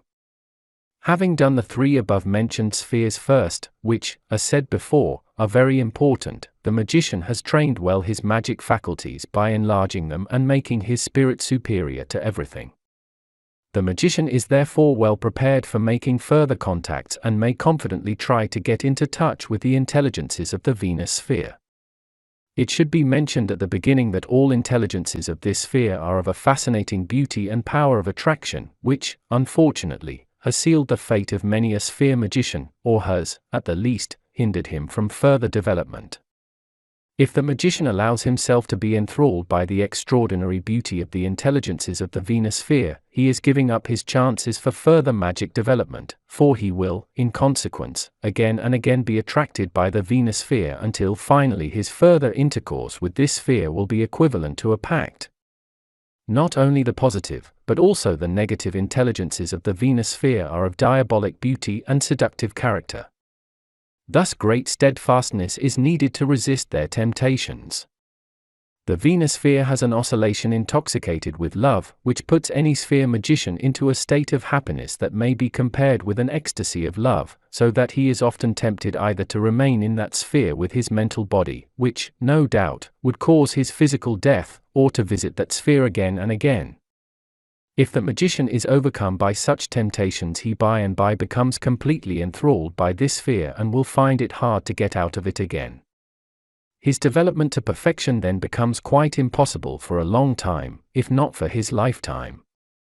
The magician, however, who has worked systematically at his development and who has worked himself through the above-mentioned spheres in the order suggested and thus gained a strong character and a complete magical equilibrium and become master over his faculties and qualities, having reached a state of spirit superior to everything, can confidently travel to higher spheres including the Venus sphere. Therefore, every magician should first test himself to see if he has the necessary maturity, power, and steadfastness. Below is a description of 90 intelligences of the Venus sphere with whom I have been in contact formally and whose names and seals might only be known to a few sphere magicians and initiates. Besides these intelligences, there are a few others in the Venus sphere about whom other authors have written in their books, for instance Hagil, and which have not been included in this work, since their names and seals are generally known and easily obtainable. In order not to make this volume too large, the positive intelligences are described only in a few words, for it is possible for the sphere magician to get into personal contact with every single intelligence and to enlarge his knowledge by practical work. In general, the seals of the Venus intelligences have to be drawn in green color at the time of the first evocation. Also in this case the magician must be careful to reproduce the signs in the same colors as given in the appendix of this book. The graduation, in analogy to the zodiac, which can be found under each seal, is the key to the relevant influence of each intelligence on our zone girdling the earth, and from there on man in all three planes, that is, his mental, astral and physical bodies. This knowledge is of great importance from the point of view of the astro-Kabbalistic science. 1. Oma, 2. Odujo, 3. Obadiah, 4. Onami, 5. Osfi, 6. Orif, 7. Obaneh, 8. Odumi. These 8 intelligences of the Venus sphere have all the same range of power.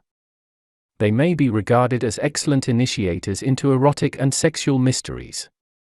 They completely control the electrical and magnetic fluid, especially with regard to the magic of love.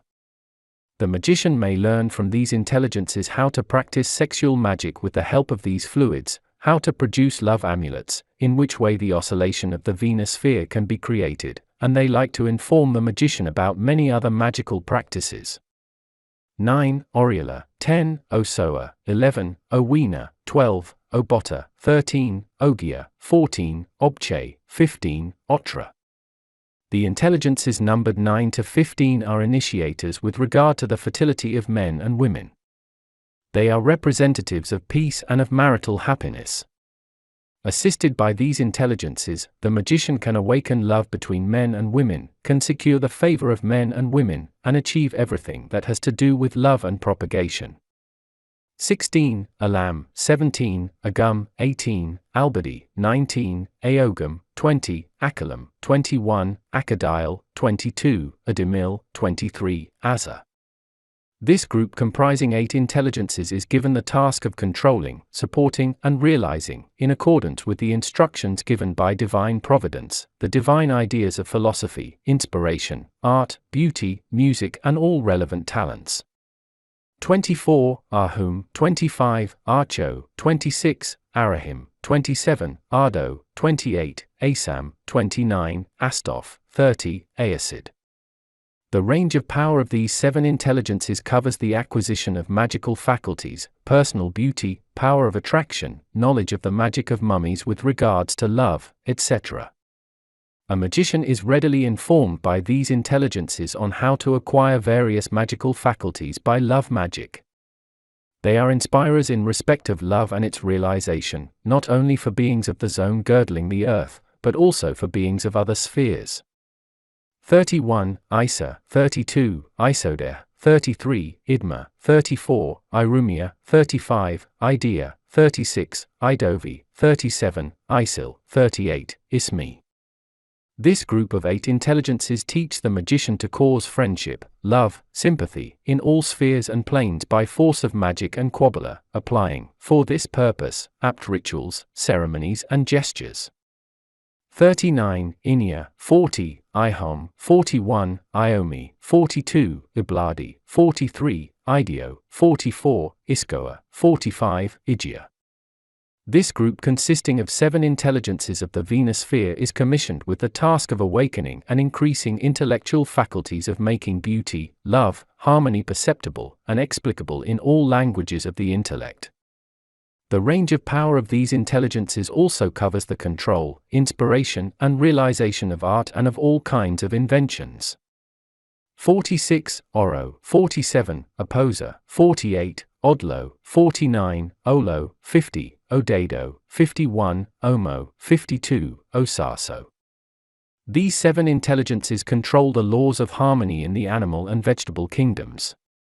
They explain to the magician the influences of the Venus sphere on these 2 kingdoms, not only on our planet but also on all other planets of the universe. The range of power and knowledge of these intelligences includes the control and regulation of growth and fertility on all planets.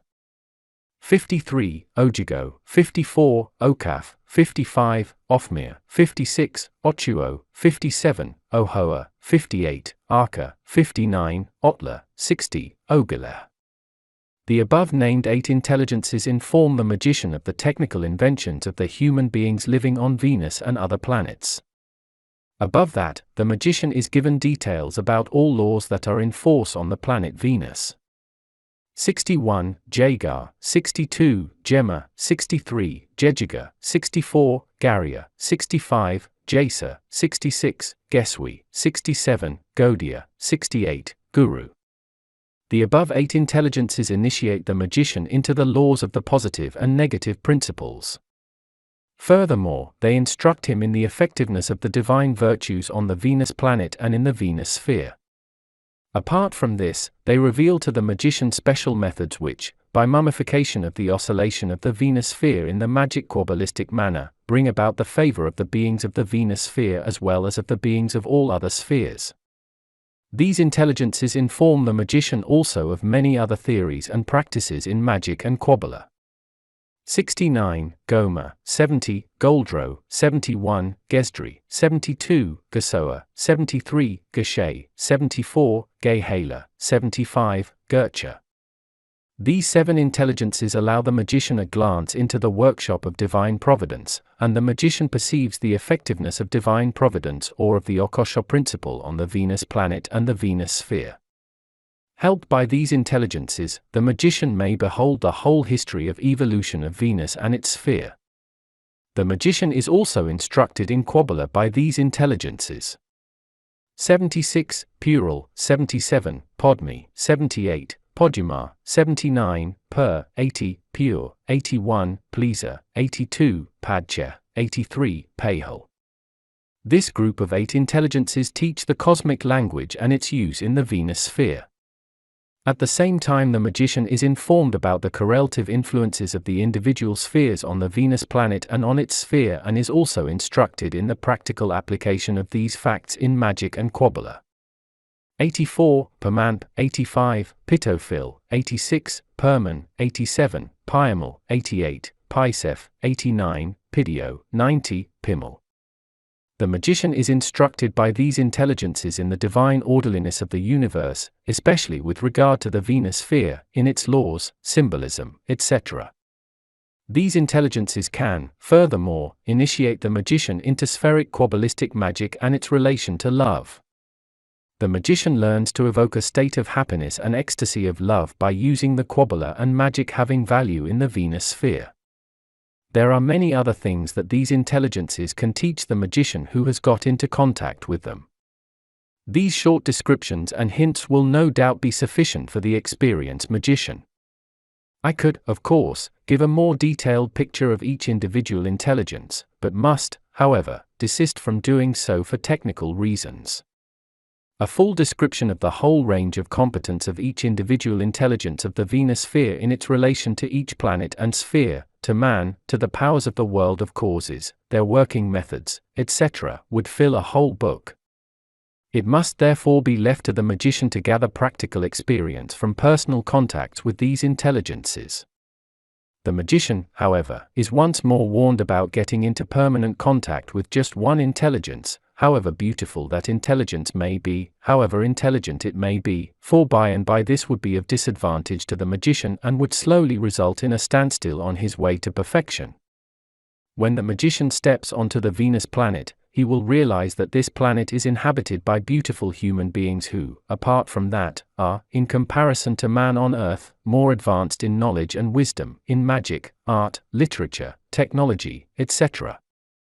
The magician will be able to enlarge his knowledge greatly and will be taught many valuable teachings, methods, and hints under the seal of secrecy.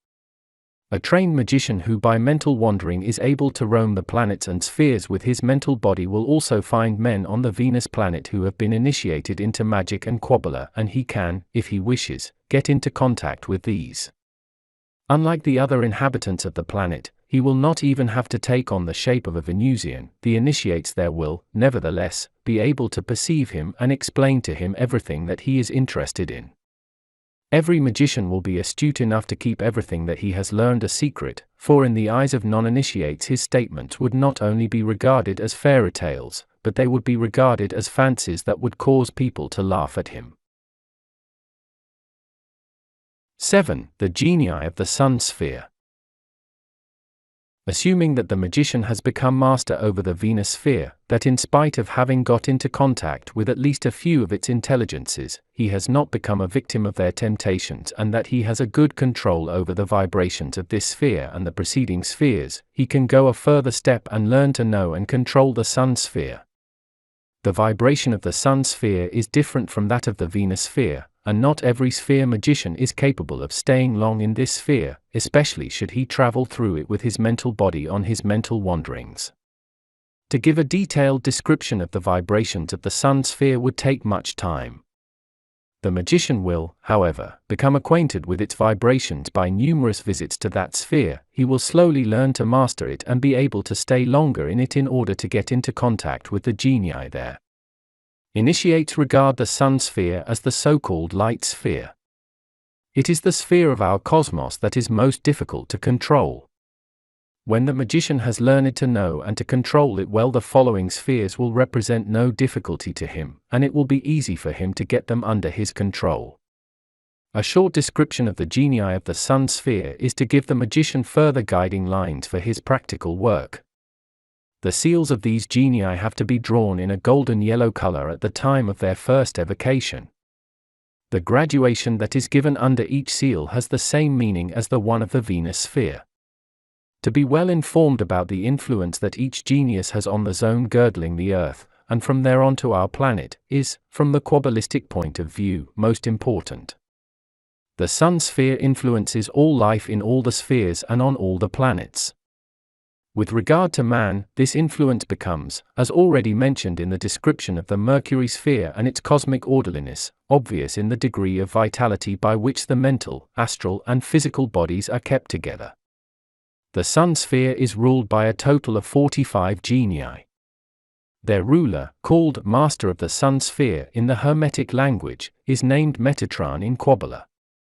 In the original Kabbalistic scriptures, Metatron is called the mediator between God and man. Figure 1, Emnesut, the first genius of the Sun sphere, guards and controls the original element of the fire in the whole cosmic hierarchy, on all planets and in all spheres. Figure 2, Lubeck, the second genius of the Sun sphere, controls, in his range of power, the electric fluids deriving from the fire principle on all planets and in all spheres of our universe, including all three planes, mental, astral, and physical. Figure 3, Teras, the third genius, is responsible for the positive and negative effectiveness of the fire element and the electrical fluids in the whole cosmic hierarchy, on all planets and in all spheres. Figure 4, Dubez, the power of the active principle, in man as well as in the mineral, vegetable, and animal kingdoms, comes under the range of power of the fourth genius. Figure 5, Amza, the fifth genius, caters to the enlivening of the matter by the positive and negative principles, that is, by electricity and magnetism in our physical world, by the electrical and magnetic fluids in all planets and spheres of our cosmic hierarchy. Figure 6, Emidets, the sixth genius, guards and increases the germ power of man, beast, and plant. Figure 7, Kesbets, the seventh genius, is responsible for the growth of the human being, as well as for the growth in the mineral, vegetable, and animal kingdoms. Figure 8, Emaiza, to maintain and foster the drive of self-preservation in all creatures, is the task of the eighth genius.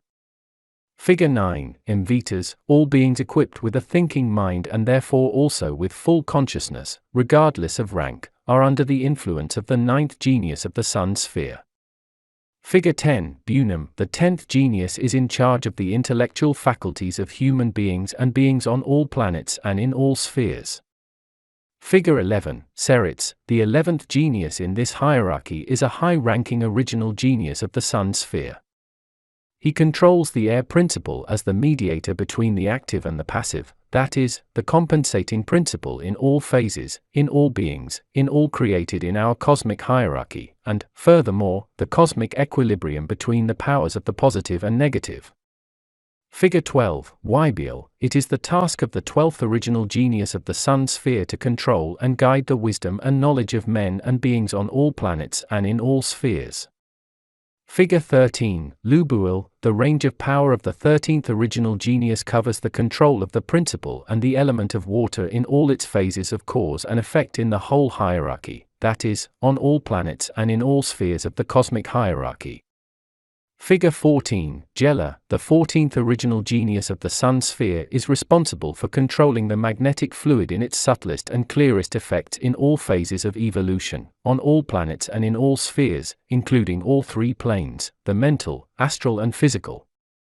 Figure 15, Wybitsis, the 15th original genius controls the principle of feeling in all beings and human beings living in all the spheres and on all the planets of our cosmic hierarchy.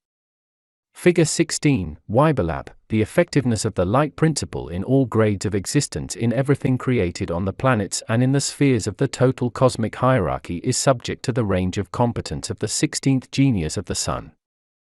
Figure 17, Tzizhet, divine enlightenment from its most simple to its highest form is made available by the 17th original genius of the Sun sphere to all human beings and all beings of all planets and spheres, either by inspiration, or by intuition, or by any other faculties. Figure 18, Dabetz, the 18th genius of the Sun sphere, is responsible for transferring upon men and beings of all planets and spheres the recognition of the divine virtues and for making them acquainted with the influence of these virtues and for helping man to realize them. Figure 19, Banamol, the materialization of the divine original light within the creation of all planets and in all spheres of our cosmic hierarchy, down to the most inferior expression of vitality, belongs to the range of power of the 19th genius. Figure 20, Imuyir, the 20th original genius of the Sun sphere controls the original principle of health, that is, the complete harmony, with regard to the laws of analogy, and the magical equilibrium in men and beings of all planets and spheres. Figure 21, Dukeb, the laws of relationship by the plus principle and the minus principle in the created universe, that is, in the total cosmic hierarchy, and the control of lawfulness are the responsibility of the 21st original genius of the Sun sphere. Figure 22, Emsel, the laws of dynamics and expansion on all planes of existence, on all planets and spheres of our cosmic hierarchy, are subject to the influence of the 22nd original genius of the Sun.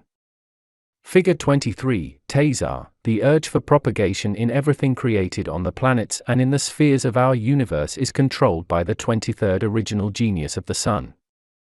Figure 24, Fusradu, the laws of attraction and repulsion, that is, the laws of sympathy and antipathy, are controlled, on all planets and in all spheres of our cosmic hierarchy, by the 24th original Sun genius.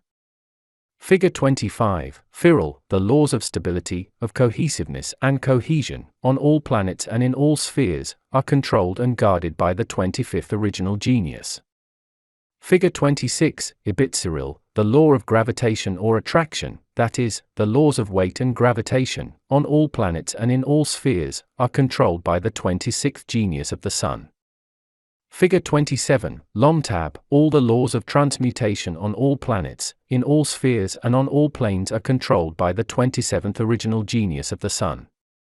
Figure 28, Sibael, the 28th original genius of the Sun is the guardian of all laws of vibration and oscillation on all planets and in all spheres of our cosmic hierarchy.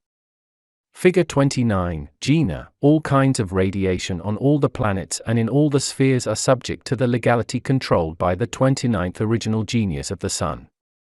Figure 30, Kasriobu, the quality of everything existing in the world of creation is controlled by the 30th original genius.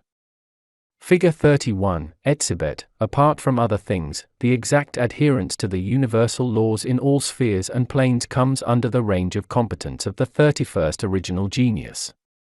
Figure 32, Balaam, the 32nd original genius, is in charge of all the laws of analogy in all spheres and on all planets, in all ranges of power of our cosmic hierarchy.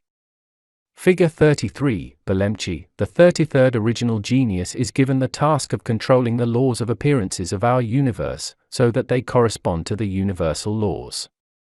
Figure 34, Erisat, the 34th original sun genius, controls the equilibrium on all planets and in all spheres of our cosmic hierarchy. Figure 35, Tinas, the laws of solidification, of crystallization, of fixation, etc., are controlled by the 35th original sun genius. Figure 36, Gain, the control of the evolution of men and animals in our universe, in all spheres and on all planets, in all ranges of power, is in the hands of the 36th original genius. Figure 37, Imtub, the fate and karma of everything living and created, from the smallest up to the greatest, is controlled by the 37th genius of the sun sphere. Figure 38, Erab, the 38th original genius, is regarded as the original initiator and is, at the same time, a guardian of time and space on all planets of our universe. Note, the sphere magician knows that time and space only exist where there are physical shapes and created things, no matter whether so-called dead or living creatures. Contrary to it, all spheres starting from the zone girdling our Earth up to the highest spheres of our cosmic hierarchy, but not their planets, are timeless and spaceless. Figure 39, Tybala, the 39th original genius of the sun sphere, is the ruler of all ideals of men and beings in all spheres and on all planets. Figure 40, Chibis, the control of the spiritual development of men and beings on all planets and in all spheres, including evolution, lawfulness and the karma, falls under the competence of the 40th genius of the sun. Figure 41, Selub, the 41st original genius of the sun sphere, is regarded as the creator of all original symbols and their original language, the cosmic language, and as a guide of all original ideas that have been realized. Figure 42, Levum, the 42nd genius, is to be regarded the original creator of all magical science and of Kabbalah. Figure 43, Vazat, is an original initiator into the water principle and its magnetic fluid in all grades of density and effectiveness on men and beings, on all planets and in all spheres of our universe. Everything created in which the water principle is active is controlled by Vazat, the 43rd genius of the sun sphere. Figure 44 is Habsab. All creatures living in water, on our Earth as well as on all other planets, are under the influence of the 44th sun genius. Figure 45, D-Bitsit, is the name of the 45th genius of the sun sphere. All means of evocation, and, apart from this, all processes of combustion, including fermentation, are controlled by this genius. Judging from their range of power, the original genii of the sun sphere are to be regarded, in the cosmic hierarchy, as the mediators of the original creator of the planetary system. For the reader's information, and in order to gain a better survey, I have only given an abstract idea of each genius. In relation to the effect of these abstract ideas, there exist many parallels which the magician will arrange intuitively himself, or he receives the according enlightenment during his contact with the genii of the sun sphere. In any case, the magician will attain that much knowledge that there is a lack of words to tell anything about it in detail. As soon as the sphere magician is master of the sun sphere, there exists no problem anymore which he would not be able to solve in the right way. His knowledge has no gap, and by means of this sphere he is able to become a perfect adept. For a magician acquainted with Kabbalah, it becomes now clear why the Kabbalistic initiations tell that the connection with the Godhead will be accomplished on Tifreth, which is the sun sphere according to the Kabbalistic tree of life, in which the magician can obtain the union with God. As is told in the tree of life, literally the magician must have covered half of the way to God. That means he must have control over the spheres until the sun sphere inclusive, whereupon God will go to meet him in the second half, so that it comes to the union with God. In this case it is not a connection with a personified God, but knowledge and wisdom, might and power will be united to one. 8. The intelligences of the Mars sphere. The magician who has honestly struggled through the sun sphere and who controls it as well as the other preceding spheres will now find it easy to roam the following 3 spheres and get them under his control. The next sphere in the hierarchy is the Mars sphere, which is influenced by such powerful intelligences that it would be very dangerous for any magician who has not brought under his control the preceding spheres to evoke them. For this reason, and also because one could do much harm, for instance, from the point of view of talismanic magic, and also in the use of the seals of the Mars intelligences regarding their power, dynamics and appearance, I desist here from publishing the seals of the individual positive intelligences of the Mars sphere. Only the names and the graduation I want to state. The experienced sphere magician will get into contact with some of these intelligences during his mental wanderings, in order to learn about their seals, names and range of power. By doing so, I can never be made responsible for any misuse of the seals by an immature person, for the Mars intelligences, even the positive ones, can cause a person's instant death if called or evoked without the necessary precautions and preparations. Apart from this, many seals could be misused for erotic purposes. The person interested in genuine knowledge will understand my attitude to give only the names of the intelligences. For the mature one, my information will suffice. The expert in astrology will know that the Mars sphere, in its effectiveness, prevailingly adheres to the Mars principle, for passionate love, eroticism, supernatural power of man, wars, etc., depend on the influence of the Mars sphere. For the reader's information, it is pointed out in this connection that the negative intelligences living in the Sun and the Mars sphere are the most dangerous ones of our whole cosmic hierarchy. Under their range of effectiveness come murder, homicide, robbery, fires, destruction, etc. 1. Rarum, 1 to 10 degrees Aries. 2. Gibsia, 11 to 20 degrees Aries.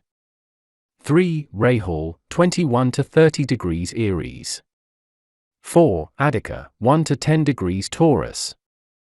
5. Agricole, 11 to 20 degrees Taurus. 6. Pfeifel, 21 to 30 degrees Taurus. 7. Imini, 1 to 10 degrees Gemini. 8. Kolua, 11 to 20 degrees Gemini. 9. Elbnahim, 21 to 30 degrees Gemini. 10. Itits, 1 to 10 degrees Cancer. 11. Urodu, 11 to 20 degrees Cancer. 12. Erkaman, 21 to 30 degrees Cancer. 13. Oxos, 1 to 10 degrees Leo. 14. Otobir, 11 to 20 degrees Leo. 15. Kutrak, 21 to 30 degrees Leo. 16. Idir, 1 to 10 degrees Virgo. 17. Abadir, 11 to 20 degrees Virgo. 18. Idida, 21 to 30 degrees Virgo. 19. Sibba, 1 to 10 degrees Libra. 20. Azza, 11 to 20 degrees Libra. 21. Abadil, 21 to 30 degrees Libra. 22. Scorpia, 1 to 10 degrees Scorpio. 23. Vilusia, 11 to 20 degrees Scorpio. 24. Karum, 21 to 30 degrees Scorpio. 25. Sagitta, 1 to 10 degrees Sagittarius. 26. Agila, 11 to 20 degrees Sagittarius. 27. Borum, 21 to 30 degrees Sagittarius. 28. Absalm, 1 to 10 degrees Capricorn. 29. Istria, 11 to 20 degrees Capricorn. 30. Abdomen, 21 to 30 degrees Capricorn. 31. Anotta, 1 to 10 degrees Aquarius. 32. Eleutria, 11 to 20 degrees Aquarius. 33. Obula, 21 to 30 degrees Aquarius. 34. Pysia, 1 to 10 degrees Pisces. 35. Philista, 11 to 20 degrees Pisces. 36. Odorum, 21 to 30 degrees Pisces. 9. The genii of the Jupiter sphere. The magician will not try to get into contact with any of these, unless he has completely succeeded in getting at least a few of the intelligences of the Mars sphere under his power, who, as has been pointed out in the preceding chapter, are all very difficult to control. The vibrations of the Jupiter sphere are far easier to stand up to than the ones of the Sun and the Mars sphere. Therefore the sphere magician will find it easy to get into contact also with the genii of the Jupiter sphere. Their range of power is very large, and their influence, which is somehow of an abstract nature, penetrates all subordinated spheres right down to the zone girdling our Earth and has its effects on all three planes, the mental, the astral and the physical plane. The sphere magician who has become acquainted with all the preceding spheres, either by evocation or by mental wandering, and got into contact with individual beings, genii and intelligences will, no doubt, now be convinced that he can achieve and gain more, regarding knowledge and wisdom, by mental wandering, that is, with his mental body, in the individual spheres and therefore also in the Jupiter sphere than by merely calling beings, genii and intelligences to our Earth by help of evocation. This is, however, not to say that the magician should not practice evocation. Quite the contrary, it is advisable to practice both methods and to try to have an equally perfect command of both. If, however, the magician is interested in special problems, especially spiritual ones, if he wants a better conscious assimilation of subtleties, he will always prefer to visit the spheres, in this case the Jupiter sphere, by mental wandering. Influenced by the vibrations of the Jupiter sphere, the magician's consciousness is expanded, he can penetrate deeper into the truths revealed to him by the genii, can understand them better and can, without special effort, transfer the gained truths into his physical consciousness after having returned into his physical body, in our physical world. Besides this, the magician will find it easy to express, in the language of the intellect, the knowledge he has gained in the Jupiter sphere. Only practice will teach the sphere magician with which sphere inhabitant he should get into contact by mental wandering and with which one he should do so by evocation. Of all the beings, angels and genii of the Jupiter sphere, 12 are regarded as the highest-ranking ones, due to their unlimited range of power. Their influence works on the whole cosmic hierarchy, that is, on all the spheres, planes and planets and their inhabitants. Each of these 12 original genii has a certain relation to our zodiac, and their laws of analogy are identical to all spheres and planes of our cosmic hierarchy. At the time of their first evocation, the seals of the Jupiter genii have to be drawn in blue color. Figure 1, Malchdale, Aries, is the first genius of the Jupiter sphere, who keeps in equilibrium the electric fluid of the whole cosmic hierarchy. His job is to enliven everything created in all three kingdoms of our Earth and the zone girdling the Earth. Malchdale controls and directs the will and the activity of every human being and all other creatures.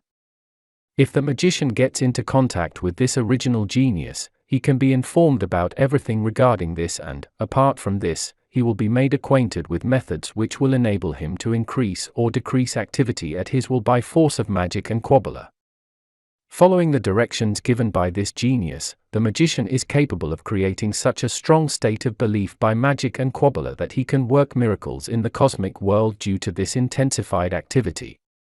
Besides this, Malchdale can initiate the magician into the original element of fire in all its aspects and analogies in the microcosm and macrocosm, and give him directions and methods regarding the complete control of this original element in all its phases by magic and Kabbalah, in order to become absolute sovereign of activity in the microcosm and macrocosm. There are, however, many more laws, wisdom and kinds of knowledge regarding activity, electrical fluid, original fire element, principles of light, etc., with which this original genius may not only make the magician acquainted, but which the latter may also get under his control by an apt abhisheka, that is, an apt transfer of power. In sphere magic, this original genius is one of the most powerful, and no magician should fail to get into contact with him, since he will, by this connection, gain a power in the cosmic hierarchy that no other intelligence of any other sphere, perhaps with the only exception of the Uranus intelligences, could give him. Figure 2, Asmodel, Taurus, is the second original genius of the Jupiter sphere. He is responsible for the direction and control of the original principle of cosmic love with all its aspects and analogies, in all spheres and on all planes and planets of the hierarchy. The magician who gets into contact with this original genius will be made capable of perceiving the deepest mysteries of love not only in its emotional and intellectual aspects, but also from the point of view of wisdom. This original genius explains to the magician how any kind of cosmic vibration of love can be caused in any sphere, no matter whether by evocation or mental wandering, whether by magic or by Kabbalah. All miracles that can be caused and realized in love matters by magic and Kabbalah, that is, not only in our own physical world or in the zone girdling our Earth, but also on all other planets and in all other spheres, are made available to the magician by this genius. All the ways of holiness which behold divinity under the aspect of love are directed by Asmodel, and the conscious sphere magician is instructed, theoretically as well as practically, in all the aspects. The magician interested in the mysteries of cosmic love existing in the whole cosmic hierarchy will find this genius to be the best initiator. Figure 3, Ambriel, Gemini, is the third original genius of the Jupiter sphere, who has under his command all knowledge of the whole cosmic hierarchy. He is the supervisor of the mind, of the intellect, that is, of all theoretical knowledge in all fields of science. Ambriel directs the maturity for knowledge, the capacity of perception of each being in the whole cosmic hierarchy. Taking into consideration the grade of maturity and development, this genius not only directs the intellectual power of perception and the intellectual faculties of the individual, but of the total of the inhabitants of all planets. Under his range of competence come all the sciences and arts on all planets which have to do with the mind and intellect. The magician who has got into contact with this genius will be made acquainted, depending on the grade of his development, with a kind of knowledge which truly is only accessible to such initiates that have learned to work consciously with the Jupiter sphere by force of the Akasha principle. Figure 4, Mergel, Cancer, the fourth genius of the Jupiter sphere has to control and keep in equilibrium the total magnetic fluid in the cosmic hierarchy. He is responsible for the fluid state on all planets and also for the element of water in the whole cosmic hierarchy, including our world, in its physical, astral and mental state. The magician can be fully instructed by this original genius in the original element of water, its workings and effects, regarding the whole cosmic lawfulness and in respect of magic and Kabbalah, and furthermore, in the way by which, under the influence of the magnetic fluid, certain occult faculties can be wakened and developed in the mental body, for instance, transcendental seeing in all spheres and on all planets.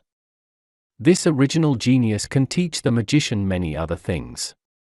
The sphere magician who has a perfect command over the magnetic fluid can work miracles by its help, miracles which the non-initiate would never be able to imagine.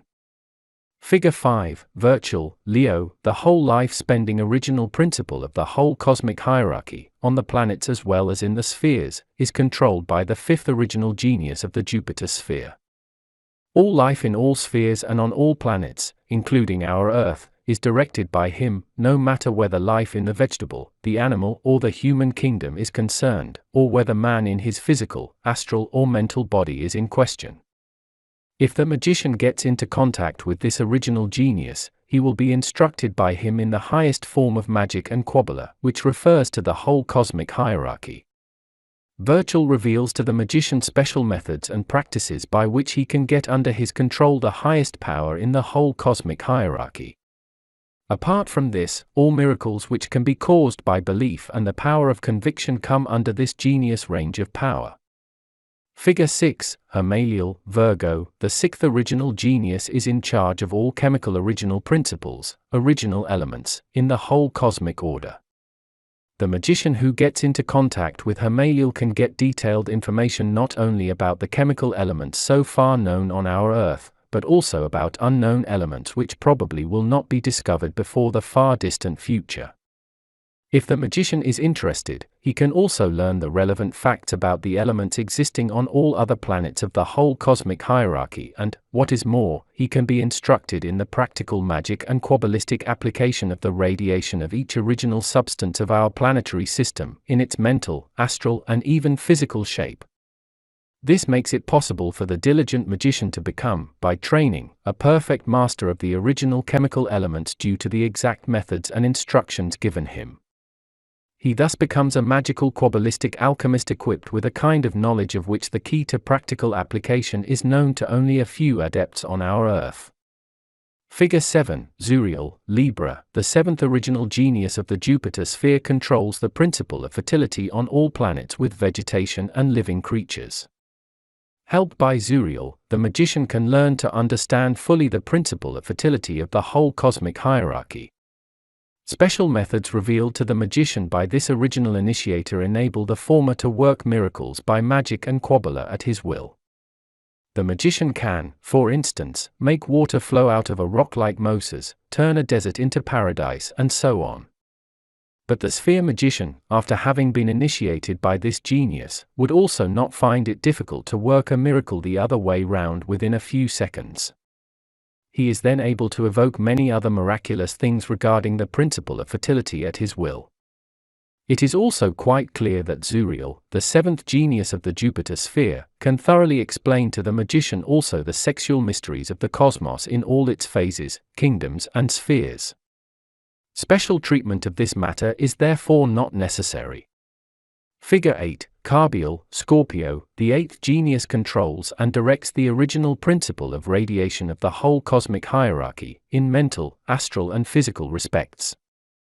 The magician who gets into contact with Carbiel can reveal, by magic and Kabbalah, or by magical Kabbalistic metaphysics, any secret of the whole cosmic hierarchy in this respect, and he realizes how the various laws of the original principle of radiation can be applied in practice. The magician who is able to control the original principle of radiation becomes the absolute ruler of the microcosmic and macrocosmic hierarchy, and he is then free to make practical use of his power according to his own ideas. Figure 9, Aduachiel, Sagittarius, the control and direction of the original legality, of justice and equilibrium, that is, of the perfect harmony in the whole cosmic hierarchy, in all spheres and on all planets of our universe, is in the hands of the ninth genius of the Jupiter sphere. The magician may be instructed by this genius in the highest wisdom and deepest mysteries of divine law, justice and equilibrium. At the same time he is taught by Aduachiel to apply all laws of the universe by magic and Kabbalah, without causing any disturbance in its equilibrium. Figure 10, Haniel, Capricorn, the karmic original principle of the whole cosmic hierarchy has been controlled, from the beginnings of time, by the 10th original genius of the Jupiter sphere, on all planets and in all spheres. The magician taking interest in this particular matter can be informed of the effects of the karmic laws in all spheres and planes, and he will learn how, from the magical Kabbalistic point of view, the original karmic principles and their laws can be made use of in the various spheres. Figure 11, Cambiel, Aquarius, the original principle of crystallization, condensation, and hardening, in the whole cosmic hierarchy, in our whole universe, is controlled by the 11th original genius of the Jupiter sphere. Moreover, this genius is also responsible for the regular cycle of all planets and therefore also for gravitation, the force of gravity, the power of attraction itself. The magician can be informed by Cambiel about all the secrets of crystallization, not only on our planet, but also on all the other ones. This means from the magic Kabbalistic point of view that the magician will be taught to change by alchemy, magic and Kabbalah the principle of solidification through diminished or enlarged vibration, depending on the qualities of the substance, so that he is finally able to change, if he wishes, a gravel stone into a diamond, or, vice versa, a diamond into a gravel stone, thus making use of the knowledge acquired from Cambiel. Furthermore, the magician is instructed by this original genius in the laws of alchemy in its most subtle form, especially with regards to the so-called dry process. He is also informed of the practical application of gravitation from the magic Kabbalistic point of view. If a sphere magician so wishes, he can make the biggest pieces of rock as light as a feather, and he is able to make light things so heavy that no force on earth is able to lift them up. This means that this original genius can easily explain to the magician any problem of levitation, and that he knows many various methods by which the magician can acquire these faculties, and he will be pleased to inform the sphere magician about them. Figure 12, Jophaniel, Pisces, the original principle of evolution on all planets, in all spheres and on all planes, the mental, astral and physical plane, of the whole cosmic hierarchy is controlled by the 12th original genius of the Jupiter sphere. This genius is directing development and maturity in all spheres and on all planets. It is difficult to describe by words what experience and what gains the magician will make when he gets into contact with this genius. He will be equipped with a kind of profound knowledge and wisdom that scarcely can be comprehended by the intellect of a non-initiate. 10. The Saturn sphere. The Jupiter sphere does not bring us to the end of the descriptions of the planetary system of our cosmos. The next sphere to mention is the Saturn sphere. Like the Mars sphere, this sphere is very hard to contact, and only a well-trained sphere magician should dare to embark upon it after having gone through different initiating systems with a few original intelligences and after having gathered much experience, during the course of many years, in mental wanderings to the individual spheres and thus feeling almost at home in them. Not every human being is strong enough to stand up against the oscillations of the Saturn sphere, since they have the depressing quality of a nightmare. The Saturn sphere is, in fact, the so-called sphere of karma. Its intelligences may be regarded from man's rational intellectual point of view, the judges of all beings, planets and spheres. From the magical Kabbalistic point of view, direct contact with any of these judges has no practical value. If, however, the magician considers himself mature enough and well acquainted with the spheres, he might as well try to get into contact also with the intelligences of the Saturn sphere. I desist, however, from giving any description of the individual intelligences of the Saturn sphere, even from mentioning their names and seals, for it could so happen that some presumptuous human being, without thinking of the consequences, would dare to call up a Saturn being by evocation. If the person is, in such a case, not strong enough to resist the vibration of that Saturn intelligence, not only his physical, but also his astral death becomes unavoidable. Therefore a general description of this sphere will suffice for the mature and wise, and such will, in spite of such a short description, be able to get a clear picture of the effectiveness of the Saturn sphere. The few Saturn intelligences that have been mentioned in known books written by authors such as Agrippa, Conrath, and others, are not the highest intelligences of this sphere and have, in general, only a subordinated range of competence when compared with the genuine original intelligences of the Saturn sphere, 49 in number. The already known intelligences named Agil, Arathran, Cassiel, Mochatan, Uriel, etc., have, therefore, not much importance in the Saturn sphere and are by no means original intelligences. However, they show a certain affection for the zone girdling the earth, are friendlier with the magician and therefore also easier to get into contact with. What these intelligences can offer the magician in respect of magic and Kabbalah, the latter is sure to get to know much more from the intelligences of any other planet sphere. I am talking in this respect from the point of view of personal experience, and every magician is able to find out the truth of these words himself. What, for instance, Arathran can offer the magician, each of the 360 heads of the zone girdling the earth can also do, without the magician having to travel to the Saturn sphere. The same is true of Agil and the other so-called intelligences of the Saturn sphere mentioned in the common grimoires. During wanderings, in my mental body, through the Saturn sphere a long time ago, I personally came across Agil and Arathran and conversed with them, so I am recording here personal experience. As far as the 49 original intelligences of the Saturn sphere are concerned, it should be mentioned that they are responsible for the original karmic principle of all spheres, especially for the doings and effectiveness of all the negative beings of each sphere, beginning with our physical world. In accordance with divine providence, they allow for the bad effects of negative beings. They are in charge of the powers and effects of the principle of destruction in the whole cosmic hierarchy. They see that justice is done and, depending on the approval of divine providence, let negative effects become reality by their subordinate beings.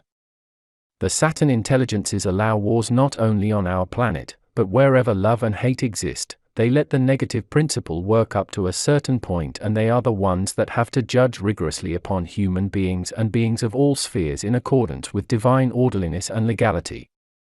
Therefore the Saturn intelligences are regarded as the so-called judges and executors of fate in the word's highest sense. Moreover, they decide upon how long magicians who have concluded a pact with beings negative or positive have to remain under the power of the relevant beings. Each original intelligence of the Saturn sphere has a certain range of power. They have each a certain planet and a certain sphere under their command.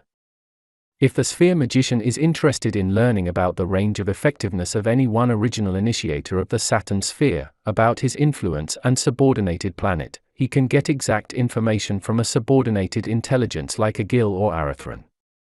From what has been said here, the magician will gather that he need not actually avoid the Saturn sphere, but he will less care to contact its 49 original intelligences. It is not a pleasure to see the doings of negative beings or to watch mentally how they are controlled and punished. One needs strong nerves and a strong mental steadfastness to do that. So much about the Saturn sphere. The seals of Agil, Arathran, and the other inferior intelligences of the Saturn sphere are generally known. Every magician will take heed not to reveal the names and the seals of the 49 original intelligences of this sphere to any immature person and will fully understand why I desist from giving details. 11. The spheres of Uranus and Pluto. With the Saturn sphere, the description of the general magic of the spheres has been concluded, that is, the hierarchy of the 7 spheres known to us has been sufficiently explained. However, the genuine initiate who has learned to move about with his mental body in the universe at will and to his heart's desire, and to resist, in his mental body, the different oscillations and vibrations of each sphere will have found out for certain that there exist, beyond the Saturn sphere, numerous other spheres, which have no direct influence on our Earth or on the zone girdling our Earth, at least not to any extent that it would make it worth considering from the point of view of magic and Kabbalah. The first sphere worth mentioning after the Saturn sphere is the Uranus sphere, the small influence of which only reaches as far down as the Moon sphere. If a magician, acquainted with the magic of the spheres, is on a visit in the Moon sphere, he will be able to feel there the effects of the Uranus sphere. In the zone girdling the Earth this sphere is also known, but its influence hardly ever penetrates far beyond the Moon sphere. It usually fades away and ends in the latter sphere. This stated fact has, of course, nothing to do with the astrological interpretation of the planet Uranus, which cannot be dealt with in this connection. The Uranus sphere will not have any influence on the zone girdling the Earth and on our planet before the next cycle of evolution takes place. Nevertheless, the magician will find, in the Uranus sphere, intelligences who can initiate him into the magic and Kabbalah of the macrocosm. To give the reader any details here is not possible, since the time for their disclosure has not yet come. However, it is worth mentioning in this connection that true initiates call proper Kabbalah the Uranian, that is, the cosmic language. This means that magic and Kabbalah and their practical application are controlled and directed in the whole macrocosm, that is, in our cosmic hierarchy, by intelligences of the Uranus sphere in accordance with the universal laws. It therefore rests with the intelligences of the Uranus sphere to decide to what extent each being, each original intelligences of the other spheres is able to apply any kind of Kabbalah and magic or to teach their applications to magicians. The sphere magician who gains a firm footing on the Uranus sphere gets into contact with the original intelligence there and is initiated by them into magic and Kabbalah. Nothing else can be given to him by any other initiator of whatever sphere or plane, for such a magician has become a perfect adept, a genuine master, a hierarchic magician and Kabbalist. He has become master not only of the zone girdling the Earth, but also of all spheres and kingdoms. He who has proceeded this far into sphere magic and has also exhausted the Uranus sphere may say with justice of himself that he is a perfect adept, who fully comprehends, in the human sense, the Book of Wisdom with its 78 leaves, tarot cards, and perfectly controls its law in the microcosm and macrocosm. To such an initiate I also cannot offer anything else. From this short description of the Uranus sphere the initiate will eventually gather how long the way to perfection is. It is here that our hierarchy ends. Beyond this there exists another sphere, the Pluto sphere, but the magician, in his present state of development, cannot profit anything from that sphere, for it will have no effect on the zone girdling our earth before the so-called second day of Brahma, the next cycle of evolution. The surface of our earth will then be inhabited by quite a different race of people, who will have a different skin color and different laws from ours. During travels in the mental body, I have come through various other spheres besides the ones already mentioned, about 30 in number. But these spheres, in their present state of evolution, have no significance for us human beings, nor for the zone girdling our earth, for they do not come under the range of power of our hierarchy. The extent of this book does not allow any kind of description of those spheres. The magician will realize that beyond our universe, our macrocosm, our planetary system, beyond the hierarchies and spheres that have been described in this book, there exist many other, much greater universes, which adhere to quite different forces, laws and analogies than our macrocosm. To give a detailed description of all these is without exaggeration, impossible. 12. Intercourse with beings, genii and intelligences of all spheres by mental traveling. This chapter may not be necessary for the sphere magician. However, not every reader will be able to put to practice at once all that he has read in this book. Many of the readers may first want to enlarge their theoretical learning. It is for them that these lines will serve as stimuli for enriching their knowledge.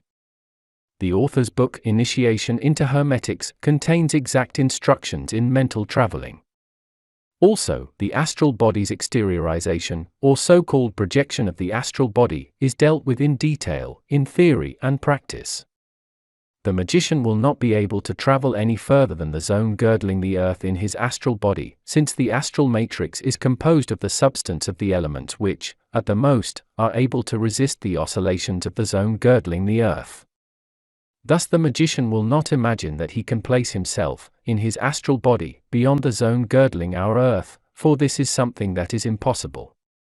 The sphere magician with practical experience will know that the astral body is confined by divine providence to the laws of the zone girdling the earth, and that it cannot break these laws. Moreover, the astral body depends on the space principle. The magician will find this verified when visiting the zone girdling the earth. The magician can place himself with his astral body into the world of the elements and visit any place on our planet, no matter whether on or under the earth. His astral body is even able to resist the most subtle oscillations of the zone girdling the earth, but he will soon realize that he cannot go any further than this zone. If he dared to leave it in his astral body, with his physical body meanwhile lying on the physical plane, remaining in contact with the astral body by the astral matrix, the experiment would result in the instant splitting of the astral matrix and the magician's instant physical death. It would then be useless to try to revive the astral matrix, the physical body having become a victim of the elements. If, on the other hand, it so happened that the projection of the astral body should succeed in spite of the magician's physical death, and that the mental body together with the astral body were to penetrate beyond the zone girdling the earth by force, the mental matrix would rend asunder, the mental body would be parted from the astral body, the latter again becoming a victim of the elements in the astral world, which would consume such a dead astral body within a short period of time. It would then be impossible for the magician to return to his astral body, and his spirit would be banned in the sphere appropriate to his last state of development. Such an act of force committed by a magician would be severely punished by the judges of the Saturn sphere. A similar act of force and catastrophe is the conscious separation of the astral matrix from the physical body, or of the mental matrix from the mental body, which has already been termed in the Bible as a sin against the spirit. The true meaning of the words "against the spirit" from the Hermetic point of view is only known to few people. For it is true that such cases are rare. Generally, the urge for self-preservation is the reason why the bounds are hardly ever exceeded in this respect. Moreover, each magician has an intelligence acting as his guardian angel who warns him in time from such karmic catastrophes. This explanation, in a way, also throws light on the Faustus tragedy, which is quite clear to every initiate. Here are a few facts with respect to mental traveling. The sphere magician who has absorbed the author's first work, Initiation into Hermetics, has learnt how to separate his mental body. He has been told at the beginning of this book, the author's second work, that in practice this is only possible if he has a perfect command of the facts laid down in Book 1. The magician has learned to set free his mental body and to wander first into the mental sphere of our physical world. After sufficient practice, he extended his visits to the astral plane around our physical world, and after that he became capable of visiting, with his mental body, any place of our physical world where he wished or desired to be, where he wanted his spirit to be placed. Then he visited the kingdoms of the elements, having taken on, for that purpose, the shape of the beings of the elements by force of imagination, thus enabling them to see, hear and feel him. One after the other he visited the kingdom of the gnomes, the kingdom of the undines, roamed the regions of the air with its sylphs or fairies, and finally traveled through the kingdom of the salamanders to get also that region under his control. After that the magician learned to elevate his mental body into the planes, above all filled with the desire to get to the zone girdling the earth. After some training his mental body rose into a vertical position, and the magician saw himself transferred to that zone, according to his wish. Having reached the zone girdling the earth, the oscillations of which the magician's mental body successfully resisted, the magician soon was surrounded by beings of that zone. Later he was able to get to know, one after the other, the heads of the zone girdling the earth, whose names and seals are contained in this book, thus taking up contact with them. They made the magician acquainted with all the facts regarding that zone and taught him how he could get to the plane next to theirs, that is, the moon sphere. The magician is able to betake himself to the moon sphere without a guide. He must at first get his mental body influenced with the color of the moon sphere, that is, get it dyed silvery white, with a slight touch of violet. As soon as he has his body completely impregnated with the accumulated light of silvery white and slightly violet color, he is again raised into a vertical position, this time wishing to wander to the moon sphere. When first trying to raise himself from the zone girdling the earth into the moon sphere, the magician will have the sensation of a rotary motion. Repeated training will take this feeling of dizziness from him, and the feeling of pressure in the solar plexus region will also cease. The elevation itself is instantaneous. Suddenly the magician finds himself in a sea of light of a silver-violet color and is already placed into the moon sphere. His desire to get into touch with the intelligences there does not remain unfulfilled. If the magician calls, in this silvery-colored vibration, for one of the intelligences mentioned and described in this book, he will soon see it appear. The contact is the same as in the zone girdling the earth. If the magician wants a being from another sphere to do a certain thing, he should work out his plans first in the zone girdling the earth and should not betake himself to the relevant sphere without having sufficiently pondered the matter. For during his initial operations his consciousness usually loses its independence by the different color vibration of the sphere. Only by repeated intercourse with the same being will the magician get used to the pressure he experiences in that sphere, and his independent thinking will no longer be influenced by it to such a great extent. After the magician has had experience with all of the 28 intelligences of the moon sphere, he will have become complete master of it, and he can then change its influence within himself by either increasing or diminishing its vibrations, in order to suit the extent of power of the beings he is getting into contact with. During his initial visits to the moon sphere, the magician will become aware that its 28 original intelligences possess a power of radiation, an inner expansiveness, that almost paralyzes his mental body. In order to be able to stand up to this influence, the magician must take on a vibration suiting the original intelligences of the moon. This is done by an appropriate condensation of light power of the moon sphere whilst the magician is still in the zone girdling the earth, for otherwise the magician could not get into contact with these intelligences without having to fear the accompanying effects of paralysis. If the magician has become thoroughly acquainted with the moon sphere, he travels, in his mental body, to the next sphere, the Mercury sphere, after having influenced his mental body in the moon sphere with the yellow-orange color oscillation of the Mercury, that is, after having accumulated the light power of the Mercury zone. He then gets into contact with the individual genii of the Mercury zone, one after the other, in much the same way as he has done previously with the intelligences of the moon sphere. After repeated elevation to the Mercury zone, it is no longer necessary for the magician to get there via the moon sphere, for he now can impregnate his mental body with the Mercury vibration whilst still in the zone girdling the Earth, and he may travel from there directly into the Mercury zone. If he succeeds in getting into contact with at least 30 genii of that zone, he is able to carry out the elevation into the Mercury zone straight from our physical world, that is, by carrying through the color impregnation, that is, the accumulation of light power with the Mercury vibration, about his physical body, and he can directly and at once betake himself to the Mercury zone, without having to use the zone girdling the Earth or the moon sphere as transit stations. During his intercourse with genii of the Mercury zone, the magician will not feel such a strong paralyzing effect of their radiation power, since the Mercury zone is, in a way, analogous to the mental body, as has been shown under the chapter dealing with the cosmic hierarchy. The magician should not think of betaking himself into the next sphere, unless he has become absolute master over these three spheres, that is, the zone girdling the Earth, the moon sphere and the Mercury zone. The reason why I pay so much attention to these three spheres is, as already pointed out, firstly because the zone girdling the Earth has an analogous connection with the physical body, with its fate; secondly because the moon sphere has a similar connection with the astral body, with its maturity, its character, its equilibrium, etc., and thirdly because the Mercury zone has a similar connection with the mental body. In the Mercury zone, the stepping stone for travels to higher spheres, the sphere magician then carries through the accumulation of light power from the next sphere, the Venus sphere, before he betakes himself to it. The accumulation of the light power of the Venus sphere must result in a wonderful emerald green color. If he has not become a victim of the temptations in the Venus sphere and has thus become a master of love, he can place himself directly from this physical world into the sphere in question. He must, however, carry out the accumulation of the light power of the Venus sphere in his mental body already beside his physical body.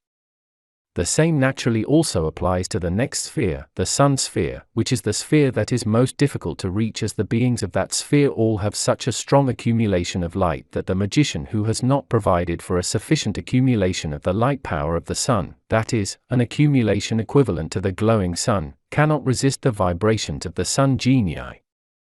If the magician got into touch with a genius of the Sun without having sufficiently prepared himself by an appropriate light impregnation of his mental body, the glowing power of light rays would throw him back into his physical body, and his mental matrix would, as a consequence, lose its equilibrium, and disharmonies would be the inevitable result.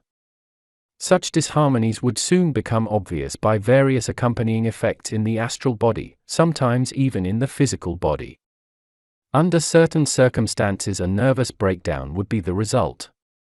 But also other psychic disadvantages might show up. Therefore the magician will consider my warning absolutely necessary and realize that it is not possible to betake oneself into other spheres without knowing their laws of analogy and their application, and without having a sound knowledge of the magic of evocation. After having got the Sun sphere absolutely under his control, the magician will visit the adjacent sphere of Mars. In order to avert any danger from the beginning, only the names, not the seals, of the intelligences of that sphere have been published in this book. The Mars sphere has a light vibration of a ruby-red color. This means that the accumulation of the light power for the mental body must also result in a ruby-red color. Every magician who has learned to master the Sun sphere without any risks may visit all the spheres that lie beyond it, one after the other, with only one exception, the most dangerous sphere of Saturn. Visits to the Jupiter sphere are carried out in the same way, except for the accumulation of light power, which has to result in a sky blue color. Should the magician also want to visit the Saturn sphere, he must carry out the appropriate accumulation of light power for his mental body in a dark violet color. Regarding the Uranus sphere, the accumulation of light power for the mental body has to be lilac-colored, and for visits to the Pluto sphere, the last sphere of significance, it has to be colored in a light gray. The other spheres are colorless. The magician who has proceeded this far and has learned to carry out the accumulation of light powers of the spheres may visit the other planets without any special coloring of his mental body and get into contact with the intelligences living there. As soon as he gets near the sphere he plans to visit, he will perceive, by force of transcendental clairvoyance, the color of that sphere, thus being able to carry through the appropriate accumulation of light power in the universe, before entering the sphere in question. There exist oscillations the colors of which cannot be compared with any of the colors known to us and which therefore cannot be described. Nevertheless, the transcendental eye sees them and can cause the appropriate light oscillation to be evoked in the mental body, making the contact with that sphere and the beings living there. This short description may be sufficient for the genuine initiate. Details in this respect have never been published in Hermetic literature, and up to now only few initiates are acquainted with this knowledge. The sphere magician who has learned to carry through all this in practice knows that the preceding chapters contain no fancy stories, for he has been able to convince himself of the truth whenever he wishes. I have written down only my personal experience. 13. Magical Talismanology. In part 1 of this book, short instructions for the charge of talismans and amulets were given together with hints for their practical application. It seems, however, necessary to remind the reader of a few instructions here, adding to them others which may be new to the magician. In this last chapter, I have decided to write about talismanic magic and those details which have to be considered.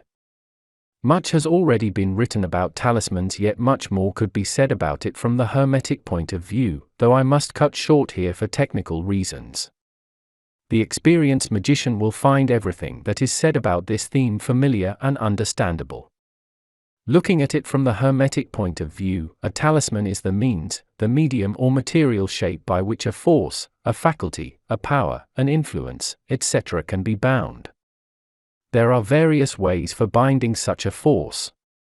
But first, a few words about talismans. The magician has learnt how to get into contact with a being, an intelligence, a genius, etc. He has been shown the 4 possible ways. 1. Mental traveling. 2. Evocation. 3. Passive intercourse as described in the book Initiation into Hermetics in the chapter dealing with Spiritism, and 4. Talismans. As for the shape of the talisman, it can be a piece of jewelry, a ring, a stone, an amulet, a locket, etc. But also other forms may be chosen for talismans. The ones stated above are, however, the usual types. The best way for the magician to go about it is to manufacture the talisman by himself alone, right from the beginning, that is, from its fluid state, as molten metal, up to its charging. If this is not possible, if the magician lacks the necessary skill, etc., he should have the talisman manufactured by someone else, but only in its basic, its raw shape. After the talisman has been brought into its intended shape, the magician starts with the actual talismanic magic by making a genuine talisman, a genuine medium, out of it. The seal of the intelligence whom the magician wants to get into contact with is engraved upon the metal. If the magician cannot do this himself, he can have it done by a conscientious engraver or goldsmith. The object to be used as talisman or amulet is now ready to be magically impregnated. The magician may also, if he wants, take into consideration the astrological signature when preparing, respectively impregnating, the talisman. The wealth of existing astrological literature will make it easy for him to work out favorable stars' influences. When choosing the metal for the talisman, the astrological analogy of the relevant zodiacal sign has to be considered. Since the zodiacal signs were also mentioned in the chapter dealing with the hierarchy of the spheres, it will be easy to choose the kind of metal that is appropriate to the zodiacal sign of the genius that has been selected by the magician. But it is also possible to choose metals in analogy to the planetary spheres. The best metal one can use for the beings, genii and intelligences of all the spheres is the so-called electromagicum, an alloy of the metals that are appropriate to all the planets as described in the author's first book Initiation into Hermetics, in the chapters dealing with fluid condensers. Such an alloy is best suited for the beings of the zone girdling the earth and for the beings of the elements in the kingdom of elements. But also wood, hard wood, or lead may be used for the zone girdling the earth. Regarding the moon sphere and its 28 intelligences, silver should be used for producing the talisman. This is done in accordance with the planetary laws of analogy. For the Mercury zone, use brass. For the Venus sphere, copper. For the Sun sphere, gold. For the Mars sphere, iron. For the Jupiter sphere, tin. For the Saturn sphere, lead. For the other spheres, tin or silver may be used. The analogies given above in respect of the metals to be chosen for the production of talismans are of a general nature. They are only to be taken into consideration by the magician who wants to work with astrological analogies. The well-trained and experienced magician will, in general, find two types of metal sufficient, that is, he will use gold for beings of prevailing electric character and silver for beings of magnetic character. He uses both metals for neutral beings, for beings that are neither active nor passive, that neither have an electric nor a magnetic fluid. In this case, two small plates, equal in size, one made of gold the other made of silver, have to be soldered together, so that one side of the talisman is of gold, the other of silver, if the talisman has, for example, the shape of a pendant. However, for a good initiate and an experienced sphere magician, the question of choosing the right type of metal is of minor importance. He is able to impregnate magically and successfully any object with an intelligence of any sphere, since the magical contact and the impregnation of the objects the magician chooses depend on his magical development and maturity. Adepts usually have only one favorite metal which they prefer for the charging with intelligences. They use pure gold. But, of course, this is not really necessary.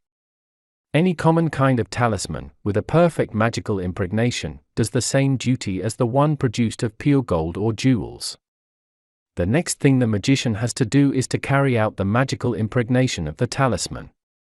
This is the most important work when charging a talisman, for it is by this act that the talisman becomes the appropriate implement for getting into contact with the being or intelligence the magician has in mind.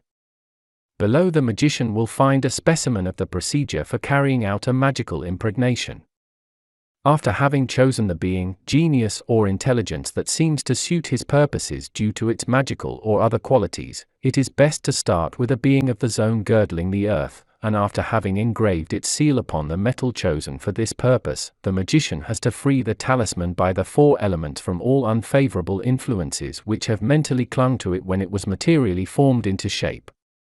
This is done by swinging the talisman a few times over a burning candle with the imagination that the flame burns away, that is, destroys, all negative influences. Moreover, the talisman has to be dipped into a glass filled with pure water where it has to remain for a whole day, the magician having concentrated on the wish that the water may draw out of it any bad influences.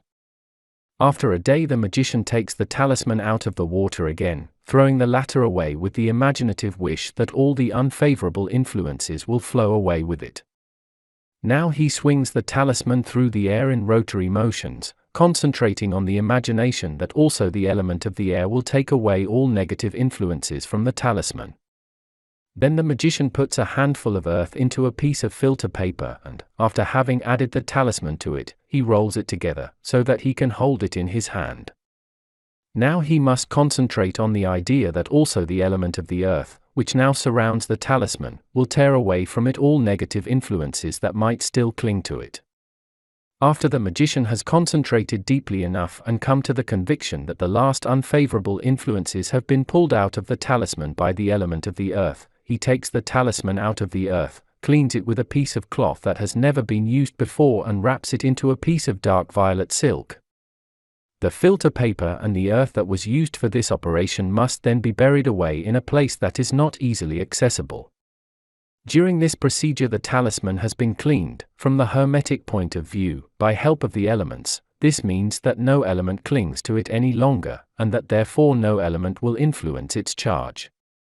If the magician wants to include astrological aspects, he will keep the talisman in the dark violet silk till the astrological hour approaches. When that hour has come, he will carry out the charge of the talisman. He will redraw the engraved seal with a new needle, concentrating on the wish that by this redrawing he bands the being's interests or attention into the object before him. During this procedure the magician can, again and again, repeat in his mind the name of the intelligence in question and imagine that the intelligence is transferring, at that moment, its influence to the talisman. The physical preparations, the getting into contact, as it is called from the Hermetic point of view, have now come to an end. The first step of magic impregnation has been done. Now there exist many possibilities of charge. The most effective way of charge is carried out by evocation, that is, by summoning the intelligence before the magic circle by appropriate rituals and by asking it to approve of the talisman lying in or before the magic circle, that is, to promise the bearer of the talisman to assist him at any time. If the intelligence gives the promise of doing the bearer of the talisman this favor, the magician has achieved what he wanted and the talisman has thus been charged. However, the magician must make sure that before using the talisman he takes all the measures that the intelligence might have recommended him. For the intelligence may, for example, take precautions by asking the bearer of the talisman to do some kind of ritual with it every day, to speak certain formulae over the talisman, or to draw certain signs with it, or to name certain names necessary for the maintenance of the talisman, or to keep certain things a secret, and so forth. If everything necessary was taken into consideration when the talisman was charged, its bearer can achieve the same effects with it as I could do by personal contacts which he might have started by mental traveling or evocation. The above way of charging a talisman is one of the most effective methods in talismanic impregnation for getting into contact with a certain intelligence. But it usually happens that the intelligence in question, when this method is used for getting into contact with it, only sends its subordinated servants to have them bound to the talisman and their names revealed to the bearer. The desired effects are afterwards brought about by them whenever their names are pronounced or a certain concerted signal is given. Another way for impregnating a talisman is as follows: the contact with the intelligence is taken up by repeated imagination of its qualities. The magician has to concentrate these qualities into the metal. He has to keep in mind that in this case time, space, and effects are terminated. This method of impregnation makes it necessary for the magician to have imperturbable confidence, and he must, furthermore, have sufficient magic power to force the intelligence to do his will, that is, to bring about the desired effects.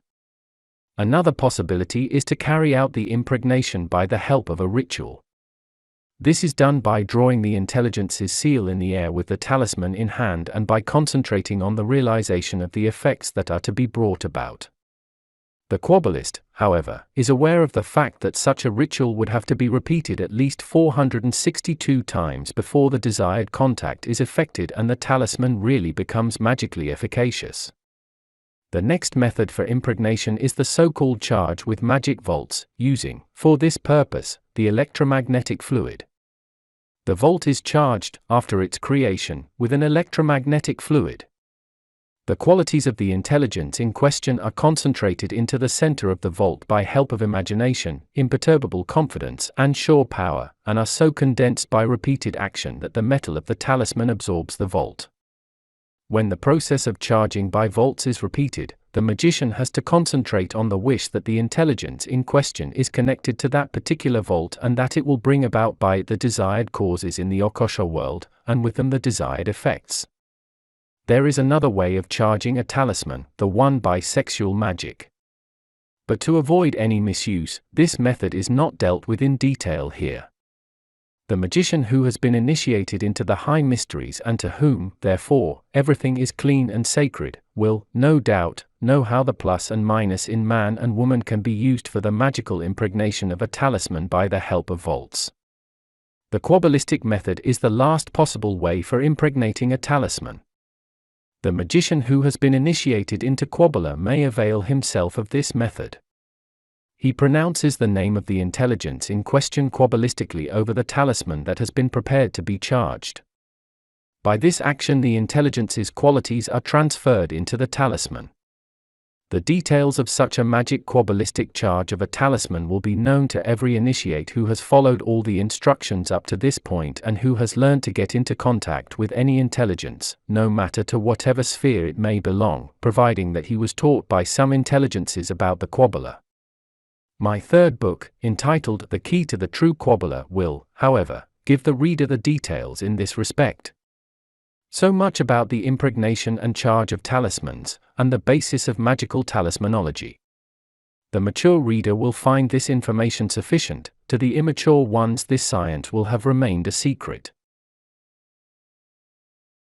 Epilogue by the author. I herewith deliver my second work to the reader, the expert and the sphere magician in the making.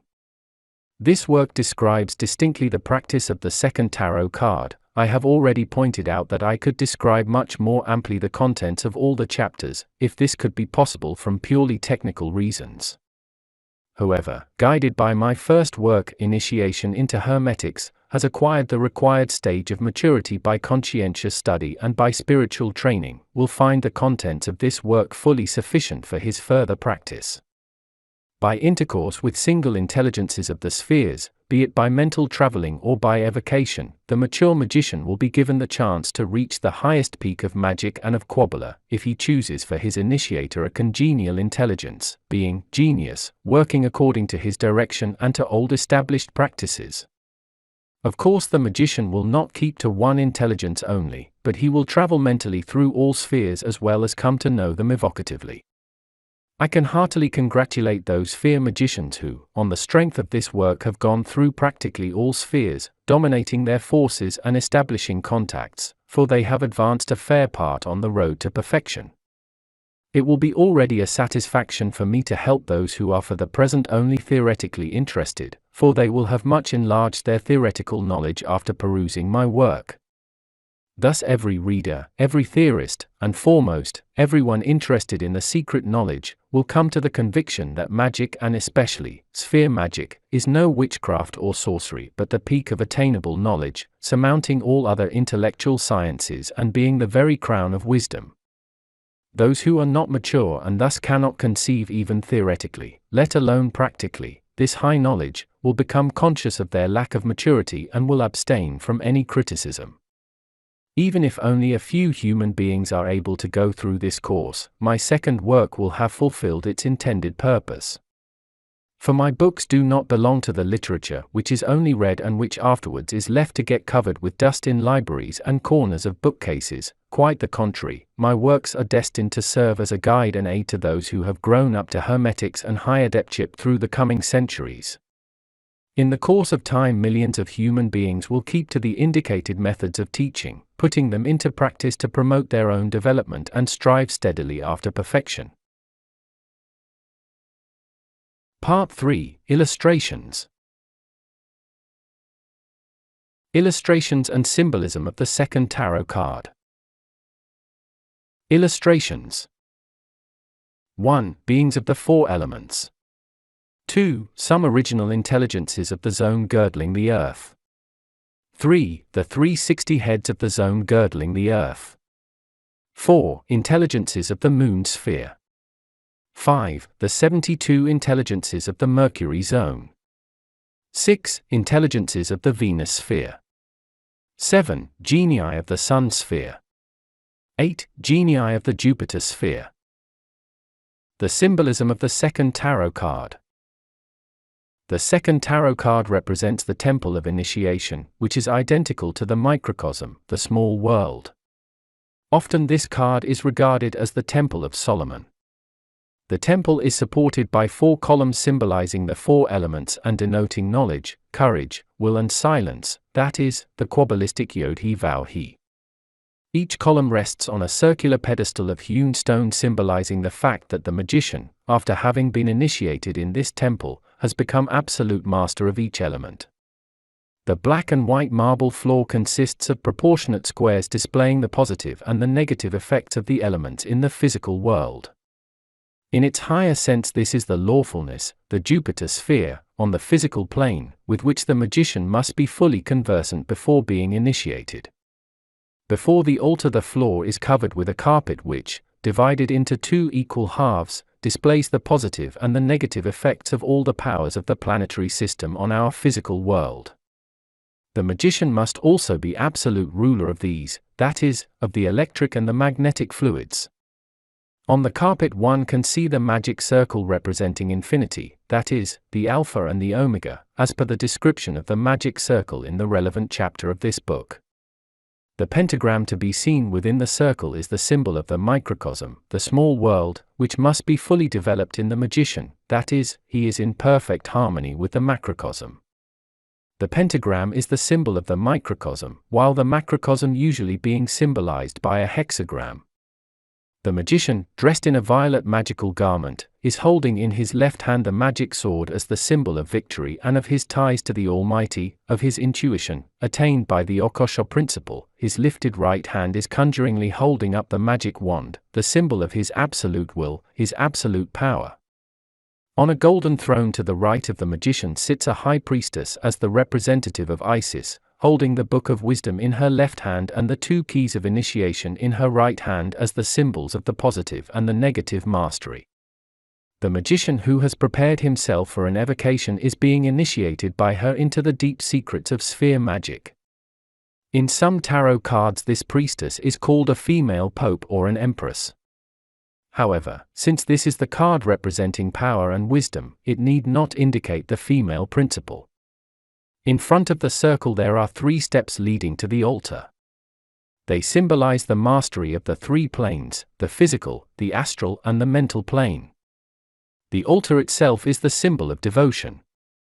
The triangle placed in its center demonstrates the 3-dimensional effect of the divine emanation on everything, in the positive and the negative principle. The 2 censers symbolize the fact that the magician carrying out an evocation has all the positive, the good, and all the negative, the bad, beings under his power, and that he is able to materialize them. The spheric mirror on the altar with its 7 spheric colors indicates symbolically that the magician is not only in contact with all the beings of the 7 planets by mental wandering and divination, but that he is also capable of calling them into our physical world by evocation.